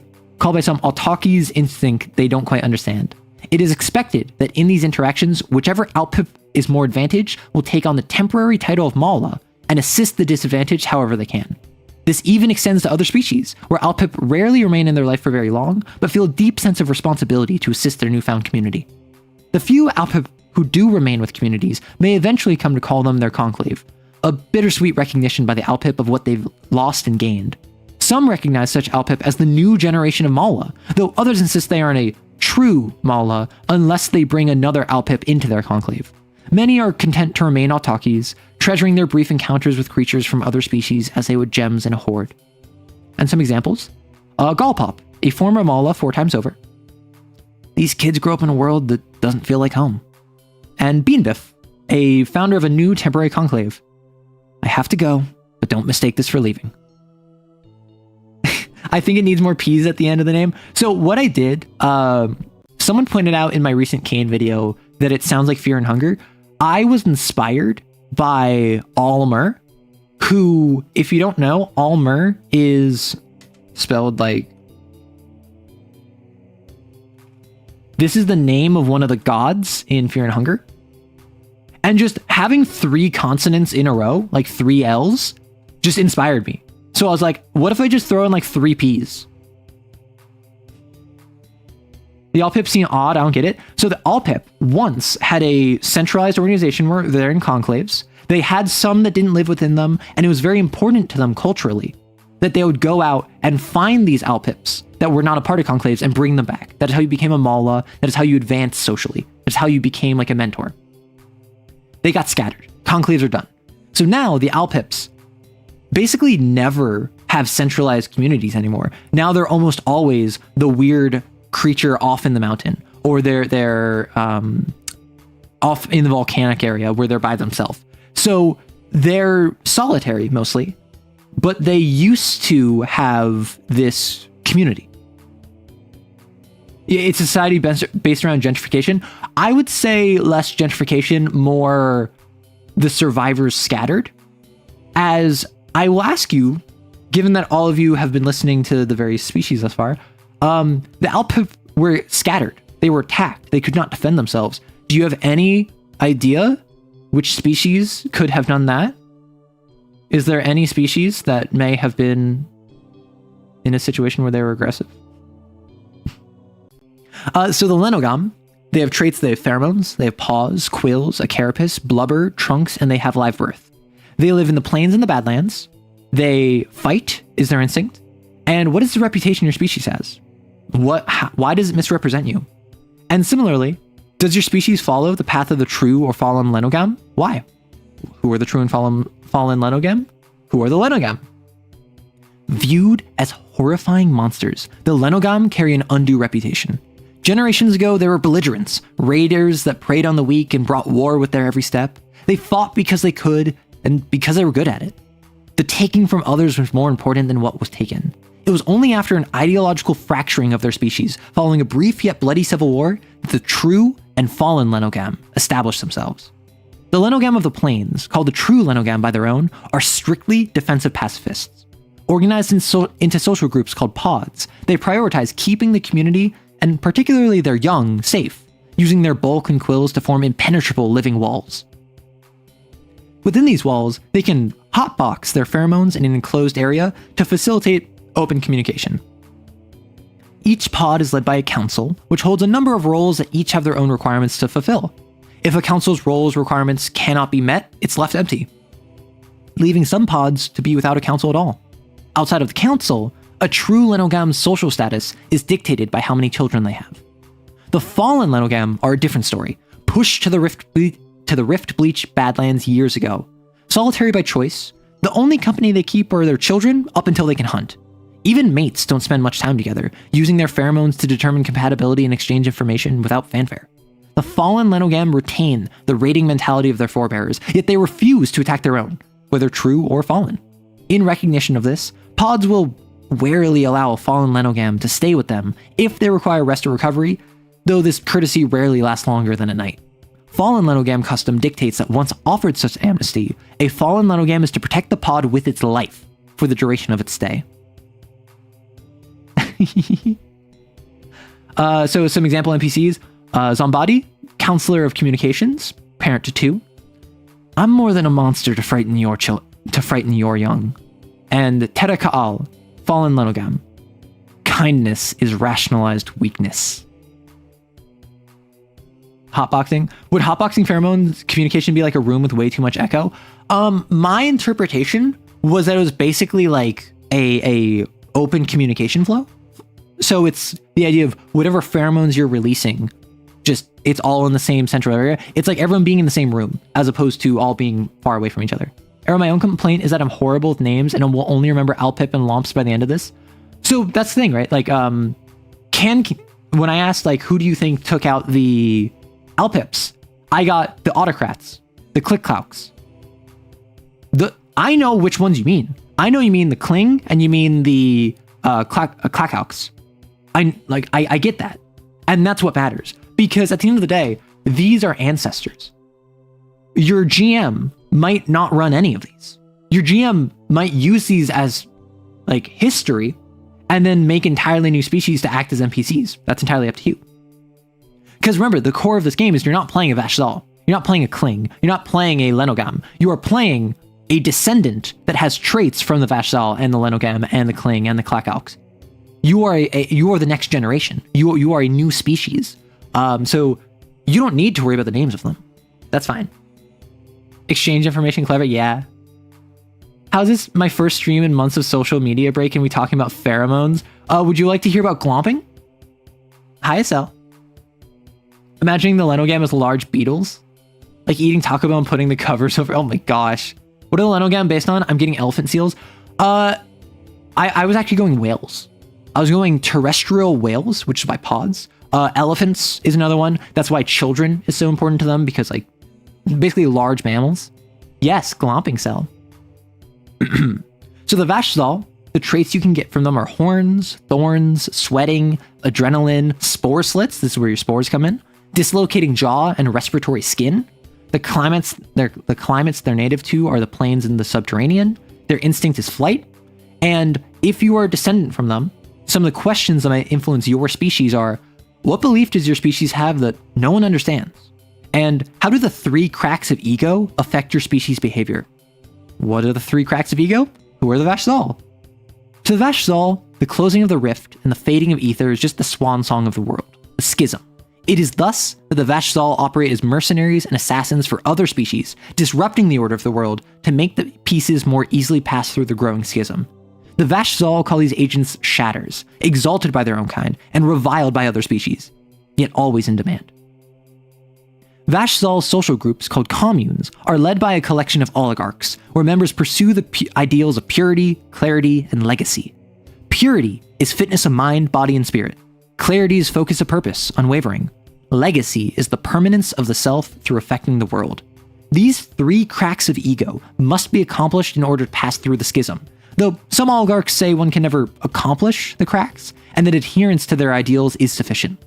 In some communes, individuals of other species are welcome, should they seek to pursue the cracks. Such creatures are encouraged to take on the label of Vash'Zal over their species, to better suit their fellow ideologues. This extends to muse of all species, where so long as they are able and willing to pursue the cracks, they might find a place in the Vash'Zal. There have even been shatters of other species, though even rarer than their Vash'Zal counterparts. Some example NPCs: Ravan Dupaki, oligarch of the Curled Horn commune, declared to crack 2.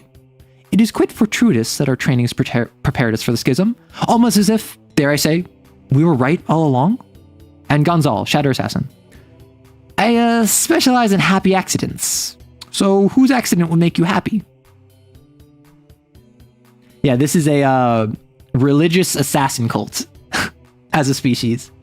Because if there's any species that would form society based on war other than humans, it's dolphins or whales. Yeah. Your topic pivot is phenomenal. Is this my setting, Doc? This is a TTRPG I've been working on, where it is a Stone Age creature sim where you build a species trait by trait by using your ancestors. So if the Vashzal are your ancestors, you could have horns, or you could be sweating, or you could have spore slits. And then you would mix that with something like the Lenogam, who you might get paws from, or blubber, or a trunk. And the goal is that magic is fading from the world, and you are trying to catch up with evolution. You have been relying on magic for reproduction, for thermoregulation, for energy production. Now you need to develop a stomach and mouth so you can eat food quickly before magic runs out. That's a good one. So whose accident will make you happy? See, that's the thing. Like the difference in vibe between like the Vashzal, who are a religious cult of like assassins, effectively, like they're mercenaries, right? These Vashzal agents are called chatters, exalted by their own kind and reviled by other species, yet always in demand.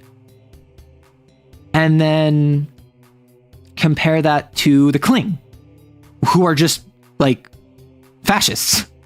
They are a destroyed empire trying to reclaim what they see as their birthright, which is dominion over the world. And then you freaking have like the Lomps, right? The Lomps don't care. The Lomps just believe in the Thomp. They're Glomps and they're Fromps and the Lomps and the Thomp. Like they're just living their life. So you have this variability of how unified the culture is, how specialized the species is in its given archetype, and what it's based off of. And then like way back to like the Grogan, for instance. The Grogan are just gonna like live their lives. They have their age-based ecosystem where the older you are, the more respect you get, but that doesn't correlate to how competent you are. Well, thank you, Sal. I appreciate it. Yes, and something that I did make sure to mention in the doc. Wait, that's not right. There's quite the variability and viability with these combinations of organs. How could a creature that only has a nose but no lungs respirate? How can you have feet or hooves when you have no legs? Does a heart come with veins and arteries? These questions aren't really the point of the system. The base of your creature is designed like a sausage, so don't ask what's inside or how it's made. Maybe ambient ether allows your creature to have disconnected segments of their limbs floating around a central mass. Or maybe you just agree ankles are part of feet and have stubby proto-legs. Think wacky, be weird, and when in doubt, remind yourself that this isn't reality. So for any of you who's like, oh, you need opposable thumbs to use tools, or can you have arms without hands? Yes, you can. Like running on flying hooves is cool. Like for instance, the Jirikiri. The Jirikiri have hooves, but they got no legs. So they could reasonably have like a floating mass that has hooves underneath them that run along with them. They fear the hooved wheel. Now that Max is private, they've tasked you with the Spore RPG. This is the tribal stage of Spore. That is what this is. This is the tribal stage of Spore at the very end of the creature stage. I figure body sections are implied or optional, and the traits just mean you have good ones. That could be how you run it, yeah. I was going more for you don't have it unless mentioned, but if you do mention it, you can just kind of assume it works. For instance, flowers. If I have flowers, that would allow me to respirate. I don't have lungs. I don't have, like, what's going on inside of me that allows me to respirate with flowers? I don't know. It's vibe space, yeah. I guess it's the fact that I'm forgetting that everything these creatures did. Yeah, so this is coming from a world where they literally don't need to make more of themselves. They don't need to eat food because magic is so prevalent. It just ambiently powers them. But remember, the first thing you do when you make a character, to begin, your species is a featureless blob. It has a brain and a series of ether organs within it.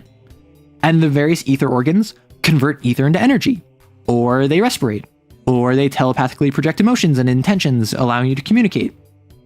And like you can use it to perceive, you can see with it. But as soon as you start your character creation, you lose one. And over time, the core of the game is that there is a tree. So in games, where is it? It's above the species, isn't it? Where are the trees? Rift closure tree. Okay. So if you know in like Lancer, there are clocks that you might have, which is this will take 4 successes. I'm going to draw a clock. It has 4 sections. You fill in a section for a success, right? That is a clock. In this game, it's trees, because evolution trees, because I thought that was more thematic. And the game is built around the rift closure tree. So it has a number of nodes equal to the number of ether organs everyone has. So everyone starts with 5. And if I have 4 players, that'd be 20 nodes. Every time time passes, every time a scene passes, every time night fades, every time something happens that passes time, I mark off a node. Once all 20 nodes are marked off, every creature gains a wound. That's some damage. NPCs with a tree to defeat them advance by 1 because they're also damaged. And then everyone loses another ether organ. And only then, once you lose that another ether organ, can you spend XP to level up. Because the rift is closing.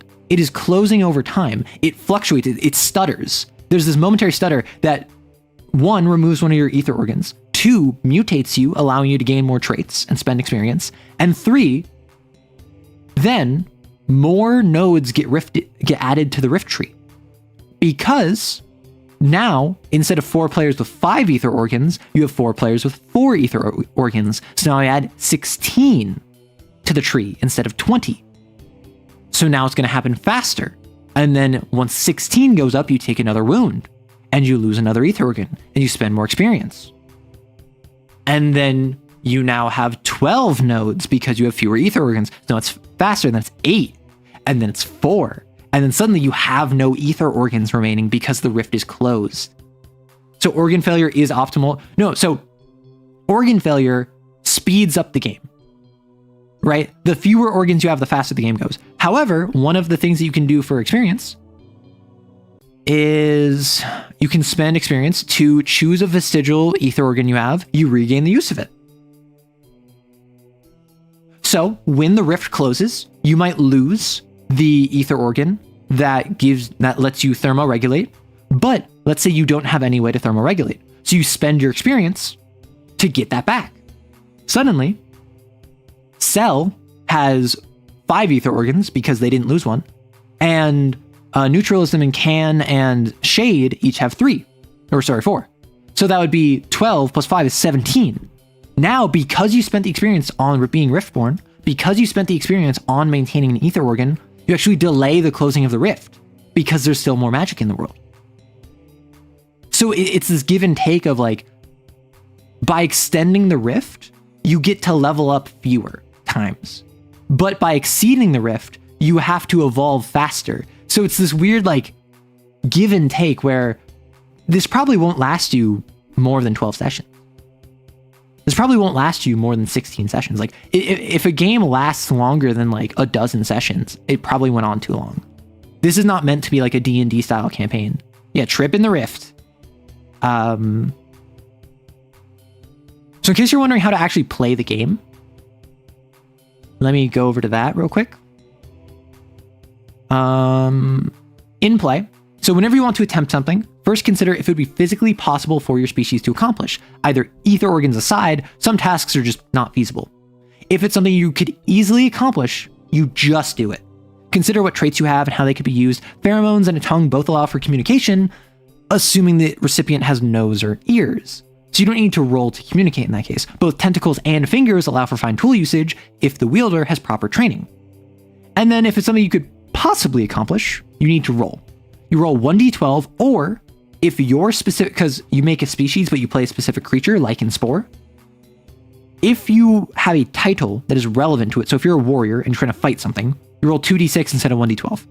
If you are a scholar and you're trying to research something, you roll 2d6 instead of 1d12. But if I'm a shaman, I focus on like magic, and I'm trying to scale a cliff, I would just roll 1d12. On a 7+, it's a success. On a 6 or lower, you still succeed, but there's some major issue with your success. Your GM will give you the choice of 2 of the following, where you have to choose one. Where you are offered your choice of paying in blood, sweat, or tears. And the GM will say, here's 2, choose 1. So if you pay in blood, if you choose blood, you're physically injured, mentally disoriented, or spiritually drained. Fully mark off one of your injury boxes. You start with 6. You must now roll for the things that trait would normally allow you to do easily, unless you can compensate using other traits. So if I want to use a tool, right, and I have tentacles, and I mark off an injury box, and I write tentacles next to it, I cannot use tentacles to just automatically succeed things. I need to roll before I can try to use my tool, because I no longer have access to my tentacles. They're injured. And then if I'm able to rest for the night, my injury becomes a wound, and wounds don't make actions difficult, but they're not pleasant. And then if I spend another night resting in a climate I'm adapted to, so for instance, the Grogan are adapted to the hills in the Arctic. If a Grogan is injured and rests in the Arctic, they will turn their injury into a wound, and then they rest again in the Arctic, wound into heal. So you can remove the debuff by just resting, but you can't remove the wound. You can't remove being 1/6 dead until you return to your climate. So if you're in the hills and your climate is the volcanic, you need to find a volcano to go rest in. And then a sufficient amount of ether can also turn an injury into a wound or heal a wound, because magic. And then if you ever have all of your injury boxes filled in, counting both injuries and wounds, you die. You start with 6. You can get more by leveling up. If you pay by sweat, the task takes much longer and ends up being much harder than you thought. Some deadline is much closer than you like it to be, or the creature you thought you lost are on your trail again. If this would cause a deadline to come to pass, it might result in an injury, or it might force you into a tough circumstance where you have to make an even more painful choice. Alternatively, it might advance the rift closure tree. And then if you pay by tiers, something you don't want to happen happens. Creatures you care about get hurt, or a goal you're trying to accomplish becomes unattainable. The GM will determine what happens, usually not directly affecting the creature, or usually not directly affecting you or the other players. The consequence might be immediate or far-reaching, but they always strike what you care for.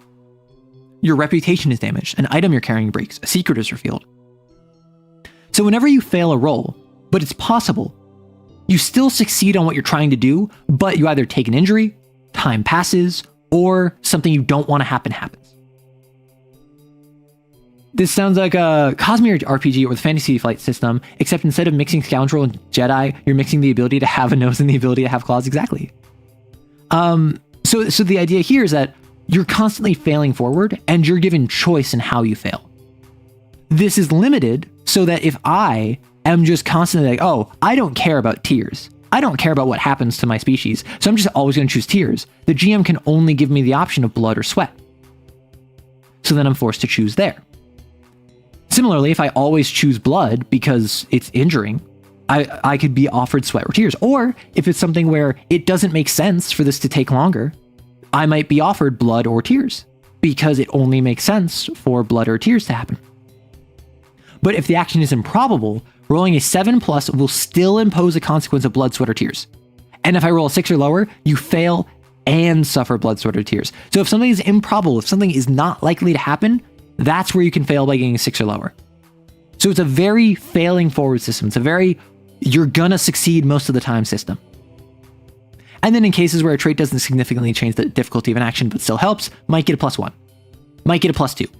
But eventually, at a certain point, if you exceed +2, you're probably just going to make it easier, right? If I'm trying to scale a mountain and I have like a climbing spike, that won't give me a +1, that'll make it from improbable to possible, right?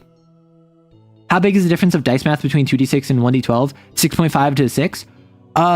So the average, the probability curve, is that 1d12, every single option is 1/12, which I think is like 8%. Whereas with 2d6, rolling a 7 is like a 50-50 chance. Rolling a 7 or higher is like 3/4 of the time. Because the probability curve of 2d6 is much more likely to be a 7, and then a 6 or an 8, and then a 5 or a 9. So doing something that you know how to do because of your role, if you're a warrior stabbing someone, a 2d6 is, off the top of my head, I want to say like 70% more likely to get a 7+, is my guess. But remember, if it's a possible success, you still succeed even if you fail. And that's why I wanted that to be a very easy way to be like, oh, the thing your creature is good at doing is really easy.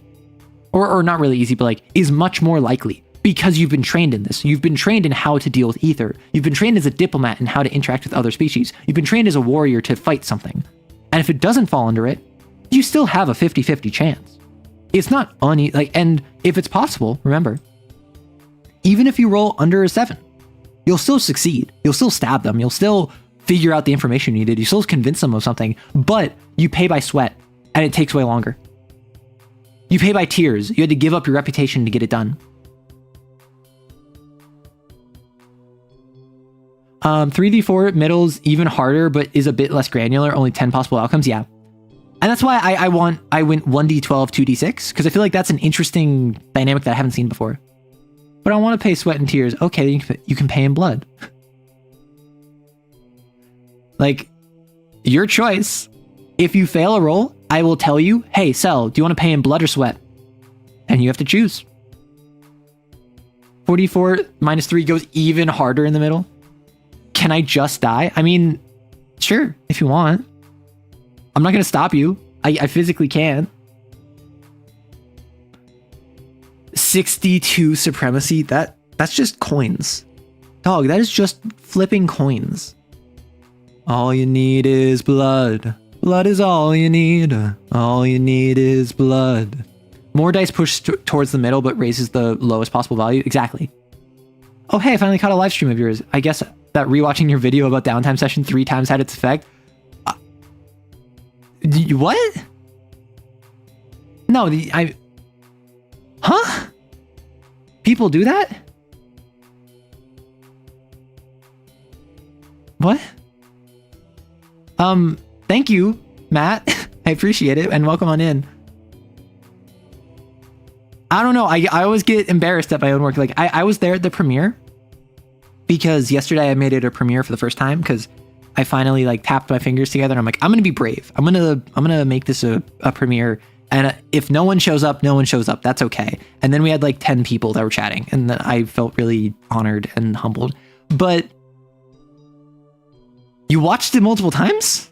The video makes me want to try out Kane, but I don't have a group to play with and a consistent schedule that wouldn't make others go crazy. That's fair. Arrow, you're cool. Doubt yourself less. Proud of you, buddy. Shut up, all of you. I get embarrassed at success.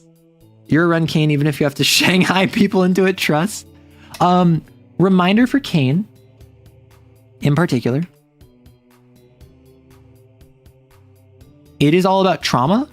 So as much as I'm normally like, haha, yeah, Shanghai those people, Kane is one I would recommend not doing that. Kane is one I would legitimately recommend if you want to play Kane, start with World of Darkness. Start with D&D. Start with some other system that you can get an established pattern with the group where you can understand stuff like lines and veils. And then after you play that other system, try Kane.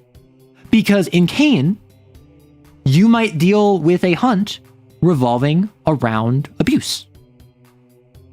You might deal with a hunt revolving around alcoholism. You might deal with the hunt revolving around someone who is a serial killer. And these are things that are much more real feeling than fighting a vampire or fighting a dragon or whatever it ends up being. Besides, my peeps are already into trauma bonding. Listen, I love trauma bonding. I've trauma bonded with some of my friends. That role playing is hard is a fire video. I'm glad that people are enjoying it, is what I'll say. I get embarrassed, though I did spend 7 hours straight yesterday editing it, so I'm glad people are enjoying it. Otherwise, I would have been sad. Chainsaw Man gets QQ. Oh, Cell, did you see the False Hydra video? I'm not going to put you on the spot like this, but I'm curious if you saw the False Hydra video, because I feel like you would enjoy it. If you want to play Kane, get caught up on Chainsaw Man, and then after you finish sobbing, you can give it a shot. Don't worry, I won't. My group is so much more combat wargaming oriented. Have you looked into Lancer? I have quite a bit of Lancer content that might enjoy you or your group. Frankly, I don't know much about all of this trauma stuff. I just look at those blasphemy powers and think the game must be awesome. So, Kane, as a system, revolves around the fact that you are exorcists, not human, and you are in charge, you're charged by Cain to go out and hunt sins, which are the manifestations of humanity's worst impulses. And as a result, the worst impulses of humanity will only manifest when they are traumatized.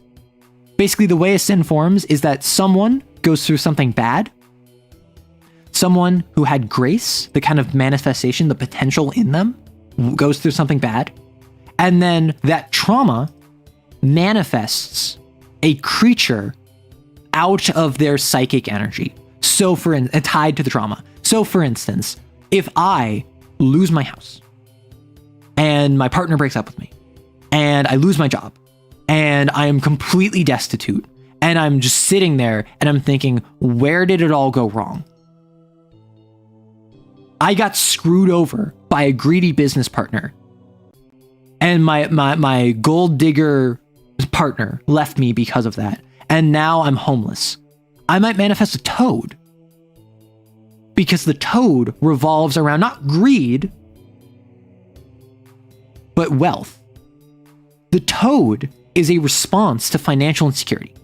Just as the idol, if I am someone who I tried my very hardest, I really wanted to go pro in League of Legends esports, and I tried Valorant, and I tried CSGO, and I tried Dota, and I tried all of these systems, and I just can't get anywhere in it.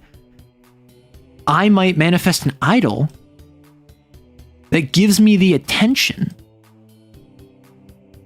of being this famous esports player that I couldn't manifest on my own. The trauma of failing to live up to my dream manifested something that would hand that dream to me. Getting Arrow rights into making flying circus content. There's the person on Twitter, or the person on Blue Sky who made it. I started following her because she made a Space Marine game where the combat is all generalized. It's not a tactical game. It is a narrative game where you play as Space Marines. Idol, or, if you're a VTuber, shut up. Hello! Wah! Yeah, that kind of toad. Lapsed Catholic, oof. Hit you right in the symbology, yeah? The ASMR idol of someone who tried to, in a depressive episode, and ruin their voice, couldn't do ASMR anymore. Yeah. It's less oof when you're distant enough to make jokes about it. Yeah. And with Cain, you're fighting these sins, and naturally, if someone is abused by their partner, and they are pushed around at work, and they are bullied, they were bullied all throughout school, they might develop this desire to want to be saved. They might believe that the only way for the proper escape from their life is if just hell broke open and devils sprung out to drag the sinners down, and that they and the few good people in their life are the only ones who can move past this mess. And then they form a centipede where instead of zombies, they manifest demons. And instead of being like acid, it's hellfire. Because they are basically living the escapist fantasy of hell breaks open and only goes after the wicked. But naturally, because it's a centipede, it's not going after the wicked. It's going after everyone. I think you're halfway through, says someone about Osmo. Yeah, that's what I was talking about. Gonna make dinner, leave enjoy cell. Hey, it's a good vid. I got my attention after all. The first vid of yours I saw was your reaction to Girlframe. Oh my gosh. Shonen Bato! I looked in Flying Circus because I got an Admiral Soviet Ushanka. My table responded viscerally to the idol. I called it Careless Whisper.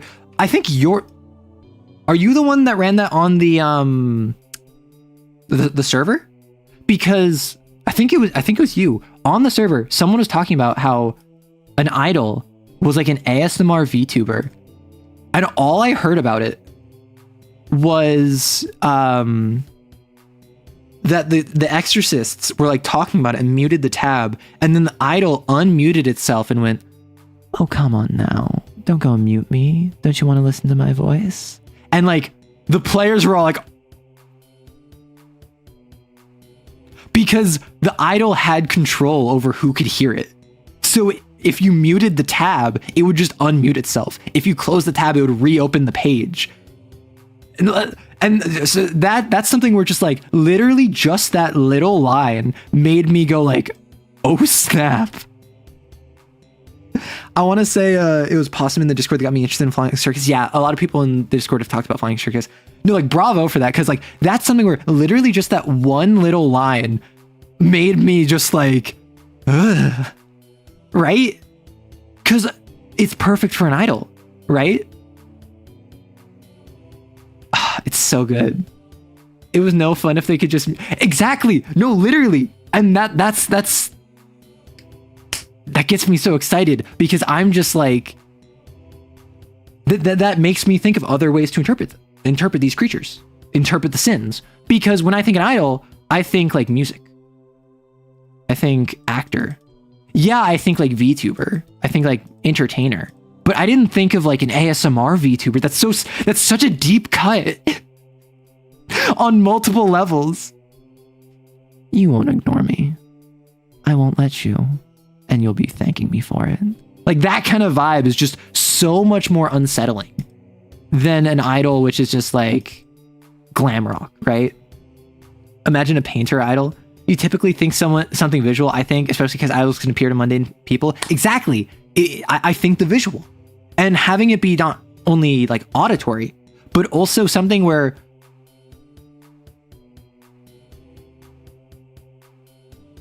I'm not gonna sit here and pretend like an analog between an ASMR tuber and their top supporters and an idol and its cult is that far off. Like, obviously, not every ASMR tuber is a jerk, and most of them, I assume, aren't. But there are a lot who are jerks. There are a lot who go out of their way to exploit their audience and manipulate lonely people. That feels a lot like a real life idol. There are other ways to go. Delicious scents, caresses from nowhere. Plus, what is the ability called? What's the idol ability? It's the sweet scent of the lips of God. Like one of the idol abilities is called like the sweet scent of the lips of God. Like that's the sort of like evocative title. It's just so cool. But yeah, Matt, you were asking earlier if I'm making a TTRPG. I am. I wrote up a Stone Age civilization, or like a Stone Age creature creator, where you're basically playing like Spore in the tribal stage, where magic is fading from the world and you're trying to catch up with evolution. I just went through all the different species that you can be descended from, and I talked a little bit about the mechanics. My goal is I want to get it out by the end of November. I've had it like 80% done for like a month now, and I've just been 2 months now at this point. I've just been so busy. So my goal is that I'll get some free time in the next like week or two, finish it up, release it.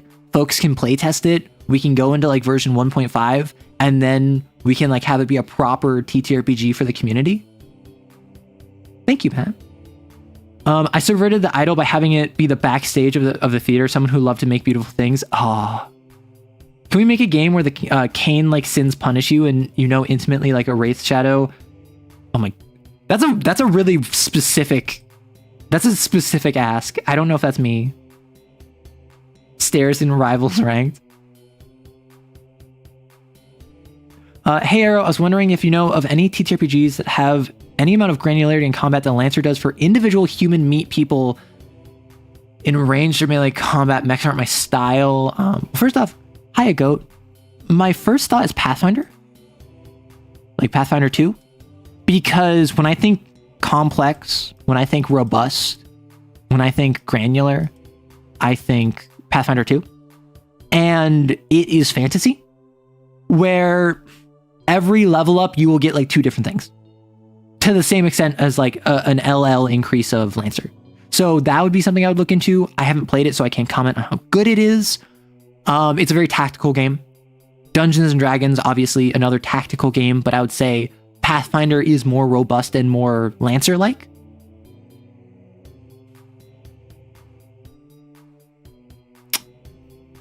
I mean, there are other systems. I don't know how tactical they are. You have Lancer, but play everything as bioforms become Tyranid. Oh my gosh. Hey, Rory. Before I go back to Lurk, I've actually gotten super into Mecha and Tank Crew Fantasy recently. Well, Cell, you know my DMs are open. By the way, what are your thoughts on solo TTRPGs? Sorry if you get asked this question a lot. No, you're fine. So just a reminder, I have a Q&A active. So if you have a question that is not related to the current topic, feel free to throw it there. I will get to it eventually. I probably won't get to it immediately. But for solo TTRPGs, that is something I get asked all the time. Personally, I have never played one. I don't plan on playing one. If I want to tell a story by myself, I'll just write. And at this point, I don't have the time. At this point, it's all arrow? What? What'd I do? Why arrow? Baylor just get a giant Ripper Swarm. So I am someone who I have no disrespect towards solo TTRPGs. I think I might have fun making a couple, but I would never play them, so I don't see the point in them. Because to me, a solo TTRPG is just writing. Why would I leave randomness if I'm not collaborative, right? When I want to tell a story, I want to tell a specific story. I have stories in mind. I've written novels before. I've written short stories before. So I would just want to stick with that. 1000 Year Vampire is neat, though. I mean, I've heard interesting games where it's like writing letters. But even then, I see that more as like a creative writing exercise rather than a tabletop role-playing game, which strictly speaking, it is a TTRPG. It is a tabletop role-playing game to write a letter in character to someone else about something in character that they write back to you. But in the same way that, like, I don't consider... Remember in the 2010s, back when there was a bunch of games where they were like cinema first, gameplay second? I feel as though an interactive movie is a better descriptor than video game of like the Order 1877 or whatever. A lot of the Telltale games, I don't think are video games. They're closer to an interactive movie, right? In the same way, I think that like a TTRPG where you write letters to your fellows and there's no dice rolling, there's no combat, there's no randomness, it's entirely a collaborative story. That is technically a TTRPG in the same way Telltale is technically a video game. I feel like interactive fiction is a better term, right? Solo TTRPG as a storytelling medium is fun. Running a TTRPG for one... Okay, running a TTRPG for one person is not what I think when I think solo TTRPG. When I hear solo TTRPG, I think I am playing 1000 Year Vampire, for instance. I don't know what that is, but I'm assuming it's a game where you, over the course of 1,000 years, tell your story as a vampire. When I think a one-on-one game, I call it a one-on-one game. That's different to me. There's a reason Mythic 2E is a GM emulator as well as a solo system. Let smaller groups of people play as players, liberate them forever DMs. I have been radicalized. I've been radicalized by Matt Colville, where I fully am in the camp of there is no such thing as a forever GM. And if you feel you are one, that is a self-imposed title. And the reason I say this is because I was a forever GM for many years. And I still kind of am. I play very infrequently. I run infrequently. I play even less frequently. But one, I love running. So it's not even that bad of a deal. But when I was running for a group where I was the only GM and no one else, like everyone else refused to run, that was not me being a forever GM. That was my group being jerks. That was my friends not wanting me to have fun. That's not an issue of me. That's not an issue of the game. That's an interpersonal issue where we need to communicate about it, right? That's a situation where I was not enforcing my boundaries of saying, I want to be a player. And then everyone's like, well, no, you're the best GM out of all of us. Like, none of us know how to GM. Like, that's on me to put my foot down and say, okay, but it's not fun for me to only be running. It is fun for me to also get to play. And as my friends, I expect that you want me to have fun, right? And they'll be like, well, yeah, but like, don't you want us to have fun? I'm like, yeah, I do. Which is why I spent the last year and a half running for you every month, every 2 weeks, every week, without ever playing for a year and a half. It's my turn now, or I'm not going to run for you. Like that's the sort of mentality you have to have as a forever GM. And if you're worried like, oh no, what if my friends hate me? Your friends already hate you if they don't want you to have fun in a game. Most of the time, I think it's ignorance. Most of the time, I think it's players legitimately thinking, oh, I wouldn't be half as good as you. They're not considering your feelings. It doesn't matter if they're a good GM. It matters that you're not allowed to play. Yeah, they're not your friends. Like if your friends aren't letting you have fun in a game, they're not your friends. If your friends, particularly, if they're friends who make you do all the scheduling, make you do all the plot work, say that they want a narrative and then proceed to be a murder hobo, if they're constantly going on back on their word and they're throwing wrenches in your plan, so you're not even having fun running, that's not friends, that's jerks. Now, if you are the only GM in a group because you love it and no one else is GM, I don't think you're a forever GM. I think you are your group's GM. Matt Mercer, for instance, for Critical Role, Friendly Mulligan for Dimension 20. I would not consider either of these forever GMs. One, because they play on occasion, but two, because they're their group's GM and their friends try to make sure that they have fun. And even when stuff is stupid, even when it becomes more business than pleasure, when they like get super popular on Dropout or Critical Role or whatever, it's still a matter of fun. So they're not forever GMs, even though they are GMs forever. If that's enough to break a relationship, that's their problem, you're better off. Exactly. Like if you're hanging out with someone and they told you, hey, that movie we just watched, I only watched it because you wanted to, you'd be like, oh, I'm sorry. What do you want to watch? Please let us watch that instead. Because you're their friend? Similarly, if you told them you just watched the movie and you only watched it for them and you didn't have a good time, they would probably say, oh my gosh, tell me next time, we can watch something else. They're your friend. Now take that same principle of movies and ascribe it to games like TTRPGs. The only difference here is that instead of, oh, I watched a movie for you because even though I didn't want to watch it, it is, I put in 6 hours of work prepping for a game that you then proceeded to insult me and make jokes about the entire time for another 4 hours. And then I expressed that I wasn't having fun, and then you're like, well, what about my fun? That's not being friends, that's being jerks. And I think that it's a communication issue. And I think a lot of people are scared because I feel like if you say, hey guys, I don't want a GM, I want to be a player, and then they give some pushback, you feel, oh, they're gonna hate me if I put my foot down. No, they're not. They're your friends. They're gonna work with you. And if they're not your friends, they're gonna be jerks, and then you shouldn't be playing with them anyway. The Discord is a great place to find people either to play or to DM for. The thing that intrigues me the most about a solo TTRPG is that could it be a space to explore your own mind? How would you react, act? I mean, honestly, I do that with writing because I'm very much a discovery writer. I am someone who I fully put myself in the head of the character when I'm writing, which is why there have been many times where I've been writing and the plot had to change to accommodate the character.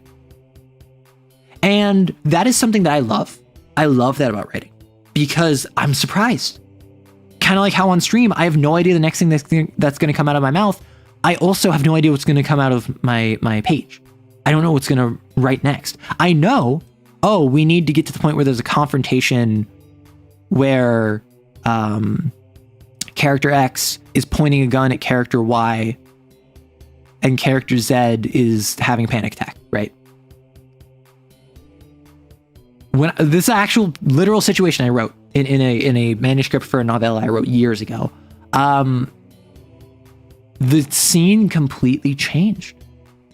The scene, or not panic attack, but like out of commission. The scene completely changed by the time I actually got to it because the characters were different, because the relationships were different, because how the story progressed up until that point was totally different. It went from being a confrontation in like an office where there was a defined antagonistic relationship between character Y and character Z, and character X with the gun was basically like in a shoot them, not me situation, or I don't even remember what the initial conception was, to it was like in a hotel room where character Z was controlling character Y, like mentally with mind control.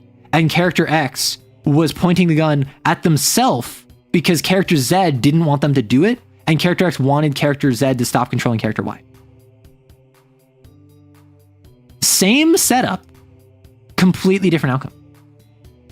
Character X, no. Yeah, that was a story that I had fun writing. It was a, I describe it as a superhero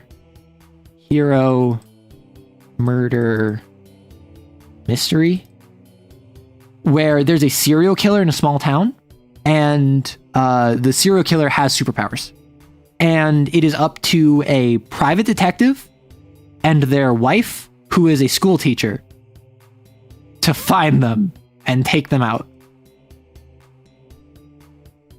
And then what ends up happening is, and the reason I'm telling you this is because this is a novella I wrote years ago that initially I was like, well, maybe I could go back to it. I'm not going back to this.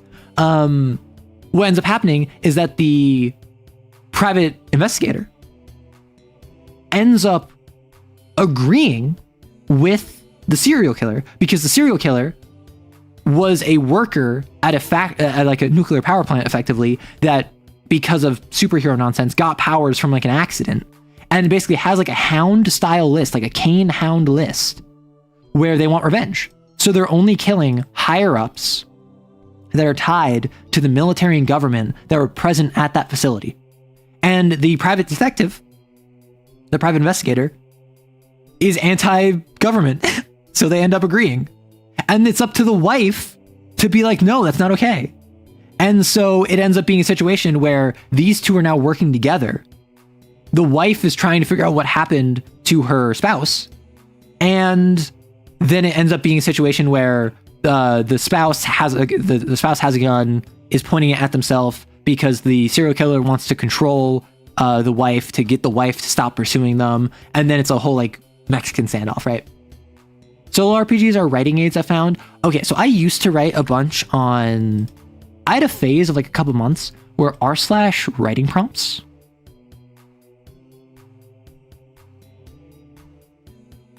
I was doing a bunch of those. My issue with writing prompts, they're never what I want. I find writing prompts more restrictive than anything. I am never lacking for ideas when it comes to writing. And that's probably because for the past like years, like over a decade, I think, maybe around a decade, I don't know. I've just not turned off my creative brain. I've been running TTRPGs. I've been writing stories. I've been making video content creation. When you don't turn off, like when you don't seal the well, you can always draw from it. So I've just, over the years, just constantly been in this, like, I've just been turned on this entire time. And I've had this ability to just access my creative impulses without really any startup because I just don't turn it off. And then that allows me to just, at the drop of a hat, start a short story. Hey, Dios mío. You've been turned on this entire time? Yeah, I realized as I was saying it, and then I just figured I'd just keep going and no one would bring it up. Not everyone's built for discovery writing, myself included. That's fair. Some discovery will happen either way, but it's easier. Yeah, and that's what plotting is for. That's what making a plot, a schedule, an agenda, that's what that is for. And there's nothing wrong with that. Brandon Sanderson, very prolific writer, very strong plotter. I think his character work suffers as a result, but his plots tend to be pretty good. My plots tend to struggle. My plots tend to be reliant on the characters to support them. And that's because I focus more on character. Wording, winky face, yeah. Arrow turned on writes, gives advice for gushing more. What do you mean gushing? What? Okay, fine. I'm going to go to the Q&A section. Shut up, idiot. Stupid.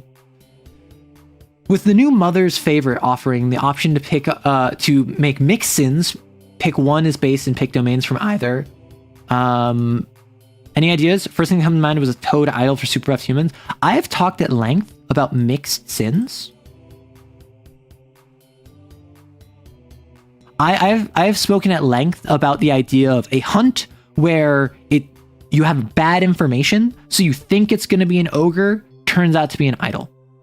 It's a hunt where it starts out as an ogre, but then over the course of the hunt, the host's psychology evolves, and then the sin as a result evolves and becomes an idol. The idea of a single host that is like so split in their psychology that it manifested both an ogre and an idol, which there's actually rules in the game for if you have multiple sins at the same location, or two people, one of whom has an ogre, one of whom has an idol. They manifested the sin from the same trauma, and or they were related in some capacity, so they're tied together but they're separate. The idea of one sin that has a bunch of people that all collectively manifested it.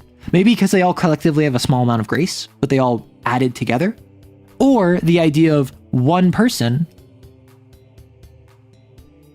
with multiple sins, which would be wild. It's something just like, did something like that with sisters with an idol and an ogre from related trauma. Yeah, one is the golden child, one is the glass child. You have one who's the problem, you have one who is the favorite, and suddenly they react to that same trauma very differently. Katra and Adora. Spilling your creative ideas everywhere? Shut up, okay? By my sins be remembered.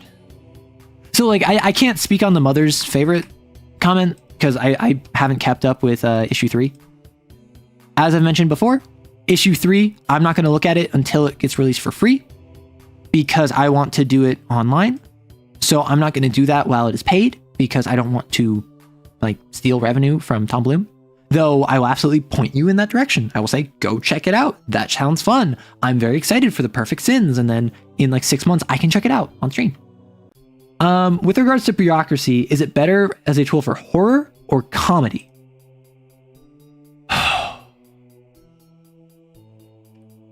I think Bureaucracy is more comedic, but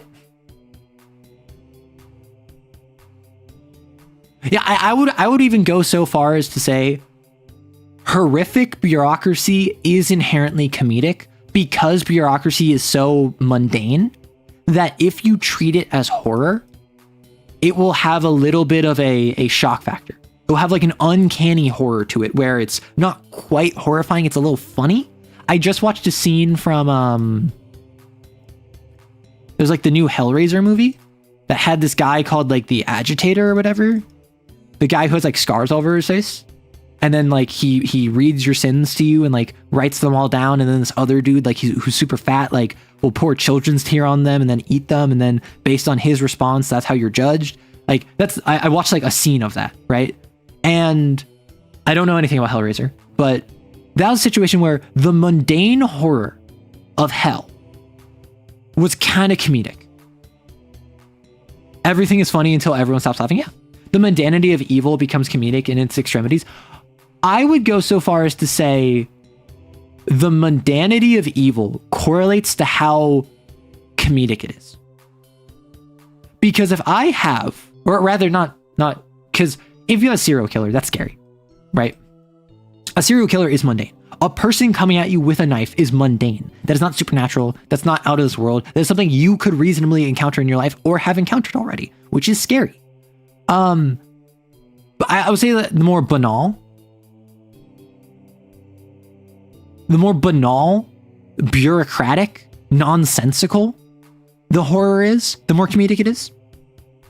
And to have Bureaucracy as a tool of horror generally makes it less scary. But that does not mean it's not scary. There is a certain fear.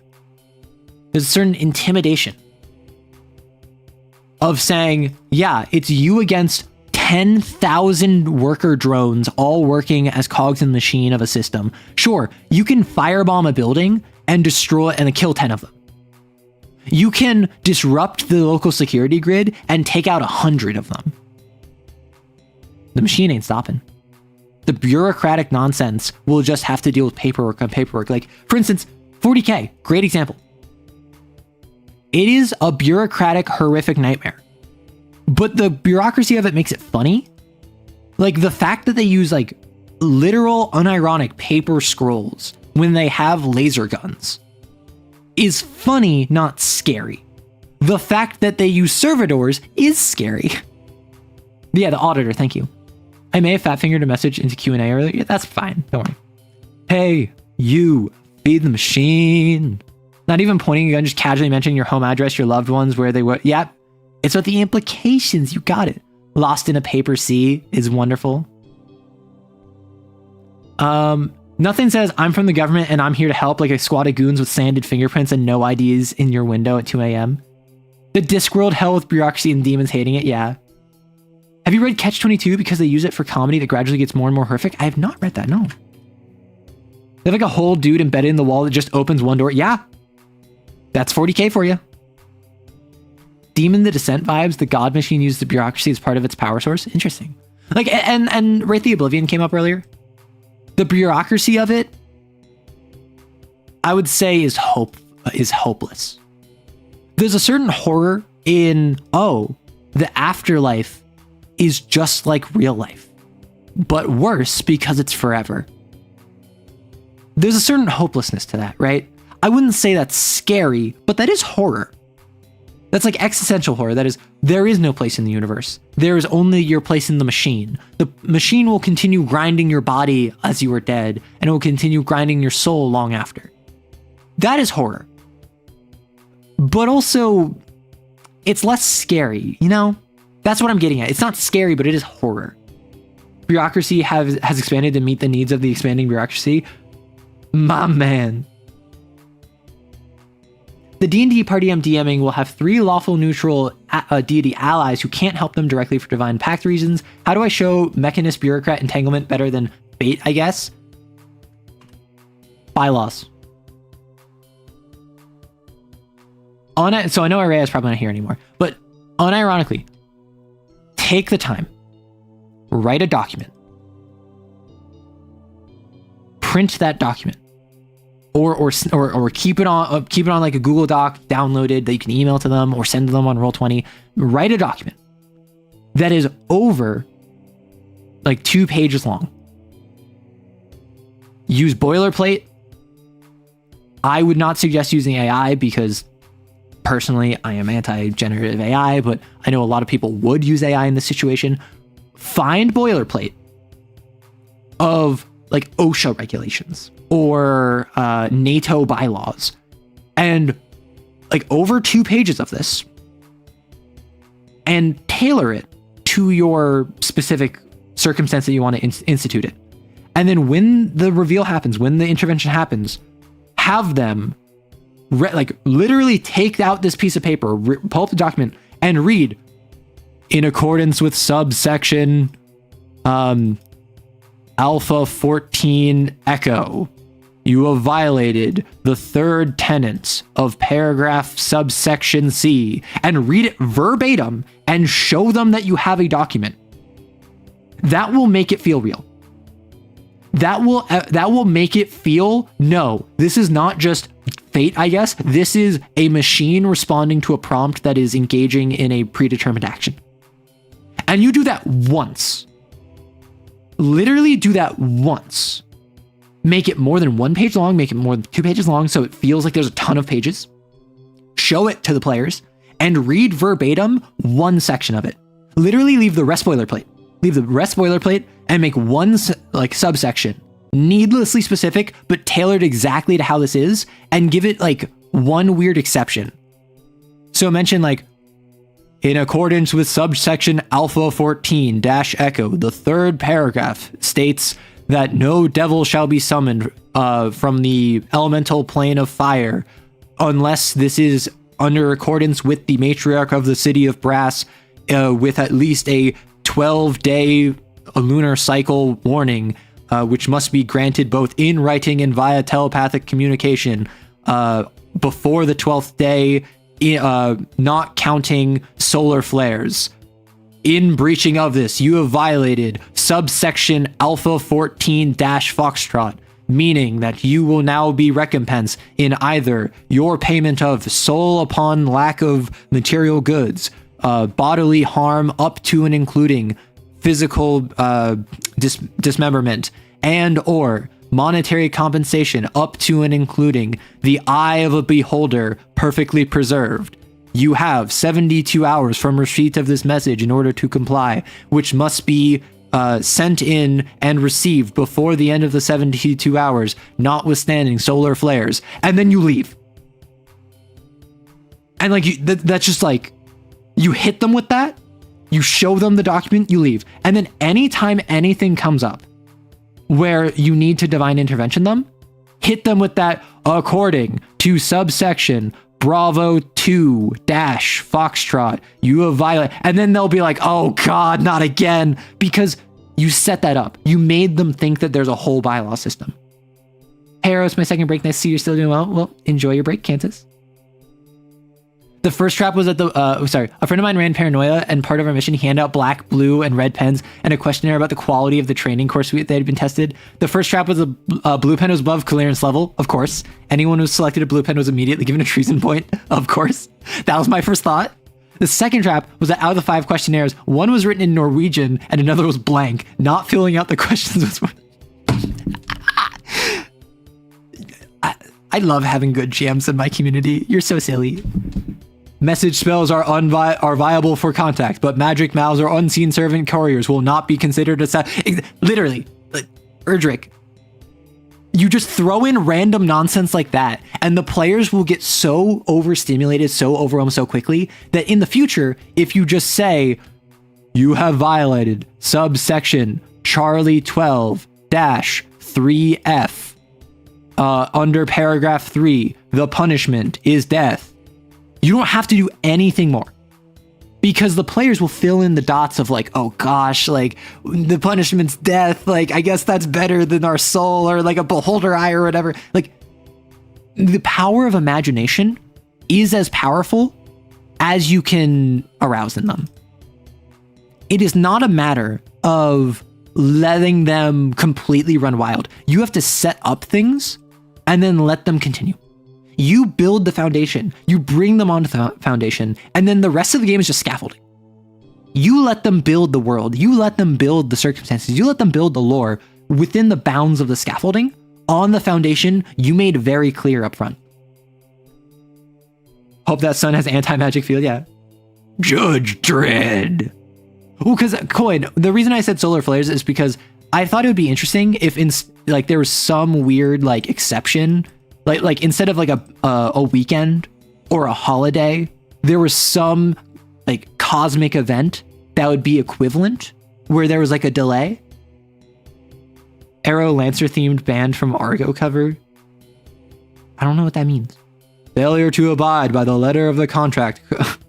There was a fun thing I pulled in an Evil Line game related to this. There's an item called the Contract of Nepenthes, where if a contract is written on it, all signatories must abide. Failure to abide to the letter of the contract curses the Oathbreaker by rendering them deaf, blind, and mute. Oh my gosh. Is a song? Okay, like full stop. I would love to try singing something. My issue is 1, I'm not a singer. 2, with my living situation, I would need to like plan it very properly so that I'm not singing while my roommates are here.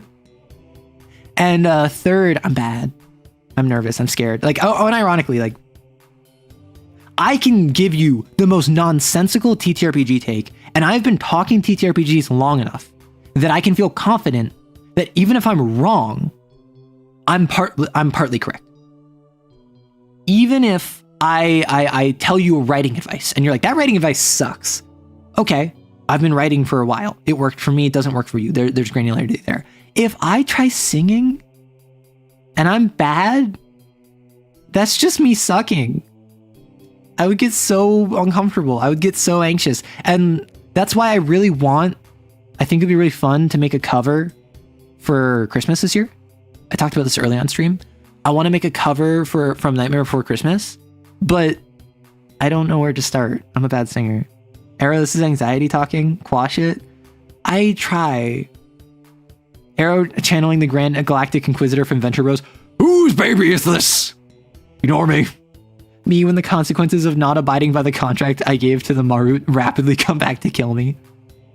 The first step to being good is suck. I know, which is why Unironically, on my off time, I've been practicing a little. I feel like no one in my audience cares. I feel like no one in my audience is here to hear me sing poorly, which is part of why I've like never done a karaoke stream.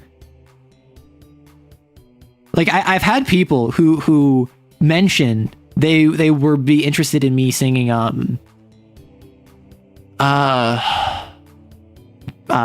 Slipknot by Slipknot from MFKR, but because it's about Werewolf the Apocalypse. But I don't know, I feel like no one would be interested. We would not mind a wall. I've said it multiple times. Sing, coward, we're here to have fun.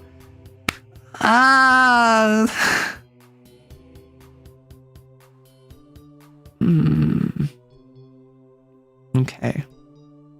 If we wanted super duper professional singing, we'd go watch the musical. True!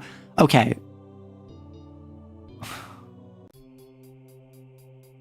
What if in December I do a karaoke stream? What if in December I purposely do okay, I'm doing karaoke, but I'm bad, so you're not allowed to be mean. There's a reason bars have both alcohol and karaoke night. That is true. However, I don't drink, so I can't even do like drunk karaoke. As a new fan of yours, I'd love to hear you sing. Well, thank you, Kato. I appreciate it. Christmas special. Everyone is a bad singer, and I'm always ready to hear anyone sing poorly. Oh my gosh. See, that's the thing. It's not, I'm not doing that thing where like, oh my gosh, I'm so bad at singing, like, and then I'm actually amazing. I've never sung. I was never in choir. I was never in a cappella. I've never been a singer. And it's always interested me vaguely, but I'm not like a V singer. So I'm just like, I'm tapping my fingers together. You don't need to drink, we do. I'll respect the... Yeah. Turns out there's a cane in Victorian London called Hollows and Cane. In the Middle Ages called Pilgrims of the Merkdone. There is no question. I just wanted to make you aware of it. Thank you, Gray.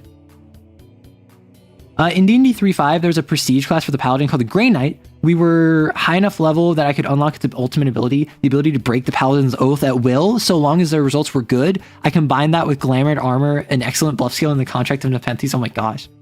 Let's go, Arrow. Putting things away is not super. Putting things away? What? Don't worry about it. Arrow, humans were singing before they were speaking. Possible. Yeah, maybe. Depends. I don't know. It's just... I assume no one's here for it, and I'm bad at it. So I'm not good enough that I could get a crowd for it. So it would entirely be off of like, you're here specifically because you want to hear bad karaoke, which I think would be funny. Oh, I wrote the contract. Oh my gosh. Have you remembered to hail, hydrate, eat breakfast? I had breakfast. I had some food. And here's some water. I think that's my first time drinking in 4.5 hours. So, probably need to drink some more. Would I recommend if someone wanted to run a Persona-inspired game, but that it more lighthearted than Kane Psychic Death Soldiers? I've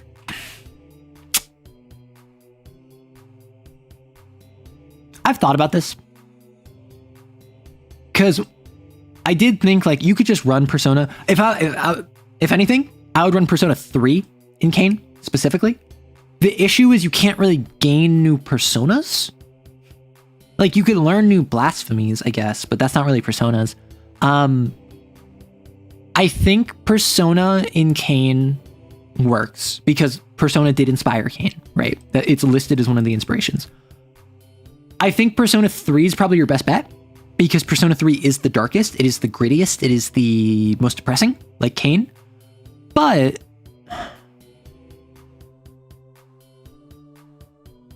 oh, sorry, I'm getting a spam message on my phone. And I was like, why is someone texting me?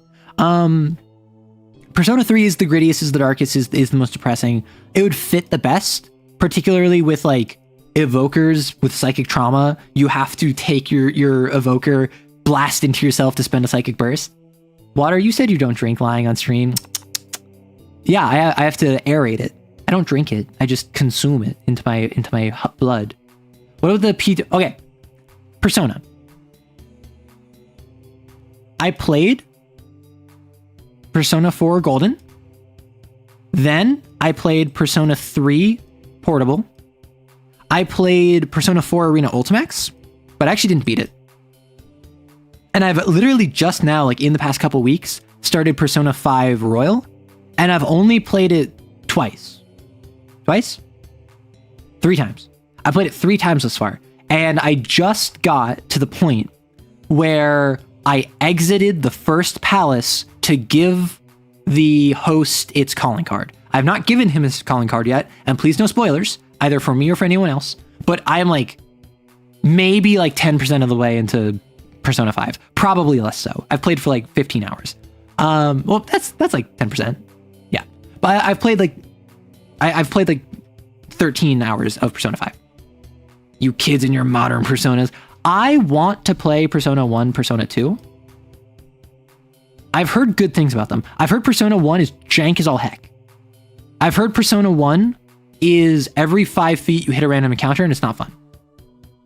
Persona 2, I've just heard amazing. I've only heard great things about it, but I also know there was a departure of form from Persona 3 on, right? Amphibian behavior, shut up. I think Cain is easy to lighten by just giving more kindness. And yeah. So the thing with making Cain lighter is it's just Cain treats you like a person. And the reason you don't have a phone or money or anything is because you're just like a poor kid, right? It's not that Cain hates you, it's that you're a poor kid. And I would just like, your shoes and your outfit aren't uncomfortable. They're tailored to you. Nothing mechanically changed. You still deal with traumas. You still deal with really dark subjects because it's Persona. That's what Persona dives into. But like, I do love the fact that in Persona, I don't know if this happens in P5, but at least in P4, it's like, I think it's December 12th is the day where it's just like, the gang commits murder. So no spoilers for anyone, but in Persona 4, there's a point where your crew, your group of characters, legitimately, unironically, full stop, has a conversation about killing someone. Not a shadow, not someone evil, not like the evil spirit living within you. Straight up, we should just kill this guy. And it's very funny to me to just like have It's Always Sunny, just like the gang commits murder because they're like teenagers. And it's actually a really tense scene. It's a really fun scene, but it's the idea of just like P1 is jank, but you can but if you can put up with it, it's still so, oh, okay. P2 is broken into 2 halves. The second half is a bit weaker, but they're both absolutely great. So you seem to know about this, Erdrick. P2 I know has Maya and Tatsuya. Is it like Maya is part 1 and Tatsuya is part 2? Or is it they're both in both? Like, I don't know. Actually, like, I don't know how P2 is broke up. I just know it's a duology. And I know that there's like a story split where there's one like Ice Queen section that's an optional area, I think. I know very little about it. So please no spoilers, but like if you tell me the premise, that's down. Turned out I was wrong. One player could read Celestial, so I showed him the contract. Once he was done laughing, he turned around and told the guy he should sign it. That was the only lie he ever told in game. That said, he was also planning to put up a proper defense of the guy in court. I see the name and I black out with propaganda-fueled program rage, just as patron Ericus writes intended. Oh my gosh. I'm glad that everyone hates Rory. I like it when you hate him for me. Like I have my own minions. Any thoughts on Promethean the Created? I know it exists. I know Promethean the Created is that you're basically like golems. You're basically like artificial, or you're more like Frankenstein's. Basically, Promethean the Created, you are an artificial life form that is given sentience in the Chronicles of Darkness, like 2000s era World of Darkness 2.0. I don't know anything mechanically. I don't know vibes. I don't know story. My assumption is it deals with the themes of identity. My assumption is it deals with the idea of like, what does it mean to be alive if you're created? Can you adapt to a society that was not made for you because you were literally made for it? Unclear. That has to be one of my favorite reveals to ever pull off. Listen, we all got one. You're the creature from Frankenstein. Got it. Other way around. Tatsuya commits an innocent sin. Maya deals with his eternal punishment. Hence the subtitles. Got it. I didn't know if Maya was actually the first one or not. I just assumed, given it had two protagonists and two parts, that they was split up. Snow Queen was a quest that was originally cut. Got it. That's what it is. It was a quest that was cut. Mostly read about created, but also everyone starts hating you and they can't help that. Yeah, probably because you just have like rancid vibes is what I would guess. You've referred and talked about Warhammer. Do you play any tabletop virtual? Yes. So back at the top of 2024, I think, I was playing Warhammer basically once a week with some friends. I bought an army of Nids from a buddy who bought the Leviathan box set, and he built the Ultramarines. He kept the Ultramarines. He built and primed the Nids, and then was like, well, I'm not going to play them. So I bought them off him for like $100. I got 1,000 points of Nids for $100. Pretty good deal. Already built, already primed. And I still haven't painted them, but I just have the Leviathan box set. And then off of eBay, I bought the Swarmlord. Also built, primed, not painted. So I have, I think now as of modern 10th, I think I have like 800 points of Nids. I also played a fair amount of Substitution where I would play CSM because I love Alpha Legion. In terms of video games, I played Mechanicus. I have Gladius on like Epic Games. I haven't played it. I don't know what it is. It was $750 in the box.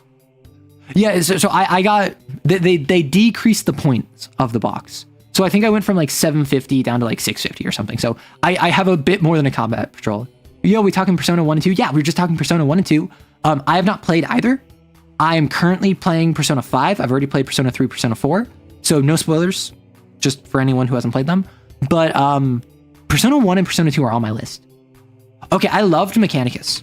I broke the game so quickly though. Like, I decided I would have one Tech Marine who was all melee. I would have one that was all ranged. I would have one that was support. And then I had one that was actions. And I learned very quickly that just getting more actions won you the game. Once I hit like the halfway point, I also, every single time I had minions, every time I had grunts, Castellan Robot, my beloved. So what I did is I played Mechanicus. I haven't played Mechanicus 2. I actually don't know anything about it. I had one guy melee who was super good at running up and just doing stupid damage. I had one guy range who had just a bunch of guns. I had one guy who was support for healing. I had one guy who was actions. I had one guy who was on troop support. So they had abilities where like round one, I could drop in an ally wherever I wanted. So what I would do in most cases, I would just drop a Castellan Robot right next to the enemy. And I would have them melee them, and then I would shoot, and then I would max out my actions, and then I'll have my melee guy go in, and then I would drop another ally. So it was so stupid. So minor spoiler, there's a like, it's kind of hidden. It's not explicitly made clear what it is, but I beat the Catan Shard. I think like in one round. Maybe it took me a couple more rounds, but like the final boss of the game, I absolutely destroyed. The optional Catan boss, I bodied. Like, I got to the point where I just completely power crept the Necrons. And I don't think that's supposed to be what happens. I think that's what everyone happens, though. From what I've heard, everyone power creeps that game so easily. Mechanicus was great. It's definitely meant to be broken, I think. You're excited to play... You can play Necrons in Mechanicus too? You beat the Shard of the Dragon? Yeah. Mechanicus was great. It's definitely meant to be broken. Yeah. The game made me transhumanist. True, Mechanicus is awesome. Oh, Gladius is like Civ. Yeah, so I do love the Alpha Legion. The Alpha Legion is my favorite 40k faction. Hydra Dominatus. I'm Alvarius. This is a lie. Mostly read about Promethean the Created. It's called Disquiet. There are many different forms. Hey, awesome Pokemon. Yes, so I love Mechanicus. I haven't played Gladius because I didn't really know what it was, and I saw it had mixed reviews. 2 campaigns, AdMech and Necrons, nice. Mechanicus breaks pretty hard once you get the ability to bonus movement. Yep. Bonus movement, free canticle. I just had like 3 guys with cognitive max perks and never ran out of actions. Yeah. Can't wait to see Voton stuff.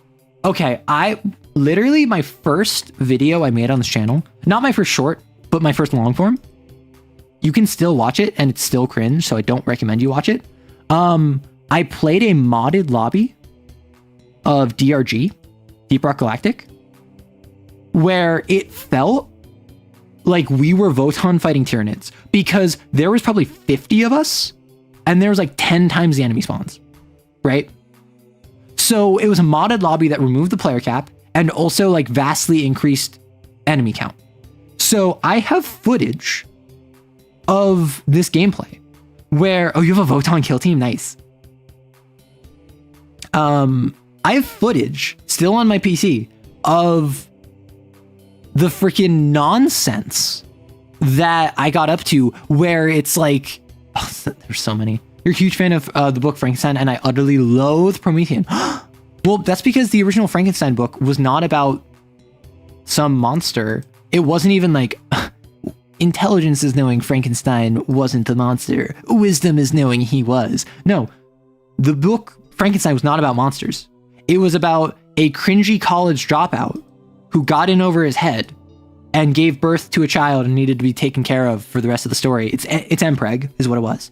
And then the monster learning what being human is like. And then becoming a misanthrope and becoming just as moody as its parent. Which one did you play? Frankenstein the Bad Dad. It's about taking responsibility. What is Mandor Hook Door? Well, in case you're wondering,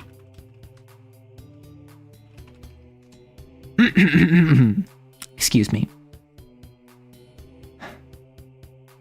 Man and girl go out to drive under moonlight. They stop at a side of road. He turned to his girl and say, "Baby, I love you very much." "What is it, honey?" "Our car is broken down. I think the engine is broken. I'll walk and get some more fuel." "Okay, I'll stay here and look after our stereo. There have been news reports of stereos being stolen." "Good idea. Keep the doors locked no matter what. I love you, sweaty." So the guy left to go fold for the car. After 2 hours, the girl say, "Where is my baby? He was supposed to be back by now." Then the girl hear a scratching sound and voice say, "Let me in." The girl doesn't do it. And then after a while, she goes to sleep. The next morning, she wakes up and finds her boyfriend still not there. She gets out to check and Mandor hand hook car door. That is man hook car door. What dwarf was I playing as? I was playing as a scout because I figured with such a large player base, I wanted mobility. And I went around healing people. I was jumping around. I was shooting at stuff. It was so much fun. "Young man, take the breadsticks and run." I said, "A young man." "Man car door hook car gun." I said, "A young man." Yeah, that's a good one. Why is my cat eating my car? Probably because your cat's hungry. I've made that exact argument to several people in the last week. I see where you accidentally put the question. Thought experiment time. Which do you think you have more in your home, wheels or doors? Think hard about what makes a door and a wheel. Okay, so I saw the J-Schlatt video of this. I saw a video about this where J-Schlatt was reacting to someone going through the motions, and then it inevitably obviously turned into a 9/11 joke. But when it comes down to it, in my home, I have doors. Which, that's one door right there. However, I also have cabinets. Does a cabinet count as a door? I'd say yes. Within my cabinet, there are rollers for the door, and or if it is a removable drawer. And the filing cabinet right next to me, I don't think does have drawer. My filing cabinet right next to me has drawers, which I don't know if drawers are doors, but it doesn't have wheels. It is just resting on it. I don't think that there's wheels actually providing movement. Which obviously turned into 9. Okay, it's J-Schlatt. Like, if it was applied to anyone else, yes, it would be weird. But naturally, anyone who sends anything to him, it has to turn into that. I've not ever heard of Mandor Handhook Car Door before this moment. I'm glad to show you. So I would say, just like vibes based, I would say wheels, because cabinets generally will have like 4 wheels for each door. So even doors which have no wheels, like even the door to my room, I would say that there's probably more wheels. Drawer isn't what I consider a door. Yeah, but that's the thing. You could make that argument. I could see that. What is my favorite sin? Probably lust. I mean, what? Of the Cain sins, I really like the Lord. Like the Lord is the one that just kind of is cool to me the most. Yeah, sliding doors have wheels, and that would increase both. So the Lord is one where I don't know why, I just really like it, but probably because it's first. The ogre, whenever I think of sin, I immediately think ogre, right? I'd say my least favorites would probably be centipede and toad, not because I don't like them, but because I feel as though they're less applicable. I don't know. When I think sin, I think of the ogre, I think of the idol, I think of the hound. And again, maybe that's because those are the first 3. But my favorite, probably the Lord, because it's so silly. Like the toad is also silly, but the Lord, literally, like it's severe attack is judgment. And what I think is unique about it, what's cool about this, is that with Cain, all of the sins have a severe attack. Basically, if you do something and I need to determine as the GM, how risky is this, I roll a d6. Higher is better, lower is more dangerous. If I roll a 1, I can decide the sin uses its once per hunt severe attack against you. The Lord's severe attack is judgment. And what I do is I take a pool of 66, and then I ask you a series of questions. And these questions, for every answer you say yes, I remove 1 die from the pool. And there's 4 questions, so I can be reduced down to 2d6. And the idea is that if you don't answer yes to the question, you can take 1 immediate action to try and solve that. But with the Lord, uniquely, it is a conversation. So if one of the Lord questions is, are you a good person of upstanding moral character? And you don't think you are, Mark can hop in to speak for Greyhound and say, yes, actually, Greyhound is a good person of moral character, and you have to literally convince the Lord verbally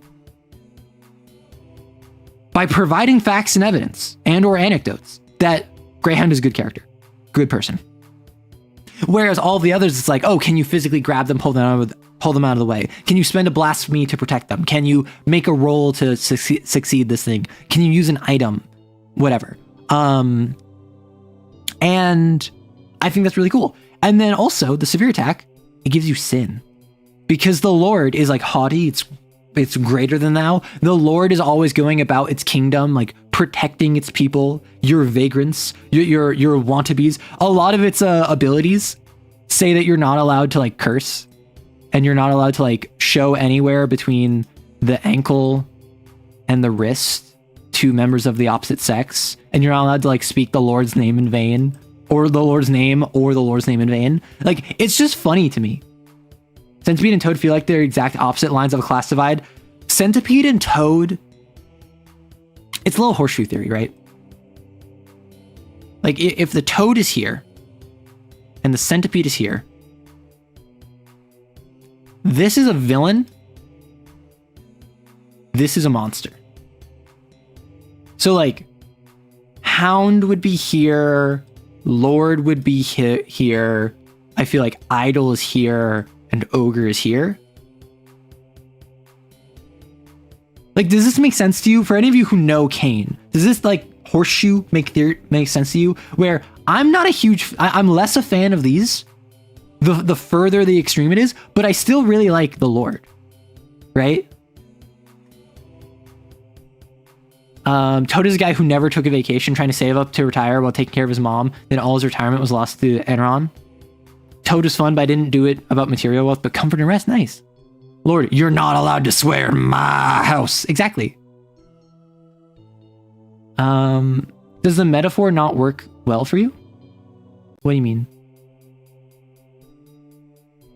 What metaphor? The say-so arrow liking lust the most. the say-so arrow liking lust the most because arrow likes to laugh at us ordinary mortals. A little bit of that. So like of the 7 deadly sins, like I certainly have fallen into at least a couple of them. Probably the one that I connect with the least is sloth. I am someone who very much, I believe in diligence. I believe in keeping yourself accountable. I believe in keeping yourself to a special height of activity. So I don't really relate to sloth. And gluttony is one that like I'm scared of. Like I'm not gonna lie. I've been accused by a couple people in my life of undereating. Specifically because I'm so anxious about overeating, which is not something that I talk about very much, particularly because I've not been like diagnosed with an eating disorder or anything, but I am someone who like I keep myself hungry a little bit, which I think is necessary because I feel it's just required. But of the rest of the sins, like broadly speaking, a lot of them are cool in their own way, whether as representations like via Cain or just kind of things that I've felt in my life. I refuse to sleep on time. I need a sandwich. I don't sleep on time, and I do need a sandwich. You're a big advocate of sandwiches? Good for you. Do I think lust includes knowledge and gluttony includes power? No. I would say that as it is described, because you could say like a lust for power. You could say a gluttony for knowledge. Like you can ascribe that however you want. I would say almost like pride falls more into that. You know? Greed, the accumulation of knowledge, the accumulation of power. And I think what's really interesting is that you could have greed that is tinged in the same way as lust. You have greed because you are obsessed with the idea of having the most beautiful wife. You're obsessed with having a harem of the most attractive consorts, right? But not because you want to hanky-panky them, but because you want to show off. That's a pride thing. That's a greed thing. That might even be gluttony, depending on how you phrase it. And that's why I think that the sins are so interesting when they're flexible. I want to prove to you, I want to destroy my enemies. Not because of wrath, but because of pride. I want to destroy my enemies because I want to tear them down a peg. I'm envious. I feel envy, not wrath. Or maybe I want to acquire wealth, not because of greed, but because of envy. Or maybe I want to acquire wealth so I can eat a bunch, so that's gluttony. And the money is just kind of one step along the process, but I'm still screwing people over for money. I don't think one can ever overindulge in a gluttonous way with non-physical mediums. And that's the thing. I think that you could if greed wasn't its own sin. Right? Gluttony is the overaccumulation of stuff. Gluttony is taking too much for yourself. The opposite of the virtue corresponding to gluttony is temperance. And temperance is the allowance of temperance. It is asceticism. It is not taking too much, but physically. It is on the physical. Because I think pride, greed, those are all higher. Which, fun fact, did you know that gluttony and lust are two of the least deadly sins? Because those are the most physical. They are considered some of the most physical sins, so they're considered the least damaging to your soul. Whereas pride is one of the worst ones because it is like on your soul. It's not a physical thing. Howdy, have a wonderful time streaming. Well, hey, Chris. Palaces are fun to design. Toad I had as the swamp of luxury. Going by the classics, the divide is greed is to have and hold, gluttony is to consume, lust is to do, but you aren't held to classic. Yeah. I want the power of money. I lust for artistic enlightenment. Temperance is my favorite virtue. I don't know. I mean, it's a cliche, but like patience. I like to think I'm a very patient person. I try my absolute darndest to be a patient person because I know I need patience. I know I need people to be patient with me a lot of the time. And that's just kind of like a tit for tat thing. I think it's charity is another one. It's an honesty one. temperance. I don't know. I was not raised following this doctrine, so. Hey, Adrique. Lust and gluttony are taking natural impulses to unhealthy extremes. Most people's bodies want to eat food and make babies, yeah? You're going to heal. Sloth was newer? Yeah. So before, there was actually a distinction. Gosh, Sloth was the newest edition, I know. There was a different seventh sin. I think it was Vanity. It was Pride and Vanity. I think it was actually Vanity. I only know the virtues and sins from Crusader Kings 2. Hydra, I know them from Crusader Kings 3. My man. Or a friend, I suppose. I don't want to assume. I think that you're he, him, but I don't know. I'm tempted to respond vanity to the question for the memes, but the real ones would probably be greed in an unusual way. Here's the thing. Vanity used to be a sin. And then it kind of got swapped into pride. Will the sins and all the extras, I love Dante fanfiction. We love Dante fanfiction. We love 16th century Yaoi? 14th century Yaoi. We love old man Yaoi. Humility, charity. Okay, I do kind of rock humility. Like, I'm the most humble person you'll ever meet. Now, I can't beat you on modesty. You're much more modest than I'll ever be. But like humility, boom, that's all me. Dante.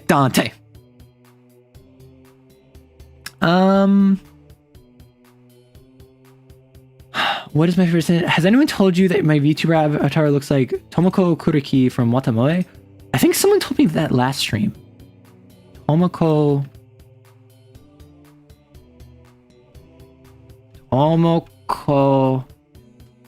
Kuroki. Yes, someone last stream told me this. And I don't know who this is. But like, the eye bags, the hair over the eye, I see it. The being depressed. Insecurity isn't ever... Shut up, okay? Vainglory, which is kind of like vanity, but mostly untranslatable. It's a concept we don't use anymore. Ooh. You love the Divine Comedies. They're so funny. Oh, Coit is the one that brought up last stream. She's the original girl failure. I don't know how I feel about being compared to a girl failure. She's great. Wait, so the question is Watamote the one where it's like, hello everyone, I am a bird? Or is that a Lucky Star? Am I mixing and matching? No matter what everyone says, it's everyone else's fault. I'm not popular. Okay. I'm not that bad. I hate cringe humor. I'm sorry. I know I'm cringe. Oh, there's like a freaking legion of children outside. I heard children like talking, and then I saw like the gates of Isengard were open and the armies were marching. Screw makeup, eye bags, or red. That's what I got. It's about a girl who thinks she's going to ace high school because she plays Otoma games, but fails hard because she's antisocial. Oh my gosh. I think I'm thinking of Lucky Star. Hello everyone, how are you? Fine, thank you. What do you do when you run out of ideas for player character abilities while writing a TTRPG? So I have only written... I wrote of Epic Deeds. I wrote most of a card-based game that was just kind of like a one-off thing that I thought would be fun, where it's off with their head, which didn't really have abilities, and then the creatures, the spore game. So I actually don't have much experience designing TTRPGs. I have experience running TTRPGs. I have experience homebrewing TTRPGs. I don't have a lot of experience like full sending them. So with this, it was just the epithet system. With this, it's cards. So it's based on how well you can tell a story by the idea of off with their head is that you're a series of advisors and you have a deck of cards that all of you draw from. That represents what servants you can call upon to enact your schemes. And you're working for a completely nonsensical, unreasonable, tyrannical ruler whose default punishment is to behead anyone they don't like. So your whole goal is to push whatever scheme you have while avoiding like losing your head. And then because you're a hapless, noble advisor, you have to rely on servants to do everything for you. So that's not really you get more abilities.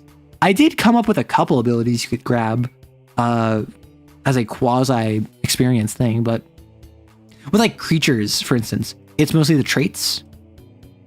And then there's some upgrades which are related to just core mechanics. And the idea is that when you're lacking ideas, don't go wider, go deeper. When you're struggling to come up with more ideas for a game, don't add more ideas on top of it. Make existing systems more robust. Instead of having it be that there is a magic system where every single spell is fire or ice or lightning. And then they're all related to those 3 elements because, of course, and they're all like damaging abilities. Instead of adding like healing magic, focus on what's a cool thing that fire can do that is not blowing stuff up. Well, fire is associated with purity. So what if you have things that let you remove debuffs using fire? Meanwhile, cold is not just stopping people and slowing them down, it's also associated with water. And it's associated with impermanence. It is associated with the fleeting nature of ice.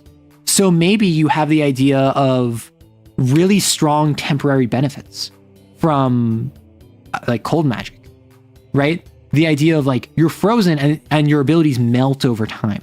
You get a +5 bonus to this roll, and then next turn you get a +3 bonus, and then you lose the bonus, right? Whereas fire might just give you a +2 bonus to stick with it. And then lightning, you might think it's fast, but maybe lightning is all about bringing light. Maybe lightning is about removing ambiguity. Maybe lightning is truth magic in this setting, because it's like the flash of lightning dispersing the dark. Sound with like thunder clapping. Suddenly you have the same fire, cold, lightning, which you initially were just doing fire blasts, cold blasts, and lightning blasts, maybe with some like fire does damage over time, cold slows them, and lightning is like really fast to attack, really fast to recharge. Now they actually have like more substance to that. You didn't add barriers, you didn't add healing, you didn't add nature magic, you stuck with what you already had. That's why my magic system isn't based on the classical elements with the periodic table. I cast Ball of Einsteinium. What do you mean, run out of ideas for player abilities? There's no such thing. At least I've yet to find that magical thing after 10 years of game design. Go deeper, you get it. That's a first. Well, yeah, because it comes from writing, right? I've been writing for a long time. And I wrote magic systems before. And in my world, I've talked about this before, I have 4 sources of magic. These are how you get your magical ability. And then I have 6, I think I call them expressions. Because they're based on something else in my world called the dichotomies. But, or no. Sorry, they're based on constants. My apologies. And basically, if you have a divine source and you're using a drive, that is kind of different than if you're using an arcane source and a drive. And if I suddenly want, okay, I just realized, dang, I want more complexity in the system. I don't add another expression. I don't add another source. I add how they interface with each other. So for instance, my sources interface with one another, inspired by the like East Asian Chinese system of wuxia with 5 elements. So each source has a different relationship with every other source. And the expressions don't have that. If I wanted to go deeper with this magic system, which I don't think I need to, I could make it so that the expressions also have this like complex like web net. And then if I want to go even deeper, I could say, well, how does a divine drive interface with an arcane drive differently than a divine drive interfaces with an arcane physicality, right? Suddenly, I have way deeper magic systems instead of just adding more, right?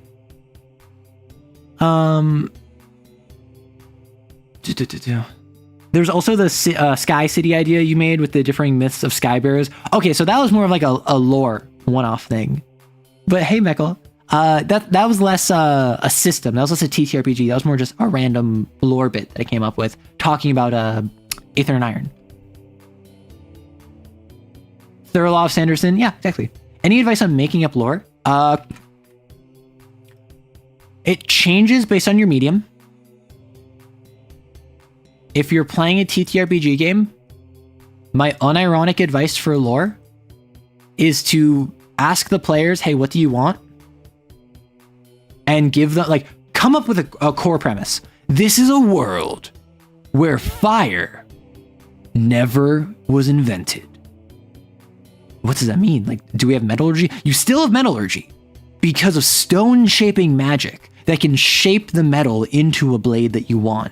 And you still have bricks because you can utilize clay and like you have brick houses because you can use water magic to shift the clay to build houses. So that's a premise. You come up with a premise that doesn't break the game, right? You have a premise that doesn't break the TTRPG game. Then you ask players what they want, and the players all talk about how they want to focus on like metallurgy and carpentry and bricklaying, and they want all of like this ground-oriented stuff. So then you spend a lot of time and energy working the lore around the ground magic and the I don't know, the titan of the earth and what happened to them and how they died and whatever. And you don't care about the water elementals. You don't care about how air factors into this. You don't care about that because that's not relevant. You're playing for a group, so focus on what the group is interested in. Give them a premise as a jumping off point, and then build around what they're doing. That's how you make lore for TTRPG.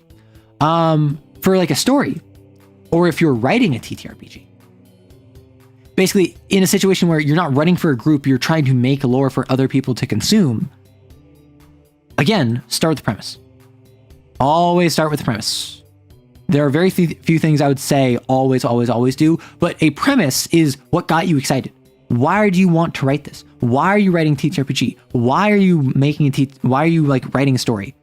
Well, I want to write about a world where ninjas have ice magic and samurai have fire magic.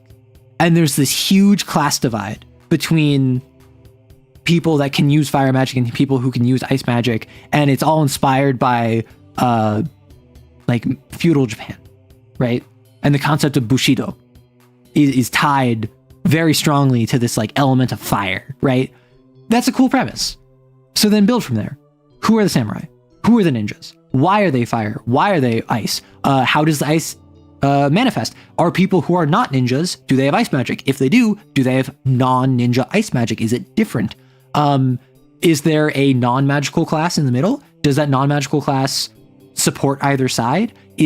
Are either side in control? Are they in power? And you kind of go off the premise.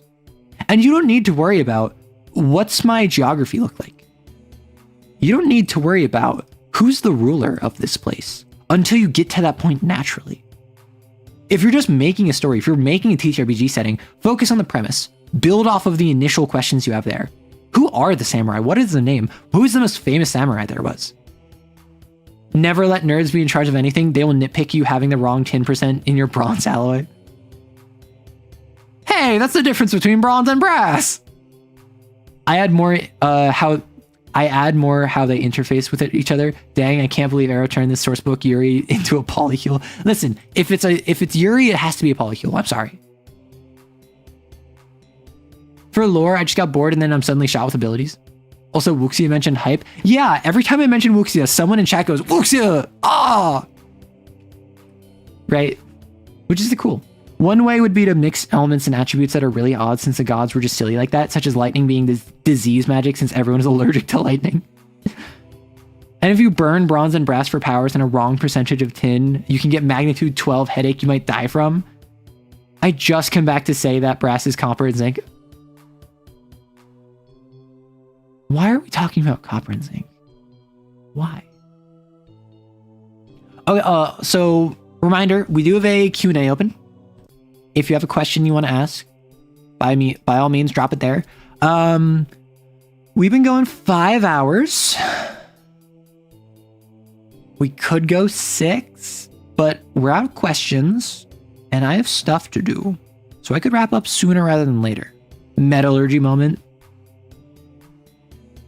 Neko, are you mentally well when it comes to metallurgy? Oh yeah, so Neko also just hit me up in DMs. She's like, hey, is your chat cut off weird? Yeah, my chat on screen is cut off weird. I don't know how to fix it. I've tried. It doesn't wrap around. I need to invest time to actually fix that. I don't know how. Wuxia has so much low quality stuff. I mean, that's the thing, right? Like, when I say inspired, I literally mean I looked at Wuxia. I was like, hey, different elements interact with each other in different ways. Yoink. And then I didn't pretend like I'm following Wuxia, right? I just kind of did my own thing. I feel like a lot of people claim that they're following something when they took inspiration from it, right? And I feel like that is where a lot of the low quality stuff comes in. Not because it is inherently bad. Some of it is bad, but not because it's inherently bad, but because they're not trying to follow it. They're saying they're following it. They're trying to be inspired. Good to know. Thanks. Of course. Oh, like Jamie Oliver's Thai green curry. Oh my gosh.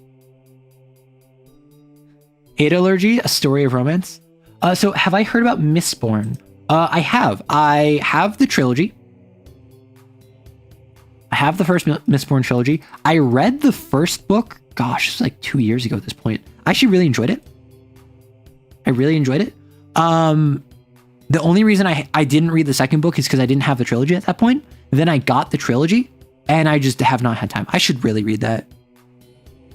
Where is it? I have it with me. Like, I have it in my house with me now. I think it's like 5 feet behind me. I think it's like 2 meters back. But actually, I don't need to go to the library. I can just read Mistborn. What am I doing? If I want to go to the park and read a book, I can just read Mistborn at the park. Nice. Well of Ascension, Pog.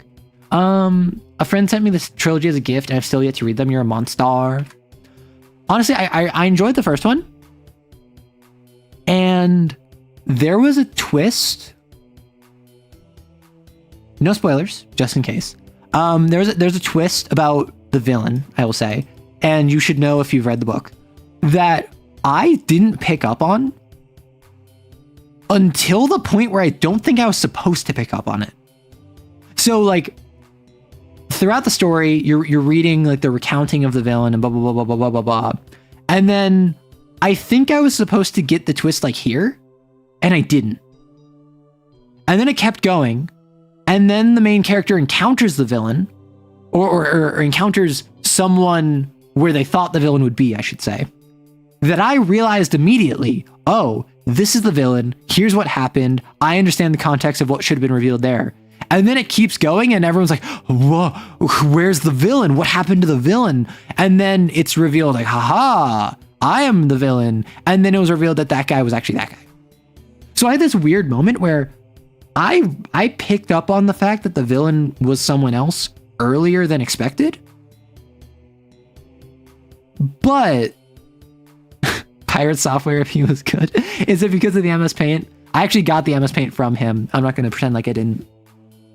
Hey, Butterscorch. But I realized after I got it, like, wait, was I supposed to pick up on it here? Because the characters didn't pick up on it yet. Are you saying you accidentally spoiled yourself? No, like I used inductive reasoning.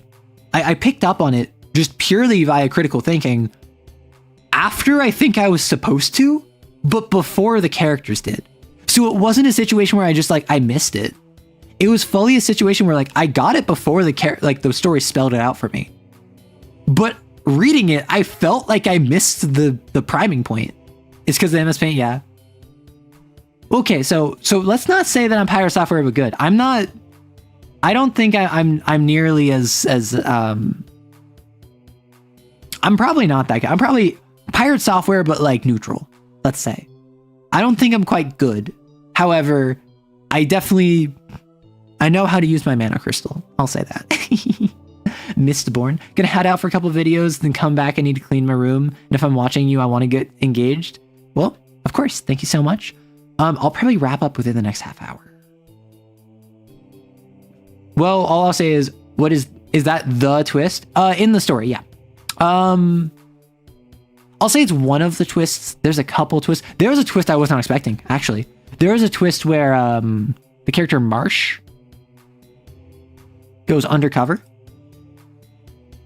And he does a thing where, I guess I'll just talk spoilers. It's like a 20-year-old book. So if you don't want spoilers, mute yourself for a bit. Marsh goes undercover as one of like the dudes with nails, or no, as an overseer rather. And eventually they find a dead body where he was supposed to be. And it turns out that the dead body was not actually him. I need to get better about assuming no body, no like no face, no body. Like it doesn't count unless you know it's them. Because he comes back later and he's one of like the nail dudes, the Inquisitors, I think they're called. He comes back as an Inquisitor, killed all of the other Inquisitors, is the only good Inquisitor because he was undercover, which I was not expecting at all. But when it was like, oh, his body is unrecognizable, I was like, okay, so he's still alive, isn't he? And then I forgot. Using Arrow's mana crystal. Shut up. Might as well stay then, I guess. Baka. I mean, that's how I somehow seemed to pick up who the BBH is when I used to play D&D. Obligatory asking if you've played the #1 top video game of the world, Rain World. So, I've not played it. That's the one with the like slime, the slime bunny, right? Right? This is a game where actually Rory and Neko, we were trying to set up a co-op experience and it just didn't pan out. Like it just didn't work. Cat slug, thank you. Slug cat. The slime bunny. Yeah, you know what I mean. We tried setting up a co-op game and it just didn't end up working out. I know it's a game that apparently has a super complex web of fauna. And that you can actually like negotiate with creatures. And you can like raise like lizards. Even though the game is not about that. It's just kind of like the way the systems work is super good. Rain Meadow now, yeah. Like listen, the slug cat... the slug cat is a little cutie, I will say. Gosh. Slug cat and Hollow Knight. They would make great plushes. And they already are plushes, but like... I need just like Hollow Knight. I need the Hollow Knight swimming gif. Just like right here. I'm a creature. You think you can negotiate with me? Oh.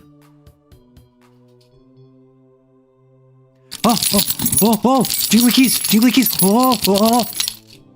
How's that? Did I negotiate effectively? Slug cat. Me when slug cat. Me when the cat is slug. Hi, Callie. Hi, Hydra. Yeah. Keys.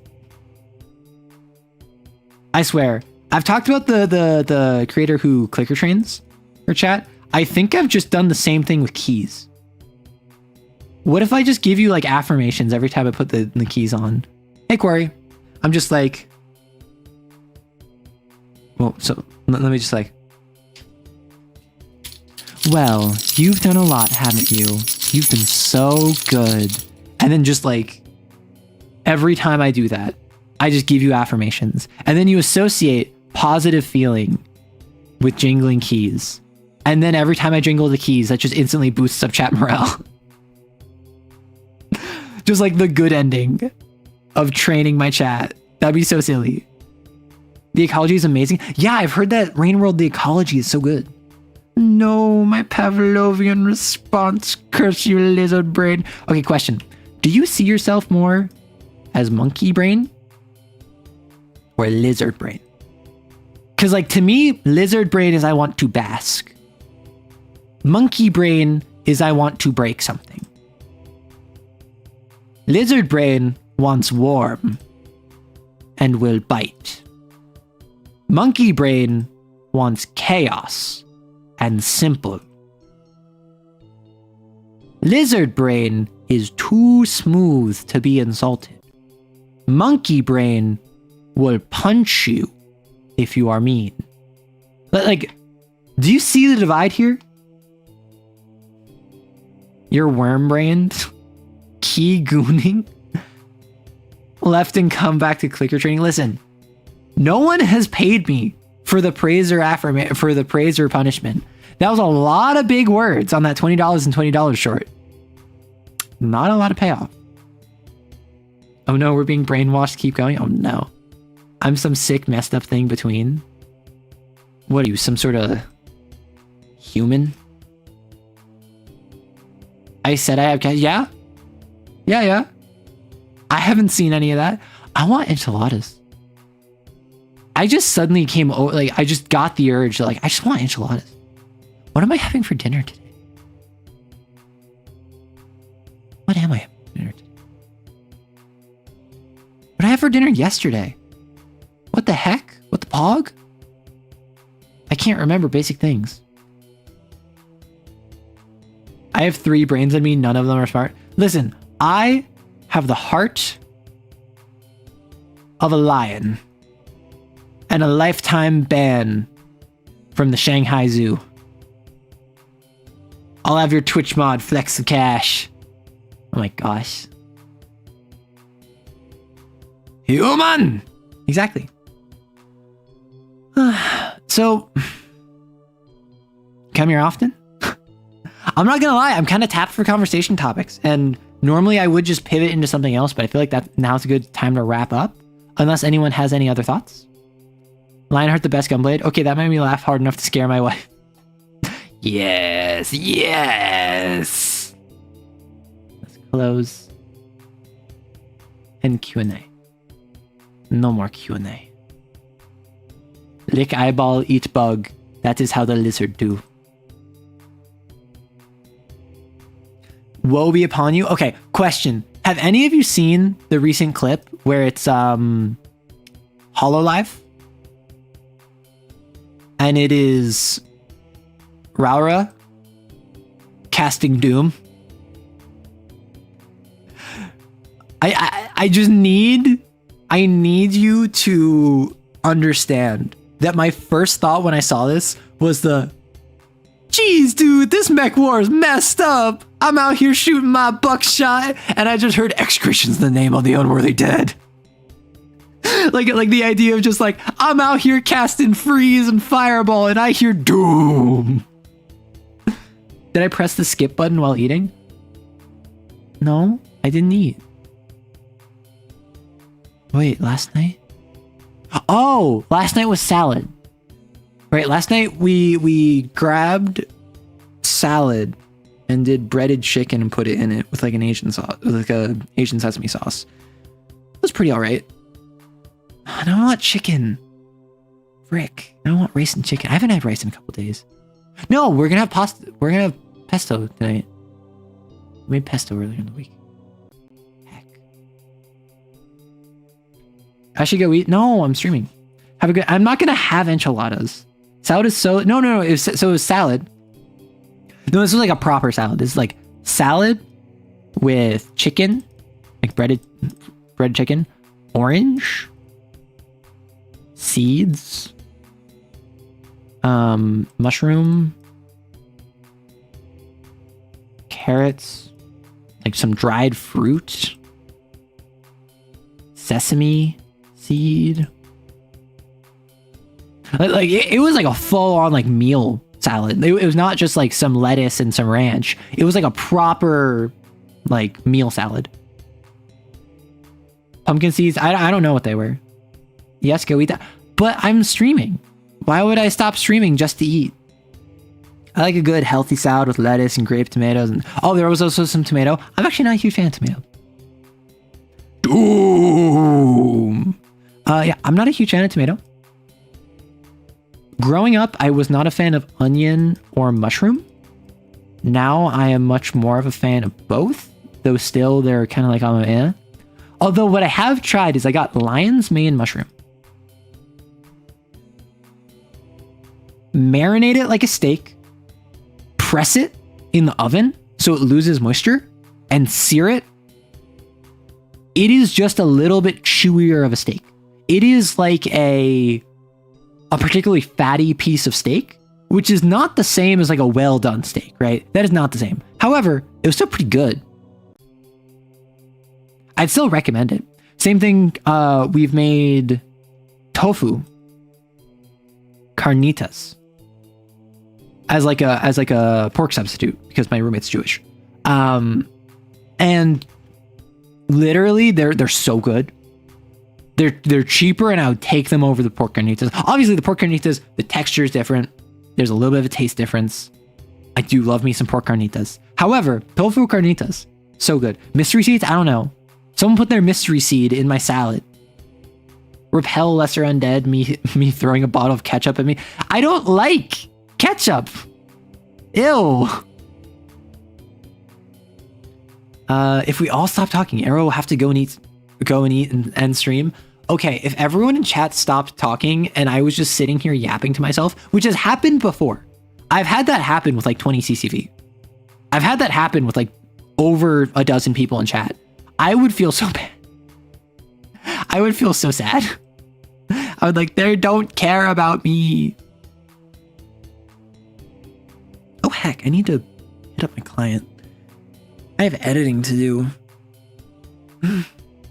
That's why it's repel. Oh my gosh. I think we've been going 5.5 hours. Normally, you know me. I love going 7. I love going 8. I'm going to yap on Friday. I'm going to do a reading stream for King in Yellow. Probably get through, I think it's one big one is Friday and maybe a medium one or maybe a short one. And then Saturday, I hope I can beat Hollow Knight.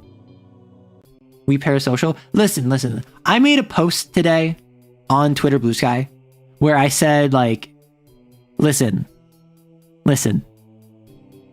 waking up to comments of people being excited about me talking about TTRPGs, it just makes my heart go doki doki.